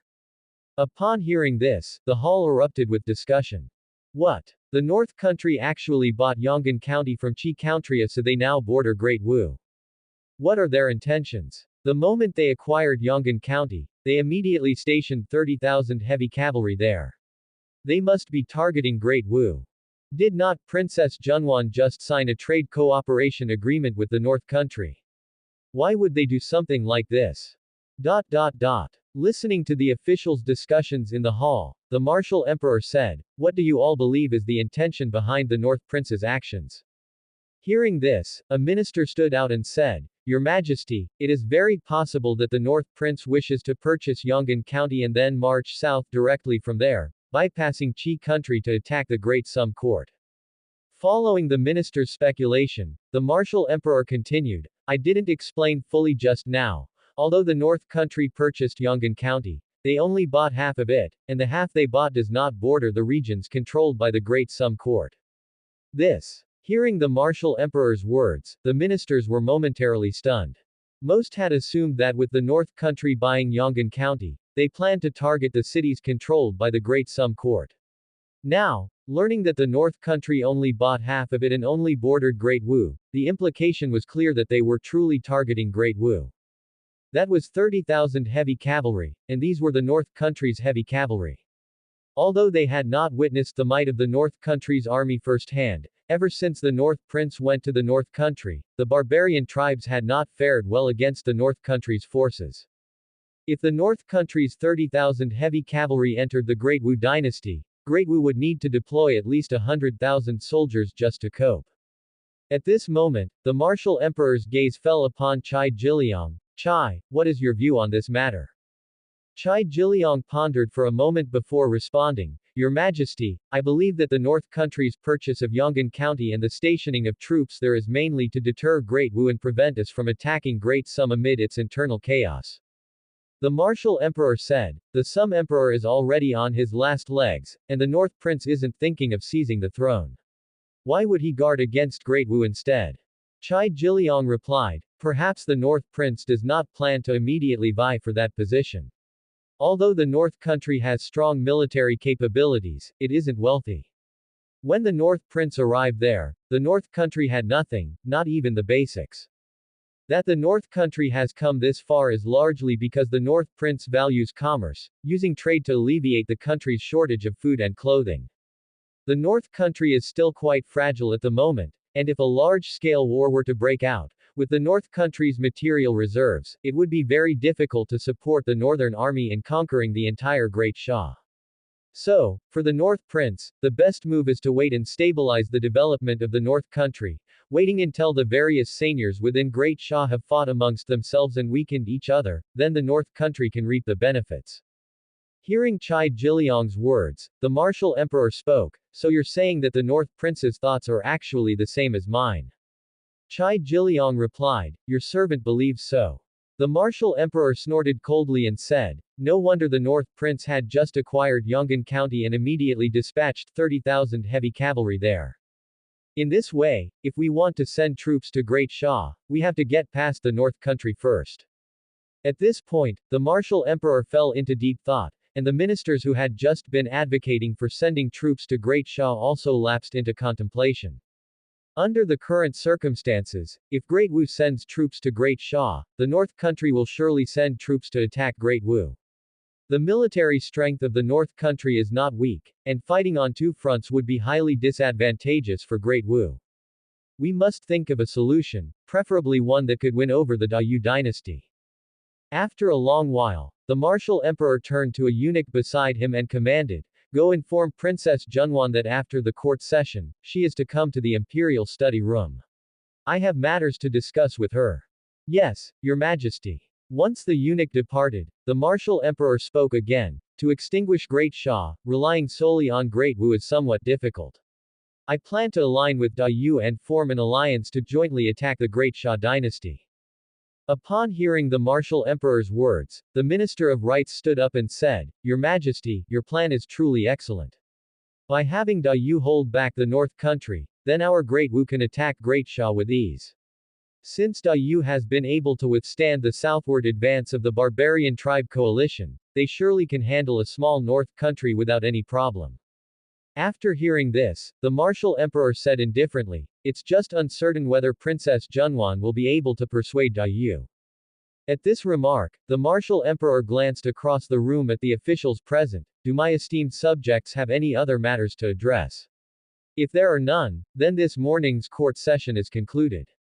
Upon these words, an official stood out and said, Your Majesty, Princess Junwan has already reached the age suitable for marriage. It is time to select a noble consort for her. As the words were spoken, the entire court turned silent, the sound of breathing audible, and all the ministers' gazes fell upon the martial emperor as if waiting for his response. The marriage of Princess Junwan has always been a matter of great concern among the court ministers. Now that Princess Junwan remains single, many fear that the martial emperor plans to groom her as a successor and have her take a husband into the imperial family. Now, quite a few ministers are thinking that if they can have the princess marry off early, they could use her married status as a reason to gradually chip away at her power. To the imperial clan, it is abnormal that the princess, in her 30s, is still unwed, implying she must be plotting something. As long as she remains unwed, they feel uneasy, always fearing that she might become the next emperor of Great Wu. Seeing someone raise the issue of Wu Junwan's marriage, the martial emperor said with a smile, It seems that you all care about Junwan's lifelong happiness more than I do. However, I once promised her that only when she wishes to marry, will I help her select a husband. Since she is not keen on marriage now, let's drop this matter. Hearing this, an elder member of the imperial family could no longer hold back. He immediately stood up and said, Your Majesty, since ancient times, the women of Great Wu have wed by the age of 16. It is unheard of for a woman to remain unwed into her 30s. If the princess continues to refuse marriage, it will inevitably lead other women to follow suit. If the women of Great Wu no longer wish to marry, our population may significantly diminish, undermining the very foundations of our nation. As a princess of the royal family, even if Your Majesty has appointed her as Princess Junwan, she should not have special privileges. Please, Your Majesty, find a noble consort for the princess at your earliest convenience. Upon hearing these words, the martial emperor's expression darkened, for how could an emperor not know what these people were thinking? They clearly feared that he would pass the throne to Wu Junwan. The reason he had appointed Wu Junwan as Princess Junwan years ago was due to some special circumstances, but that did not mean he would go against the ancestral teachings and bequeath the throne to a woman. The martial emperor then said, We will discuss this matter with Junwan later. Do my subjects have any other matters? If not, you are dismissed from the court session. Seeing that the martial emperor did not give a clear answer, the ministers understood that it was very likely he still had no intention of marrying her off. Just then, Chai Jiliang suddenly stood up. boldly saying, "Your Majesty, I have long admired Princess Junwan. I humbly request that Your Majesty grant marriage between her and myself." At these words, the entire hall fell into a deathly silence. The relationship between Chai Jiliang and Princess Junwan was not ordinary, something already known by many. Yet, no one had expected that Chai Jiliang would dare to take the initiative to ask the martial emperor for Princess Junwan's hand in marriage. The thought crossed the minds of the ministers: had Chai Jiliang gone mad? Instead of continuing his role as the prime minister, he actually desired to marry Princess Junwan. Throughout history, the husbands of princesses in Great Wu were never entrusted with important duties. Even those who held official positions were stripped of them after marrying into the royal family, as a measure to prevent them from seizing power. Princesses' husbands generally can't be heavily relied upon, let alone the princess royal. Given the princess royal's status and position, whoever marries her essentially signs the end of his official career. Chai Jiliang, however, is the prime minister, and if he were to marry the princess royal and his post were not to be forfeited, the princess royal's strength in the court would be immense. Therefore, once Chai Jiliang truly married the princess royal, he would have to resign from his position as prime minister. Some were puzzled, not understanding what had gotten into Chai Jiliang. However, at this moment, the martial emperor revealed a trace of a smile. Then he said, "Chai, you are my most esteemed minister. Think carefully, you are now the prime minister. If you really marry Junwan, you probably won't be able to enter the gates of Lijung Palace every day." Chai Jiliang replied, "Your Majesty, I have considered it thoroughly. For the Princess Royal, I am willing to give up the position of prime minister." Hearing Chai Jiliang's words, the ministers in the hall thought to themselves that this man must have a problem in his head, actually giving up his official career for a woman. Although the position of prime minister is a high-risk occupation in the Great Wu dynasty, with 9 out of 10 meeting a bad end, the prime minister is still the prime minister, holding considerable power. And yet, this man speaks so lightly of giving it up.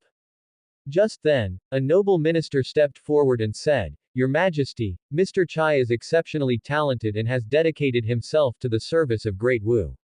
He is certainly worthy of the Princess Royal. Since Mr. Chai is willing to give up his position as Prime Minister for the Princess Royal, I boldly request that Your Majesty grant him the marriage." This time, the martial emperor was not angry.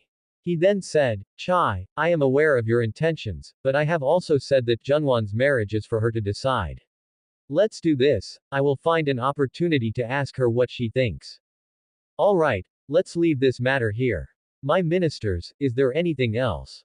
If there is nothing else, you may leave the court." Hearing these words from the martial emperor, some ministers immediately realized they had been played. It's true that Chai Jiliang is fond of the Princess Royal, and their relationship has always been good. Everyone knows that Chai Jiliang is a member of the Princess Royal's faction, so he would continue to stay in the court for her, and it's highly unlikely that he would bring up marrying the Princess Royal. By raising this issue now, he was signaling to others that Chai Jiliang had his sights set on the Princess Royal, and the rest should step aside. Knowing that Chai Jiliang is a trusted minister of the martial emperor, the emperor definitely would not agree to marry the Princess Royal to Chai Jiliang. The ultimate result would be that the marriage discussion continues indefinitely and comes to nothing. Once the ministers understood why Chai Jiliang proposed to marry the Princess Royal, they immediately felt a burning hatred towards him. This incident would undoubtedly spread quickly to the ears of the common people. Soon, they would all know that Chai Jiliang admires the Princess Royal. One being the emperor's crucial minister, and the other the pearl in the emperor's palm, they are so well suited for each other, who would dare to interfere? But if the martial emperor doesn't grant the marriage, their relationship will stay uncertain, with the Princess Royal remaining single and Chai Jiliang still the prime minister. Meanwhile, after leaving the Lijung Palace, the martial emperor went to the imperial study room, where Wu Junwan was already waiting. Seeing the martial emperor enter, Wu Junwan immediately saluted and said, "Greetings to Father Emperor." The martial emperor spoke directly, "Junwan, I have a mission for you." The martial emperor in fact did not wish to continue allowing Wu Junwan to accumulate too many merits, but sending an envoy to Great Ju to persuade the Yu Emperor to form an alliance to conquer Great Sum could only be done by Wu Junwan. Wu Junwan's relationship with the Yu Emperor was very good, and only she might have a chance to persuade the Yu Emperor. Sending someone else to Great Ju might more likely end in failure. Hearing the words of the Sum Emperor, Wu Junwan asked, "Father Emperor, do you intend to send your daughter on a diplomatic mission to Great Ju?" Wu Junwan, with the largest intelligence agency in Great Wu hands, had long known about the North Country's purchase of land in Yonggan County and the stationing of 30,000 heavy cavalry there. Therefore, she had also basically guessed what the martial emperor was planning to do next. Now that the North Country was already bordering Great Wu and had stationed 30,000 heavy cavalry in the border area, if Great Wu were to make a move against Great Sum at this time, it was likely that the North Country would immediately send troops against Great Wu. The recent direction of the court discussions centered on sending troops against Great Sum, and with her understanding of her own father emperor, Wu Junwan knew he would not easily give up on military action against Great Sum. Thus, it was very likely that her father emperor's next move would be to seek an alliance with Great Ju to attack Great Sum jointly. Seeing that Wu Junwan had already guessed his intentions, the martial emperor said, "It seems you already know. Now that the North Country has stationed 30,000 heavy cavalry in Yonggan County, if Great Wu were to send troops against Great Sum, it is very likely that the North Country will attack Great Wu, and this greatly worries your father emperor. The plan for now is to coax Great Ju into helping Great Wu contain the North Country. Only by doing this, will Great Wu have a chance to annihilate Great Sum." Wu Junwan said, "Father Emperor, your daughter understands your intentions. I will head to Great Ju tomorrow." Hearing this, the martial emperor looked at Wu Junwan with a smile and then, still smiling, said, "Then I shall trouble you." At this juncture, the martial emperor sighed and continued, "It's only Junwan who can help alleviate some of your father emperor's burdens. Those brothers of yours, each is more useless than the last. Your father emperor often thinks how good it would be if you were a man." Wu Junwan instantly detected the underlying message in the martial emperor's tone. It was a reminder that she was merely a woman, not a man, and should not entertain impractical thoughts. Even though she picked up on the hidden meaning in the martial emperor's words, Wu Junwan did not take it to heart. She had long recognized her father emperor's attitude. Although her father emperor had granted her the title of Princess Junwan, significantly elevating her status, he was also attempting to balance court power and was avidly grooming her brothers. The fact that her father emperor had had Wu Ming accompany her to the North Country showed he had no intention of passing the throne to his daughter. At this moment, Wu Junwan said, "Father Emperor, your daughter understands your meaning. All of this is my duty. As the princess of Great Wu, I should bear these responsibilities." Hearing Wu Junwan's words, the martial emperor smiled and said, "If you can understand your father emperor's hardships, it pleases me greatly. All right, if there's nothing else, you may go and make preparations." Wu Junwan then bowed and said, "Yes, your daughter takes her leave." With that, she turned and left the imperial study room. By the time Wu Junwan returned to the Green Cloud Palace, a maidservant entered excitedly, "Your Highness, there is great news." Hearing this, Wu Junwan asked with puzzlement, "What great news?" The maidservant answered, "This morning at the early court session, someone proposed that His Majesty select a husband for you. Mr. Chai immediately stepped forward and requested His Majesty to marry you off to him." Hearing this, Wu Junwan's face darkened instantly, and she said coldly, "This is what you call great news?" Hearing the displeasure in Wu Junwan's tone, the maidservant quickly knelt on the ground and began to kowtow, saying, "Your Highness, this servant was wrong. I should not have presumed your thoughts. This servant deserves death. Please, Your Highness, punish me." Chai Jiliang often visited the place where Wu Junwan resided, and after numerous visits, nearly all the maid-servants and eunuchs in the Green Cloud Palace believed that Chai Jiliang and Wu Junwan shared a very good relationship, perhaps even an affection for one another. Chai Jiliang, despite his age, had yet to marry, not even taking a concubine, making it clear to anyone seeing that he was interested in Princess Junwan. The maid-servants and eunuchs thought that since the princess was already in her 30s and still unmarried, it must surely be because of Chai Jiliang. Now that Chai Jiliang had so proactively stepped forward to request His Majesty to marry Princess Junwan to him, it was naturally good news to the maidservant as she believed that Princess Junwan and Prime Minister Chai would finally be united in matrimony. What they did not know was that, in Wu Junwan's eyes, Chai Jiliang was nothing more than a political partner. She had never felt even the slightest attraction toward Chai Jiliang. Wu Junwan was no fool, she knew exactly the path she was walking. The path she chose strictly forbade romantic entanglements, and thus she had long sealed her heart, essentially immune to feelings for men. Wu Junwan swept a cold glance over the maidservant on the ground and then said, "If there's a next time, you can go back to your room and hang yourself." Upon hearing this, the maidservant immediately said, "Thank you, Your Highness, for your mercy. I will certainly hold my tongue from now on." Just then, a mature man's voice came, "Your Highness seems quite unhappy today." Seeing Chai Jiliang had arrived, Wu Junwan asked directly, "I heard you requested my father emperor for an arranged marriage in court today." Hearing the tone of Wu Junwan's voice, Chai Jiliang knew she was upset and promptly said, "Princess Junwan, this subject did it to buy you time. You should understand that His Majesty would never marry you off to a subject like me. By doing so, others will know of my admiration for you and hence would stop urging His Majesty to find you a suitor on the court." Wu Junwan scoffed coldly and then said, "Mr. Chai, I advise you to keep your ulterior motives in check." With that, Wu Junwan turned and walked away. Wu Junwan was no fool. Chai Jiliang's actions indeed bought her some time, with no ministers likely to bring up her marriage in the near future. However, this move also tied her to Chai Jiliang. Once their story spread among the people, they would surely be celebrated as a talented man and a beautiful woman destined for one another. And if Wu Junwan were to ascend to the supreme position in the future, how should she then deal with Chai Jiliang? Their affair had already spread among the people. Should she grant Chai Jiliang a status? If she did not grant Chai Jiliang a status, what would the common folk say about her? Most likely, they would accuse her of being unfeeling and disloyal, the traditional indifference of an emperor's heart.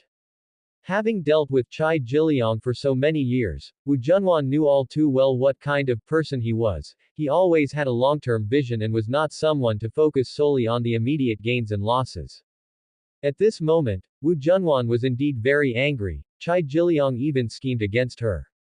Watching Wu Junwan's departing figure, Chai Jiliang muttered to himself, "It seems I went a bit too far this time." Half a month later. North Country. Hall of Political Affairs. Lu Chen sat on the throne, full of vigor. With a smile, he said, "This is our last time discussing important matters in this Hall of Political Affairs. Gentlemen, if you have any issues to discuss, bring them up quickly. If not, let's talk about the city relocation." Thanks to the tremendous efforts of the common folk of North Country and the slaves of the barbarian tribe, the new city of North Country had been built. It was constructed mainly of steel and concrete, with very wide streets.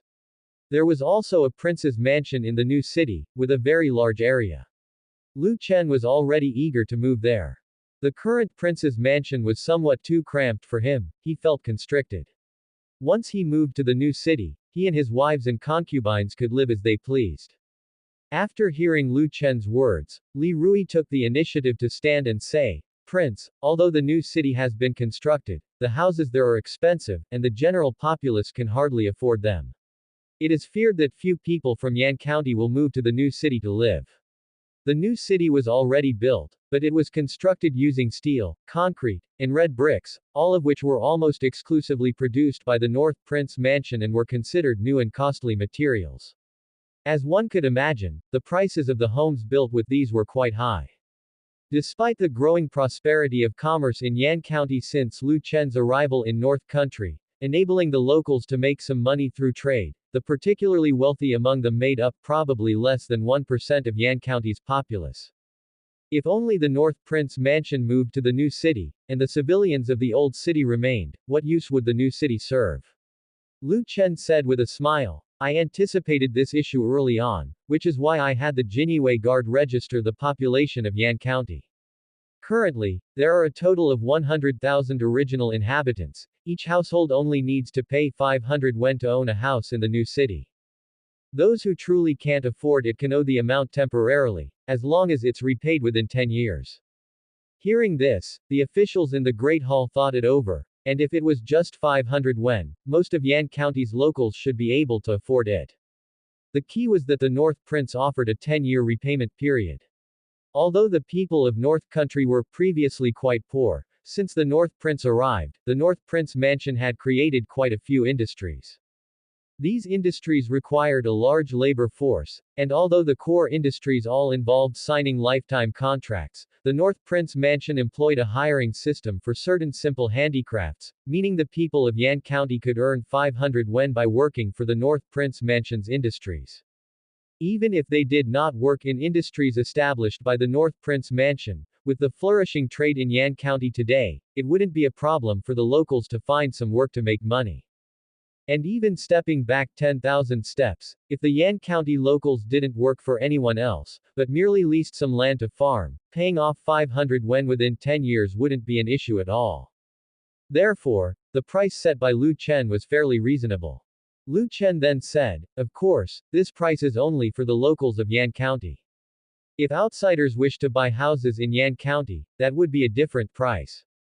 At this moment, an official asked, "Prince, what if the Yan County locals sell their houses to others at a high price?" Lu Chen said indifferently, "The first house owned by Yan County locals is not allowed to be traded." Hearing this, Li Rui returned to his spot. "Your servant has no further questions." Lu Chen asked, "Do any of you have other questions? You may also raise any issues related to the relocation now." Seeing no one spoke up, Lu Chen said, "Since all of you have no questions, then I will go over the arrangements for the city relocation." As his voice fell, a Jinyue guard beside Lu Chen took a small booklet and walked to the center of the Great Hall, then began to read from the contents of the booklet. The booklet addressed the arrangements for the city relocation and how the new city should be managed. 2 hours later, after the discussion about the city relocation was complete, Lu Chen returned to his study. Sitting on a chair in the study, Lu Chen glanced over the entire room, a hint of reluctance rising in his heart. This study held many beautiful memories for him. He had flirted with Chu Yukin in this room, had retorted Wang Qingqi, made deals with Chu Qingli, and even carried out mischievous deeds with Lin Wanyan in secret. He never thought he would soon have to leave this place. As Lu Chen was immersed in his memories, a familiar voice called out, "Prince, this is the first time I've seen you daydreaming in the study." Lu Chen snapped back to reality, looked up at the doorway of the study, and saw Wang Qingqi's S-shaped enchanting figure. Wang Qingqi was wearing a red gauze dress today, the upper part loosely revealing a vast expanse of snowy white skin. The lower part of the skirt had a slit, exposing her long, white legs. Standing at the doorway, her slim and charming figure was made even more enticing by the light from outside. Seeing Wang Qingqi appear at the doorway of the study, Lu Chen's lips curled into a slight smile. If he hadn't remembered wrongly, the most frequent acts they performed were in that study. Since Wang Qingqi had come, it would be the perfect ending to wrap things up with her. Lu Chen asked with a smile, "Mr. Wang, do you have any important intelligence to report today?" Wang Qingqi entered the study and conscientiously closed the door before swaying over to the side of the desk and placing a letter on it. Great Wu has sent Wu Junwan as an envoy to the North Country to prepare for an alliance with Great Zhu against Great Sha, aiming to start a war of annihilation. Upon hearing this, Lu Chen was slightly taken aback before he picked up the intelligence on the desk, opened it, and scanned the contents. After reading the content, Lu Chen frowned slightly. If Great Wu truly allied with Great Zhu, then it was likely Great Zhu could tie down North Country. In that case, North Country would be unable to stop Great Wu from deploying troops against Great Sha. This was indeed a troublesome issue. Seeing Lu Chen silently reviewing the intelligence, Wang Qingqi reminded him, "Wu Junwan and the Yu Emperor are very close, referring to each other as sisters. Once Wu Junwan arrives at Great Zhu, the likelihood of their alliance is very high." Hearing this, Lu Chen came back to his senses, thinking that unless Great Zhu were unwilling to get involved, preventing the alliance between the two great dynasties would indeed be quite challenging. After the annihilation of the Great Sha dynasty, Great Zhu would gain a large swath of land and population, becoming even more powerful. It was likely that the Yu emperor might be tempted. North Country can expect some difficult times ahead. They need to become stronger faster.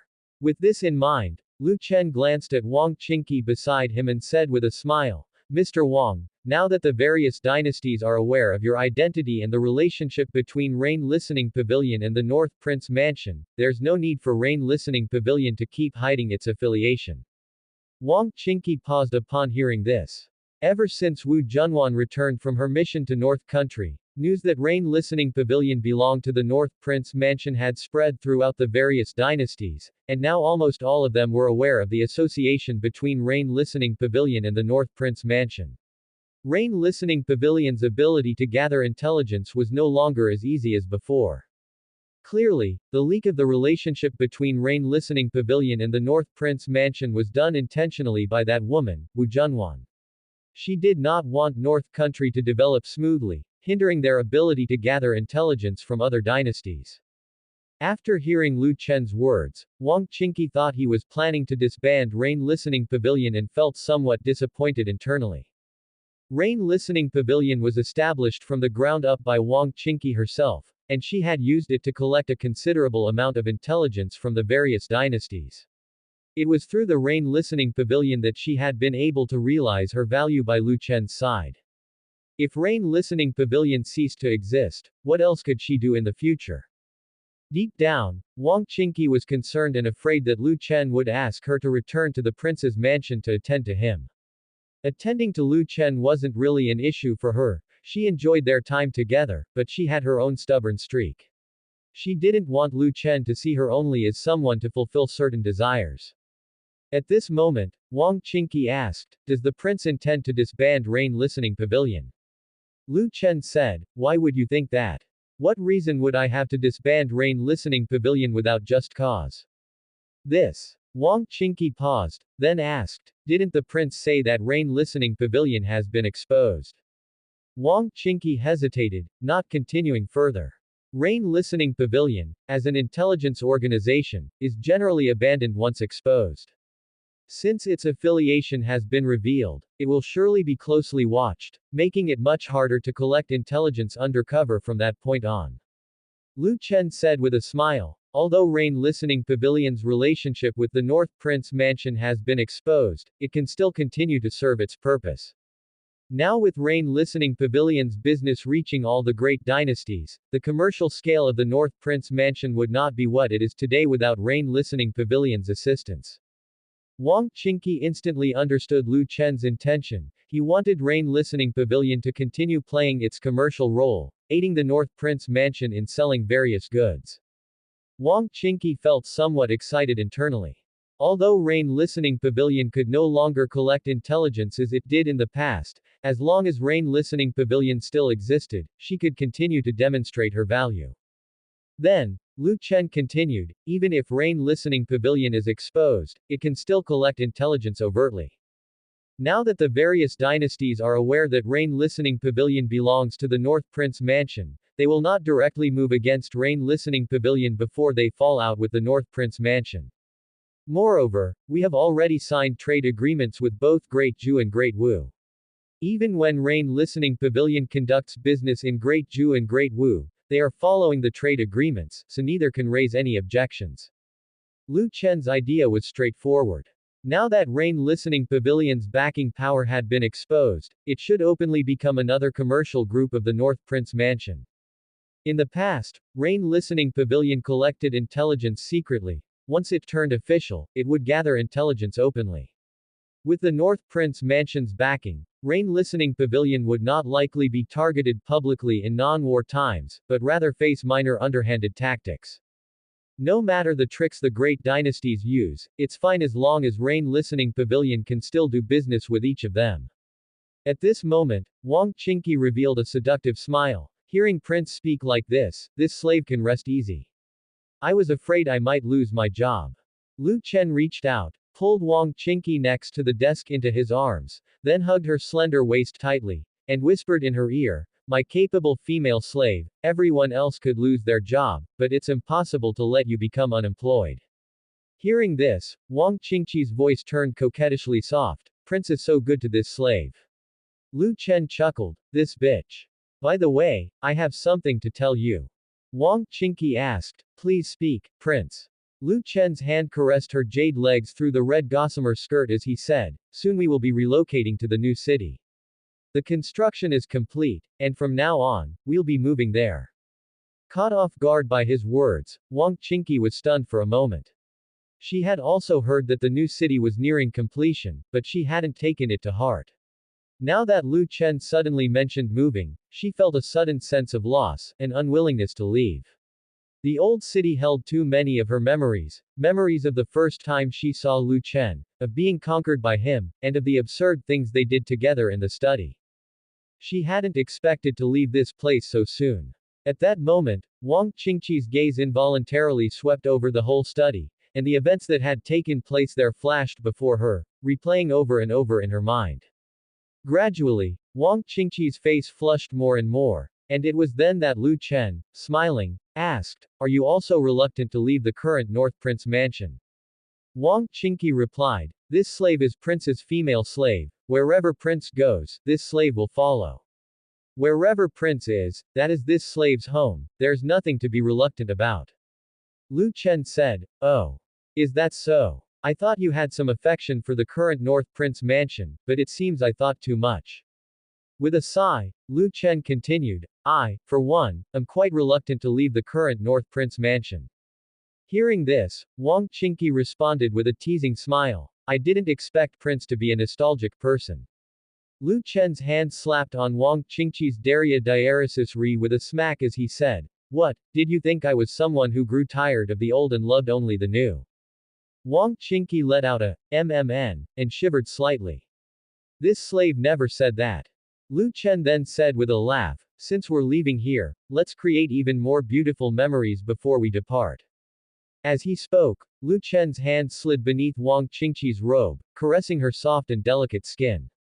Hearing Lu Chen's words, Wang Qingqi knew he was about to be up to no good again, but she didn't do anything, just quietly sat on his lap, waiting for Lu Chen to have his way with her.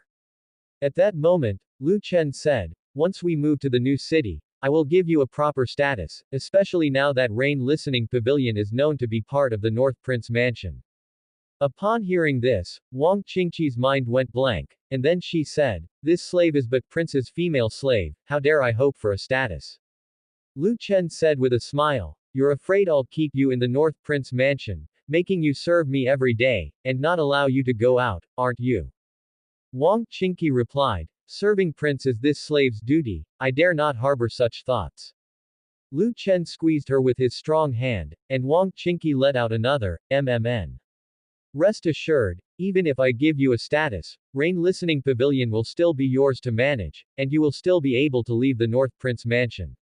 I won't keep you caged up like a canary. At that moment, Wang Qingqi, being caressed by Lu Chen, was blushing and restless. She wriggled a bit in his arms, then asked weakly, is what Prince says true? Lu Chen replied, of course it's true. Look, my wives and concubines in the inner court are often out and about, aren't they? With Lu Chen's clarification, Wang Qingqi suddenly realized it indeed seemed to be the case. Not to mention how Mu Zixuan, the princess consort, often went out to manage the prince mansion's industry. Lu Chen's other wives and concubines also left the mansion from time to time.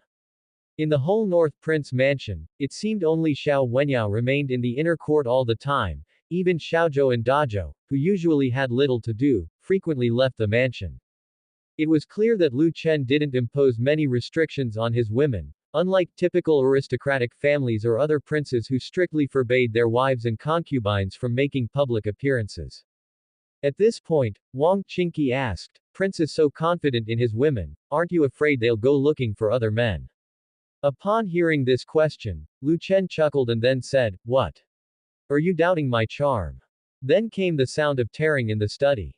Noticing yet another robe being ruined, Wang Qingqi glared at Lu Chen, then said, Prince, this dress was a gift from the princess consort to this slave. Lu Chen, smiling, replied, wait a while, and I'll tell Zixuan to send you a few more. Before Wang Qingqi could say anything more, Lu Chen picked her up and placed her on the desk. He then leaned in closer and continued, I'm quite confident in my charm, And of course, I'm also confident in my women. I believe none of you would betray me. Wang Qingqi knew she was definitely going to be dealt with by Lu Chen today. Her delicate, jade-like hands reached out toward Lu Chen, and then she fixed her gaze on Lu Chen's handsome face and asked, "This humble woman is very curious, from where does the prince derive his confidence? May the prince be willing to enlighten this humble woman." As she spoke, Wang Qingqi sent Lu Chen a seductive glance, her eyes brimming with unspoken promise, and a coquettish air spread across her face. Seeing Wang Qingqi provoke him again, Lu Chen said with a smile, "Qingqi, are you so eager to create more beautiful memories with me?" Wang Qingqi's cheeks flushed crimson, her eyes sultry like silk. She smiled and said, "This humble woman doesn't quite understand what kind of beautiful memories the prince is referring to." Lu Chen could no longer restrain himself at the sight of Wang Qingqi's tempting appearance, and he leaned in, kissing her rosy lips. This bitch needed to be put in her place more often, or else she would become insufferably arrogant in just a few days. Before long, Wang Qingqi experienced what Lu Chen meant by beautiful memories. Although she had gone through similar situations countless times before, Wang Qingqi still felt that this time with Lu Chen was something she would cherish even more. Lu Chen also clearly sensed that Wang Qingqi was different today, she seemed to become even more proactive. Meanwhile, when Mu Zixuan and the others heard that they were moving, they immediately instructed the maids and servants of the prince's mansion to start packing. There were many items in the North Prince mansion, and it was certain they couldn't be moved in a single day. Therefore, before the official move, they needed to transport most of the belongings to the new city. Only then, on the actual moving day, could they settle into the new North Prince mansion within one day. The servants bustled in and out of the prince's mansion, packing items under Mu Zixuan's watchful eye, while her gaze remained fixed on a tree not far away in the pavilion. Could it be that tree? Mu Zixuan fell into thought. Knowing the purpose of the dragon phoenix tree, she was well aware of its significance. The dragon phoenix tree had grown to about 7 or 8 meters tall by now and its trunk was incredibly thick. Moving such a tree to the new prince's mansion would likely be troublesome. Seeing Wang Qingqi's eyes fixed on the dragon phoenix tree not far away, Zhou Yuyu asked, "Sister Mu, why are you staring at that tree all the time?" Hearing Zhou Yuyu's words, Mu Zixuan snapped back to reality and replied, "This tree has grown so big, it's not easy to transplant it to the new prince's mansion, and as it's a fairy tree, I don't know if it can be moved easily." Zhou Yuyu said, "This tree was planted by the prince, he should know the most about it. Why not ask the prince about it and see if it can be moved to the new prince's mansion?" Mu Zixuan thought that made sense, as the tree was so important to Lu Chen, he would probably find a way to relocate it. She decided to ask Lu Chen during dinner how he intended to handle the dragon phoenix tree. At dusk, when all of Lu Chen's wives and concubines arrived at the main hall to prepare for dinner, they found that Lu Chen had not yet returned. Usually, if Lu Chen was not back for dinner, it was likely that he was up to no good with one of his wives or concubines. Mu Zixuan scanned the hall and saw that nearly all of Lu Chen's wives and concubines were present. She then turned to her maid behind her and said, "Xiao Ru, go check the study and see if the prince is there." "Yes, my lady." The maid then went to the study. A short while later, the maid Xiao Ru came back to the main hall with a flushed face. Seeing her red-faced maid, the women all understood what was happening. Maid Xiao Ru said, "My lady, the prince says he will not return tonight, he has already eaten." Hearing this, Mu Zixuan smiled and said to Chu Yukan and the others, "Since the prince won't be coming back, let us eat first." The women stopped waiting and began dining while talking about the topic of moving the city. Great Xia Dynasty. Capital city, Sum Emperor's sleeping palace. The Sum Emperor lay on the bed, looking as if he was on his last breath. At this moment, Zhao Wenan and Lin Gaoyuan were reporting the latest movements of the major dynasties. A little while later, the Sum Emperor suddenly began coughing violently. A maid hurried over with a yellow silk handkerchief. In the next moment, the Sum Emperor coughed up fresh blood onto the handkerchief, dyeing the yellow silk a deep red. Seeing this scene, Zhao Wenan and Lin Gaoyuan both frowned slightly, their eyes darting with different thoughts, each plotting their own schemes. After a while, the Sum Emperor spoke. I never thought that as soon as I fall, the major dynasties would surround us like vultures. Saying this, the Sum Emperor glanced at Zhao Wenan and Lin Gaoyuan, then asked, Zhao, Lin, in your opinion, which prince can succeed my position? Upon hearing this, Lin Gaoyuan and Zhao Wenan immediately knelt on the ground, and said in unison, your servants would not dare to speak carelessly. Some things must not be spoken lightly, especially on the matter of appointing a successor. The Sum Emperor coughed a few more times, then said, do not worry, speak freely. I absolve you of any blame. The two remained prostrate on the ground, not daring to lift their heads. Seeing that they still would not speak, the Sum Emperor snorted coldly, the esteemed prime ministers, yet you dare not declare your stance on the matter of succession, what kind of prime ministers are you? After another long pause, the Sum Emperor said, enough, both of you stand up. If you do not dare to say, I won't force you. After hearing this, Zhao Wenan and Lin Gaoyuan finally stood up. At that moment, the Sum Emperor continued, since its establishment, the great Shah has practiced the tradition of the eldest legitimate son inheriting the throne. However, as the interference from the aristocratic families over the throne has become increasingly severe, most of the recent legitimate eldest sons have not lived past 30 years of age, and the transfer of the throne has always been accompanied by heavy bloodshed. Now that the southern aristocratic families have been destroyed and the ancient families have become much more restrained, it is time to return to the tradition of the eldest legitimate son's succession. Hearing the Sum Emperor's words, Lin Gaoyuan and Zhao Wenan had a sudden realization. Could it be that the Sum Emperor was planning to appoint Prince Lu Yi as the crown prince? After coming to his senses, Zhao Wenan was inwardly overjoyed. Fortunately, after Prince Lu Shuyan's rebellion, he had promptly sided with Prince Lu Yi. If Prince Lu Yi could smoothly succeed, he would still be heavily utilized. At this time, the Sum Emperor went on to say, I plan to appoint Prince Lu Yi as the crown prince. What do you two think of this decision? Zhao Wenan and Lin Gaoyuan said in unison, we fully abide by your imperial decision. Although Lin Gaoyuan was somewhat surprised by this outcome, he was not uncomprehending. After all, the Sum Emperor was nearing his end, and a successor had to be chosen without further delay. If talking about capability, Prince Lu Yi could indeed be considered competent. Key is, Prince Lu Yi is the legitimate eldest son and was supposed to inherit the throne to begin with.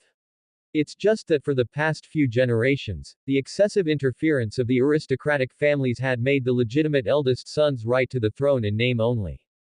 However, Lin Gaoyuan did not believe that Prince Lu Yi could inherit the throne so smoothly. He was quite familiar with the current political landscape of the court and knew that almost all princes were backed by several factions, and most critically, most princes had the backing of seigneurs.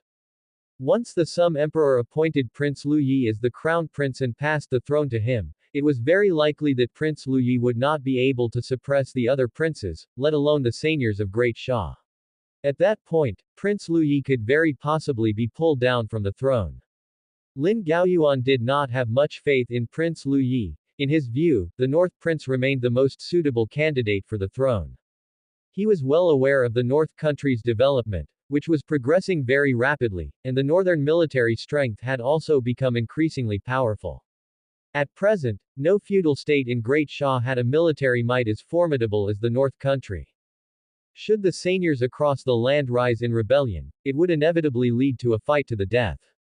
Once the North country saw its opportunity, given its military capability, the North Prince would undoubtedly be able to ascend to that position smoothly. Nonetheless, Lin Gaoyuan was currently somewhat worried about the Great Wu and Dayu dynasties.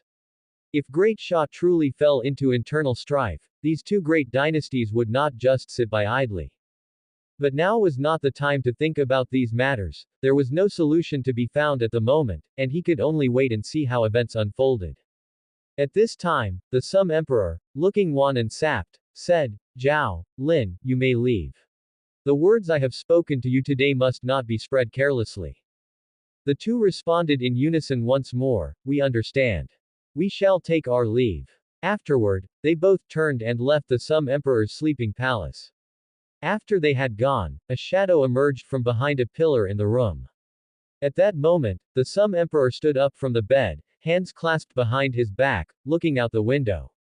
He was a completely different person from the sickly image he had portrayed moments ago. Now, he looked entirely unafflicted. Then, the Sum Emperor asked in a cold voice, "Who does Lin Gaoyuan support?"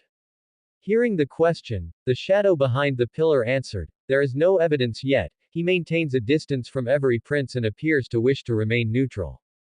The Sum Emperor chuckled, "That old fox, he probably has seen through my feigned illness." With most of the court officials already taking sides, Lin Gaoyuan, as the left prime minister, had yet to choose a prince he favored amidst a possible change of rulers, which appeared suspicious. If he did not take a stand now, when the struggle for the throne finished, the Lin family would no longer enjoy their current prosperity, and it's uncertain whether Lin Gaoyuan could continue as prime minister. The Sum Emperor did not believe Lin Gaoyuan was neutral. In his opinion, Lin Gaoyuan must have discovered something. However, even if Lin Gaoyuan had discovered something, the Sum Emperor didn't care, his plan had been very successful. All the seigneurs across the Great Shah had entered the game, and now it was just a matter of whether the one in the north would take the bait. If the one in the north also took the bait, then he could solve the problem once and for all. Just then, a shadow guard appeared at the doorway. "Your Majesty, there is a disturbance in the north country." Hearing this, the Sum Emperor paused for a moment before taking the report from the shadow guard's hands and carefully reading it. Seeing that the North Country had stationed 30,000 heavy cavalry in Yonggan County, the Sum Emperor slightly furrowed his brow. He didn't quite understand what the North Country was up to. If the North really planned to head south, they would likely attack the Qi country directly. To pass through the Qi country would be the logical strategy. What use would it be to station 30,000 heavy cavalry in the northwest at Yonggan County? Moreover, the North Country had only a total of 50,000 heavy cavalry. 30,000 constituted a significant military force. Placing such a force on the border with the Great Wu dynasty could potentially provoke the Great Wu. The Sum Emperor thought for a moment but still found the actions of the North Country perplexing and then told the Shadow Guard, "Go summon the state preceptor to see us." The Shadow Guard before the Sum Emperor immediately replied, "As you command, Your Majesty." Before long, Satu-Ce appeared in the Sum Emperor's bedchamber, and the Sum Emperor handed the report he was holding directly to Satu-Ce, then asked, "The North Country is not sending troops southward but has instead moved the heavy cavalry to Yonggan County. What does the state preceptor make of this?" Caught off guard by the question, Satu-Ce took the report from the Sum Emperor's hand and scrutinized it carefully. After a while, Satu-Ce finally answered, "Your Majesty, your humble servant believes that the North Prince is trying to deter the Great Wu and prevent them from launching an attack on the Great Shah during its internal strife." Upon hearing this, the Sum Emperor's face darkened, and he said somewhat displeased, "He has moved such an important military force to Yonggan County. Are you implying that he has no designs on the capital at all? If the North Prince truly had his sights set on the throne, like the other seigneurs, he would either be expanding his forces or mustering troops, waiting for the right moment. But the North Country had directly relocated its most capable heavy cavalry to ward off the Great Wu dynasty. This indicated that the North Prince had no intentions of heading south, otherwise, he would never deploy such an important force to guard against the Great Wu.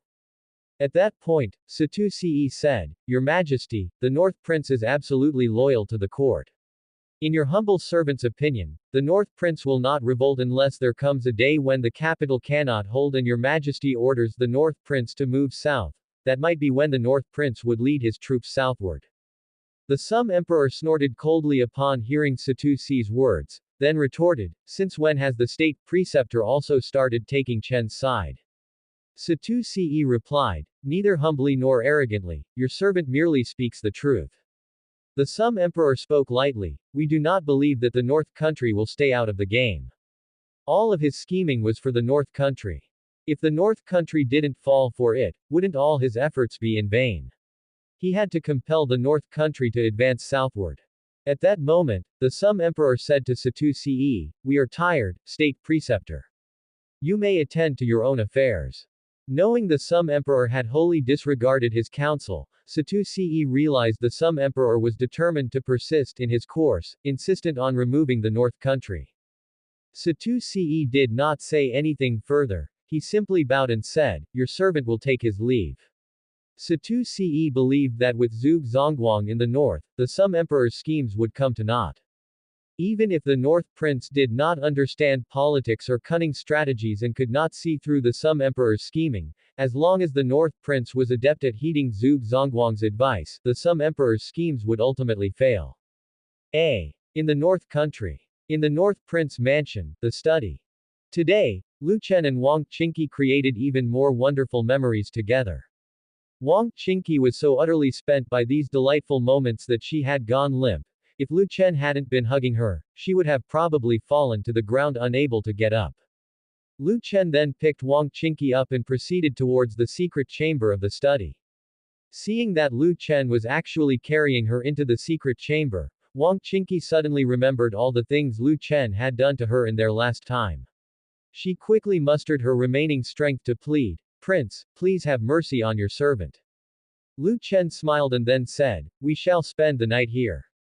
At the mention of spending the night, Wang Qingqi's face turned deathly pale. But after Lu Chen placed Wang Qingqi on the bed of the study's secret chamber, he just lay down on the bed, letting Wang Qingqi rest in his embrace and didn't continue to do anything else to her. Seeing that Lu Chen made no further move, Wang Qingqi paused.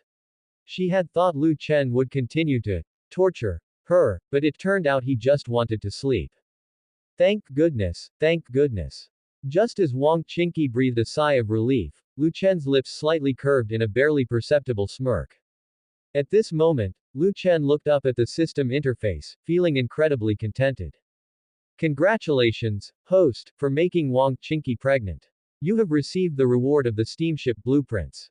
The pregnancy reward is an encouragement.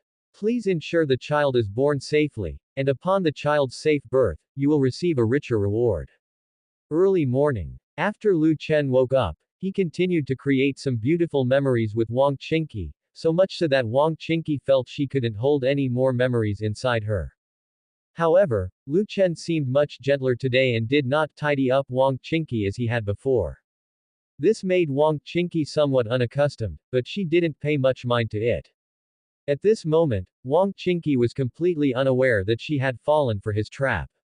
Once she returned to her bedroom, she immediately had her maid draw water for a bath, cleaned herself, and expelled the impurities from her body through her cultivation. Wang Qingqi thought it would be just like before, without any issues. Meanwhile, Lu Chen, beaming with joy, returned to the main courtyard. Mu Zixuan was there, gazing at the dragon phoenix tree beneath it, pondering how to transport this dragon phoenix tree to the new prince's mansion. Seeing Mu Zixuan standing under the dragon phoenix tree, staring intently at it, Lu Chen came up behind her, wrapped his arms around her slim waist, and whispered in her ear, "My love, what are you looking at?" Upon seeing Lu Chen's return, Mu Zixuan immediately said, "Prince, we are about to move soon. What are your plans for this dragon phoenix tree? Surely you cannot leave it here, can you?" Hearing this, Lu Chen paused. He hadn't considered this issue at first. Lu Chen looked up at the lush dragon phoenix tree. It had grown rapidly at first, becoming a large tree in just a few days. Although the growth of the dragon phoenix tree had slowed down, it was now as tall as a several-story building, with a thick trunk. To relocate the dragon phoenix tree to the new prince's mansion was indeed a huge project, but not an insurmountable problem. As long as the roots were dug out and more people were found, the tree could be transplanted to the new prince's mansion. What worried him was whether the dragon phoenix tree could be transplanted at all. Then Lu Chen asked in his mind, "System, can this dragon phoenix tree be transplanted?" If the dragon phoenix tree couldn't be transplanted, then it would have to stay put. In that case, he would need to assign someone to guard it, to prevent any harm to the tree. At this moment, the system's voice echoed in Lu Chen's mind. It can. Relieved by the system's response, Lu Chen then heard the system speak again. After the host transplants the dragon phoenix tree to the new location, you need to feed it with your blood again. Lu Chen thought that was no big deal, as long as the dragon phoenix tree could be moved. He then said to Mu Zixuan beside him, "In a few days, we'll get some more people to trim the branches of the dragon phoenix tree, collect the branches and leaves, and then have someone dig up the roots and transplant it to the new prince's mansion." Mu Zixuan continued to ask, "Can a fairy tree also be transplanted like this?" Lu Chen said with a smile, "It is precisely because it is a fairy tree that it has a stronger vitality. It's easier for it to survive the transplant than ordinary trees." Relieved by Lu Chen's words, Mu Zixuan realized she had been overly concernated. There was no issue with moving the tree after all. At this moment, Mu Zixuan smiled and said, "Prince, you must have been busy all night long. You must be hungry by now. I have already asked the servants to prepare breakfast." At this time, Lu Chen bore a very fragrant scent on him that Mu Zixuan could immediately recognize as that of Wang Qingqi, which clearly indicated that Lu Chen had spent the previous night with Wang Qingqi in the study. As for what Lu Chen did in the study with Wang Qingqi, there was no need to guess. A man and a woman alone in a room is self-evident. Lu Chen replied with a slight smile, "My love understands me well, I am indeed a bit hungry." With that, Lu Chen, holding Mu Zixuan's slender waist, walked toward the main hall. As Lu Chen had breakfast, Mu Zixuan sat by his side watching. Suddenly, Lu Chen thought of something and spoke up, "I plan to give Wang Qingqi a proper status after we move to the new residence. What do you think, my love?" Mu Zixuan smiled slightly, "If the prince wishes to grant her a status, then do so. There's no need to ask for my opinion. Wang has been with you for some time now, indeed, it's time to afford her some recognition." Lu Chen said, "Since my love agrees, I'll leave the matter of the formal recognition to you. She is already carrying my child, so I intend to give her a complete wedding ceremony." Upon hearing this, Mu Zixuan was taken aback, then she said, "Congratulations, Prince, on another heir." Wang Qingqi was a martial artist, and a high-quality one at that, which made her very unlikely to become pregnant. In the entire North Prince mansion, only Chu Yukan was an exception, succeeding on her first attempt. Besides Chu Yukan, Lu Chen, Wang Qingqi, and even Yelv Nanyan, these high-quality warriors did not know how many times they had been with him without conceiving. Now that Wang Qingqi, the half-step grandmaster, was pregnant with Lu Chen's child, it was indeed a cause for celebration. With one child on the way, there would likely be a second and a third. With Wang Qingqi pregnant, it should be possible for Lu Chen's other women too. At this point, Lu Chen put down his chopsticks and reminded, "By the way, she does not yet know that she is carrying my child. You should keep it to yourself for now." Hearing this, Mu Zixuan asked with a puzzled look, "Why is that?" Lu Chen said with a smile, "This is to give her a surprise." Mu Zixuan smiled lightly, then spoke, "This concubine understands." While Lu Chen was still having breakfast, a maid entered the main hall. "Prince, Miss Dongfang requests an audience." When Lu Chen had left his study earlier, he had instructed a Jinyue guard to notify Dongfang Longyu to come to the prince's mansion, but he did not expect her to arrive so quickly. Lu Chen hurriedly finished his porridge, then stood up and walked towards the study. By this time, Dongfang Longyu had already arrived at Lu Chen's study. Although the study had been restored to its original state, Dongfang Longyu still felt there was a strange odor in the room, one she had never smelled before, and thus did not know what was emitting it. As Dongfang Longyu was curious about the strange smell in Lu Chen's study, Lu Chen entered the room. "Longyu, sorry to have kept you waiting." Dongfang Longyu quickly saluted and said, "This commoner greets the prince. This commoner has just arrived as well." At this point, Dongfang Longyu looked up at Lu Chen, "May I know why the prince has summoned me here?" Lu Chen said, "Your Dongfang family has built large ships before and has many shipbuilding craftsmen. I plan to build several special warships soon, so I need the assistance of your Dongfang family." As his words fell, Lu Chen's gaze swept over Dongfang Longyu. She was dressed in a light purple gown, her black hair partially pinned up with a white jade hairpin, her fair neck appearing exceptionally slender, with strands of hair draping over her fragrant shoulders, the tips of her hair resting in front of her delicate collarbones. Dongfang Longyu exuded an indescribable aura that seemed transcendent above the mundane world. In addition to her presence, her perfect figure and long jade legs, as well as her flawless visage, could equally stir sinful thoughts in a man. Lu Chen then glanced at Dongfang Longyu's favorability level. After spending time together, Dongfang Longyu's favorability towards him had risen to 95.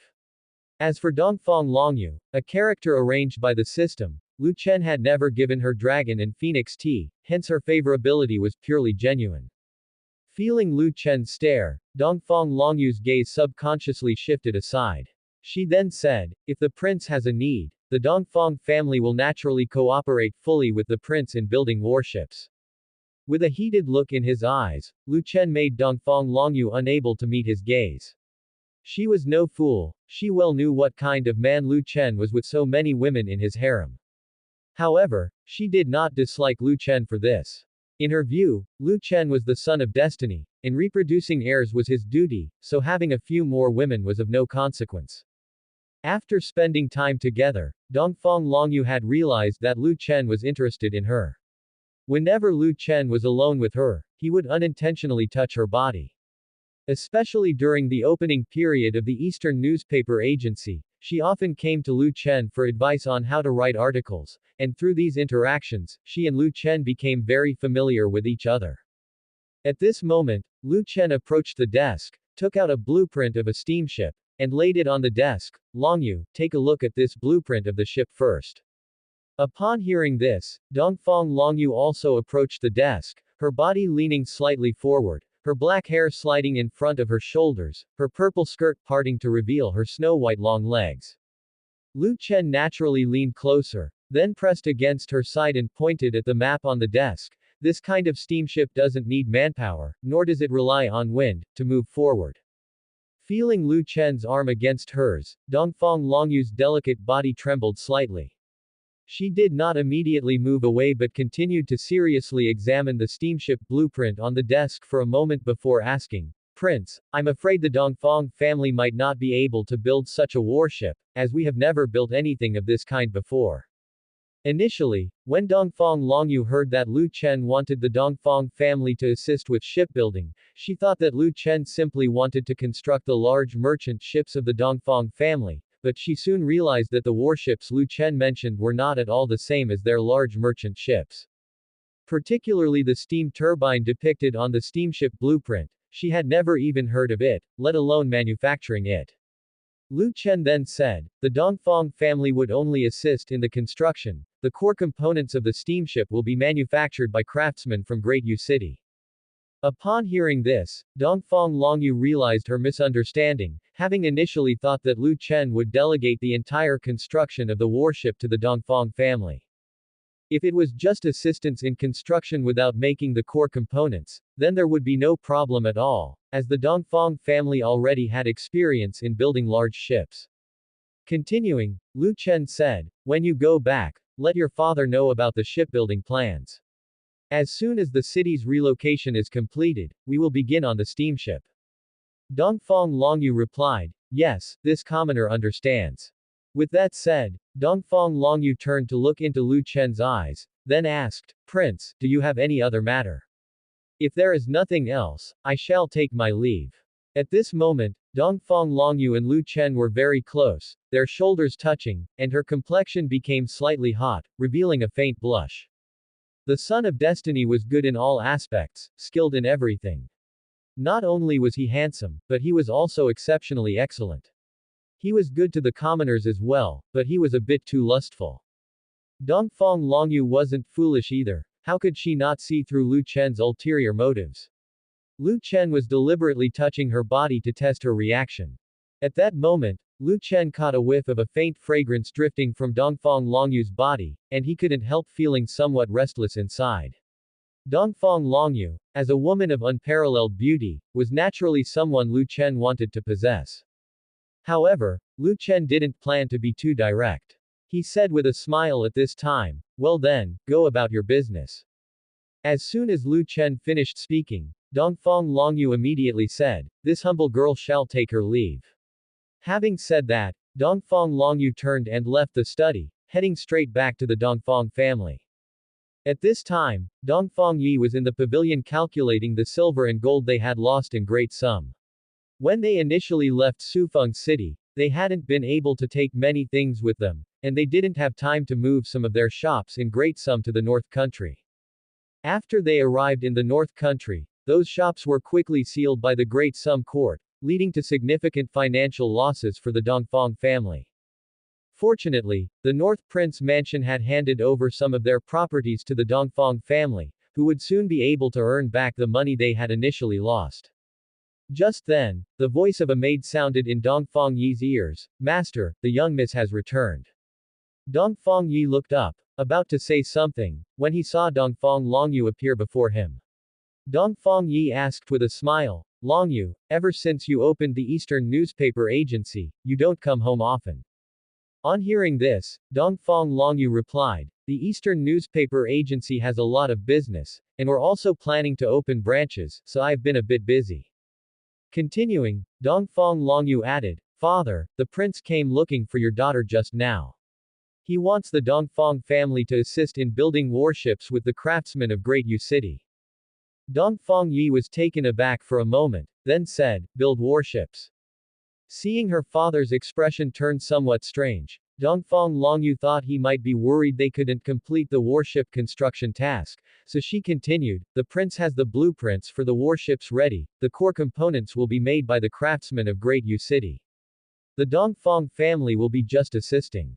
It shouldn't be too difficult for us." On hearing Dongfang Longyu's words, Dongfang Yi laughed heartily while stroking his beard.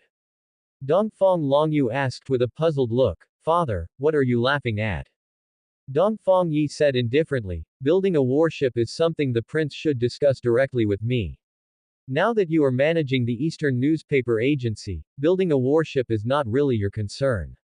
The prince could have summoned me to the prince's mansion, but he specifically asked for you, to bring me the message." Dongfang Longyu asked, "What do you mean by that?" Dongfang Yi revealed a mischievous smile. "My daughter, back when we were in the south, you looked down on all those scholars, and I've been worried about whom you would marry in the future. But now, I suddenly find that there seems to be someone who is quite suitable for you.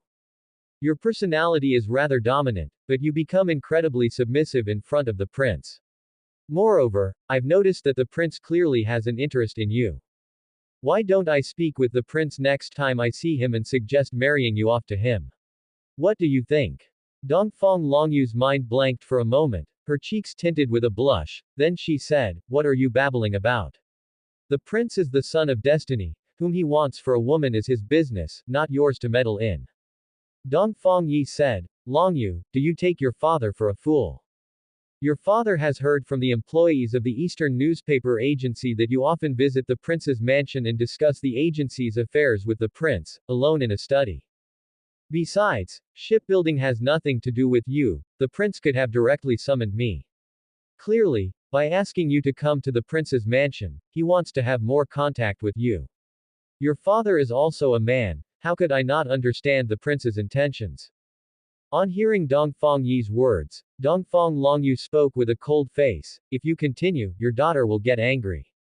At Dongfang Longyu's words, Dongfang Yi laughed and quickly said, all right, your father will say no more." Dongfang Longyu continued, "The prince said that after the city relocation is over, the construction of the warship will begin.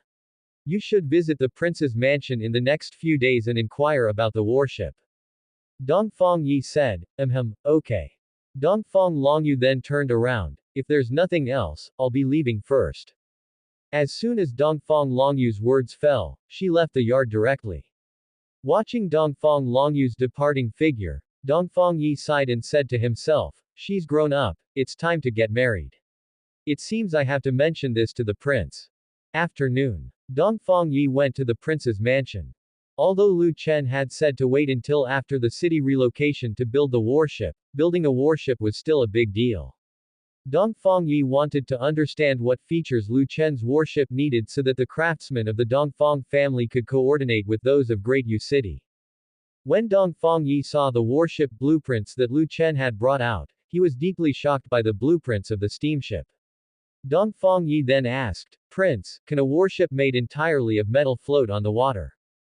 Although the Dongfang family had experience building large ships, they had never used all metal to construct one, at best covering the bow, stern, or surface of merchant ships with some metal.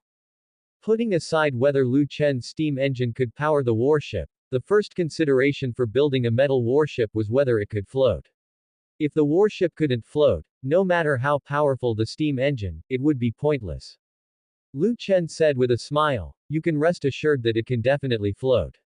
I plan to first build a smaller experimental ship to let you all gain some experience and verify the various parameters of the steamship. As for any potential issues, we'll know once it's built." Lu Chen estimated in his mind that, unlike a train, even the smallest steamship would take several years to build given the current conditions. Therefore, it was something to be approached gradually, and he wasn't in a hurry. Upon hearing Lu Chen's words, Dong Fangyi looked once again at the steamship blueprint in his hands, still finding it somewhat unbelievable. If, as Lu Chen said, this steamship could move without relying on human or wind power, and was made entirely of metal, wouldn't that make them invincible at sea in the future? While Dong Fangyi was entranced by the steamship blueprint, Lu Chen said, "The North Country doesn't have much of an industrial foundation right now, so it's not easy to manufacture such a steamship. There's no need to rush, the prince can afford to wait another 3 to 5 years. At present, their navy could continue to use wooden ships. The large ships made by the Dongfang family could still be armed with cannons and serve as warships, there was no necessity for steamships." It was then that Dong Fangyi suddenly thought of something, and then he asked, "Prince, can this steam engine really provide power for large ships?" Lu Chen replied, "Of course, the steam engines manufactured in Great Yu City have already succeeded in their trial use, and the railway from Yan County to Great Yu City is already being laid. It won't be long before you'll see vehicles that don't require horses. In the future, it will only take a few days to travel from Great Yu City to Yan County." After hearing this, Dong Fangyi said, "Prince, how about this? I'll first offer a few merchant ships, put the steam engine on them, modify the merchant ships a bit, and test out the effects of the steam engine." After thinking for a moment, Lu Chen said, "That's feasible. In a few days, I'll have craftsmen from Great Yu City produce a few steam engines suitable for merchant ships to test the power effect first." Lu Chen thought to himself that since he was not in a hurry, why not try modifying the existing wooden ships first? If the modification proved effective, his steam warships could be mass-produced before long. Metal steamships required a lot of metal. Since the industry of the North Country was not well developed, manufacturing metal steamships would take a lot of time, but it was different for wooden ships. If it were wooden ships, the craftsmen of the Dongfang family could make them, and the North Country had plenty of forests, providing more lumber for shipbuilding. However, on second thought, steam engines needed to burn coal and operated at particularly high temperatures.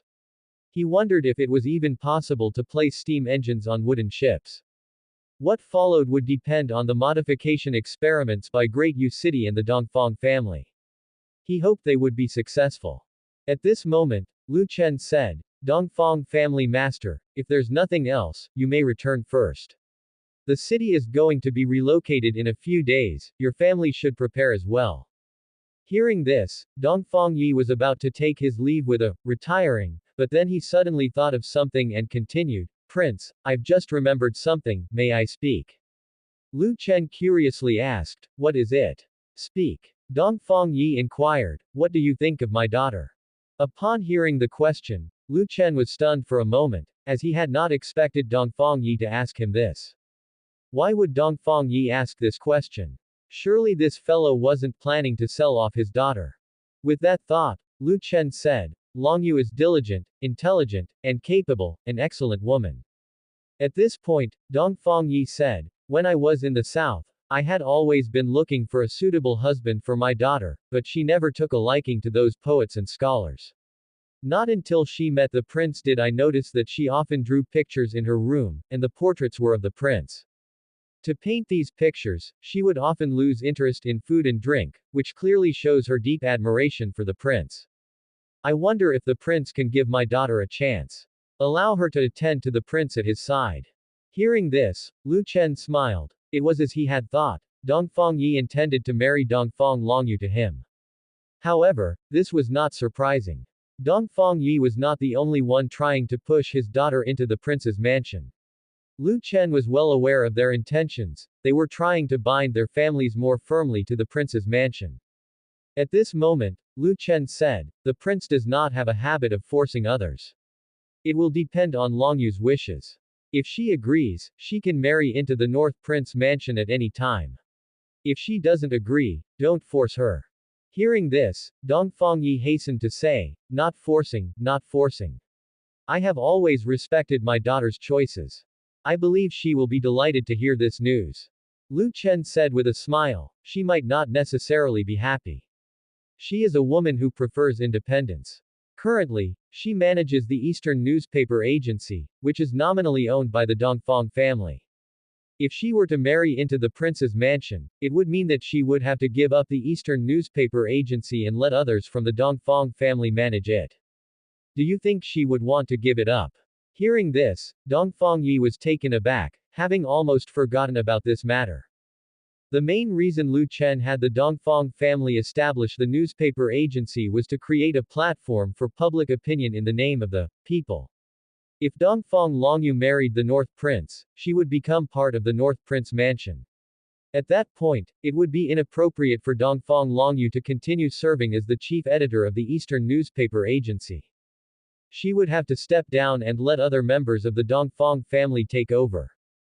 If Dongfang Longyu, after becoming a consort of the North Prince mansion, still controlled the Eastern Newspaper Agency, wouldn't it be telling others that the agency belonged to the North Prince mansion? Dongfang Yi couldn't help thinking that, given his daughter's personality, if she were to do nothing and just attend to the North Prince in the North Prince mansion every day, she probably wouldn't stand for it. At this thought, Dongfang Yi suddenly felt unsure about what to do. At this moment, Lu Chen continued, Master Dongfang, rest assured, if Longyu is willing to marry this prince, I can let her continue serving as the editor-in-chief of the Eastern Newspaper Agency. However, I might delay giving her a proper status for a few years, and once I give her that status, she will have to resign from her position as the editor-in-chief of the newspaper. Hearing Lu Chen's words, Dongfang Yi instantly understood Lu Chen's meaning, which was that Dongfang Longyu could move into North Prince mansion now and tend to Lu Chen, and when Dongfang Longyu was ready to give up her position as the editor-in-chief, that's when she would receive her formal status. Dongfang Yi felt that this solution wasn't bad. Cook the raw rice first, and when they had children later on, it would also be acceptable for them to undergo the formal marriage rites. The Dongfang family was a vassal family of the North Prince mansion, and Dongfang Yi trusted Lu Chen very much. If it were someone else, as a father, Dongfang Yi would certainly not agree to his daughter living with a man and having the reality of husband and wife before an official marriage, but the North Prince was different, he was ordained by heaven itself. As long as Dongfang Longyu became the North Prince's woman, she would be touched by destiny, binding her and the North Prince together. Moving into the North Prince mansion first was also an acceptable option. Thinking this, Dongfang Yi excitedly said, Prince, I will discuss it with Longyu later. Once we move to the new city, I will arrange for Longyu to move into the North Prince mansion and serve you. Hearing this, Lu Chen smiled and said, Master Dongfang, I will repeat myself, everything must be done willingly by Longyu, without any coercion. Dongfang Yi responded, Your Highness can rest assured, I definitely won't coerce my daughter, I'm merely conveying Your Highness's intentions. At this point, Dongfang Yi was so eager to go to the Eastern Newspaper Agency to tell his daughter the news that he said, Prince, if there are no other matters, then I shall take my leave. Lu Chen replied, all right. Afterwards, Dongfang Yi turned and left the study. Watching Dongfang Yi's retreating figure, Lu Chen couldn't help but wonder whether Dongfang Longyu would agree to move into the North Prince mansion in advance. Although Dongfang Longyu's favorability towards him was already at 95, favorability did not mean that she was necessarily willing to engage in certain matters with him. Take Chu Yukin from before, her favorability towards him was also in the 90s, almost reaching 100, but she always harbored reservations about their difference in status. Dongfang Longyu was a strong-willed woman. She might worry that marrying into the prince's mansion would mean losing the opportunity to continue managing the newspaper agency. Although Lu Chen had said that he would allow her to move into the prince's mansion first and then carry on with managing the Eastern Newspaper Agency, Once Dongfang Longyu entered the prince's mansion, one day she would have to resign from her role as the editor-in-chief. Just then, an idea suddenly struck Lu Chen, and the corners of his mouth slightly lifted. If Dongfang Longyu worried about having to leave the Eastern newspaper agency after marrying him, then couldn't he simply create another, employment, opportunity for her? He had been contemplating setting up a newspaper under the North Prince Mansion recently. The current official newspaper was ostensibly an organ of the small court's public opinion. Although the relationship between the small court and the North Prince Mansion was still very close at present, as his children grew older, the affairs of the small court and the North Prince Mansion would inevitably diverge sooner or later. Lu Chen didn't want the politics of the small court to enter his prince's mansion, and then have his children embroiled in all kinds of political intrigue. If that happened, his North Prince Mansion would likely be thrown into complete disarray. The small court of the North Country all had their official newspapers. How could the North Prince Mansion, a commercial leader with so many industries, not have its own newspaper agency? If the North Prince Mansion were to establish a newspaper, it could not only publish timely news but also release messages related to the North Prince Mansion's industries. Once Dongfang Longyu married into the North Prince Mansion, he could hand the management of the North Prince Mansion's newspaper agency over to her. Eastern Newspaper Agency. In the room, Dongfang Longyu was holding a brush, swiftly writing a draft of the latest news report on paper. While steel pens, convenient for writing, were already available in North Country, Dongfang Longyu still had not abandoned the habit of using brushes. Of course, although Dongfang Longyu was using a brush, her writing speed was hardly slower than those using steel pens. As Dongfang Longyu was engrossed in her writing, an employee entered her office. "Miss, the family head is here to see you." On hearing this, Dongfang Longyu paused for a moment. She had just visited home, so why would her father come to see her at this time? Then Dongfang Longyu said, "Let my father come to the office." "Yes, miss." After the agency staff left the room, it wasn't long before Dongfang Yi appeared in Dongfang Longyu's study. Seeing Dongfang Yi, Dongfang Longyu set down her brush and asked, "Father, what brings you here?" Dongfang Yi said, "I just visited the North Prince Mansion." Hearing this, Dongfang Longyu did not show much surprise. The North Prince had requested that the Dongfang family master assist the craftsmen of Great Yu City in building warships. As the head of the Dongfang family, her father naturally had to inquire about the progress of the warships so that their family could coordinate with the craftsmen of Great Yu City.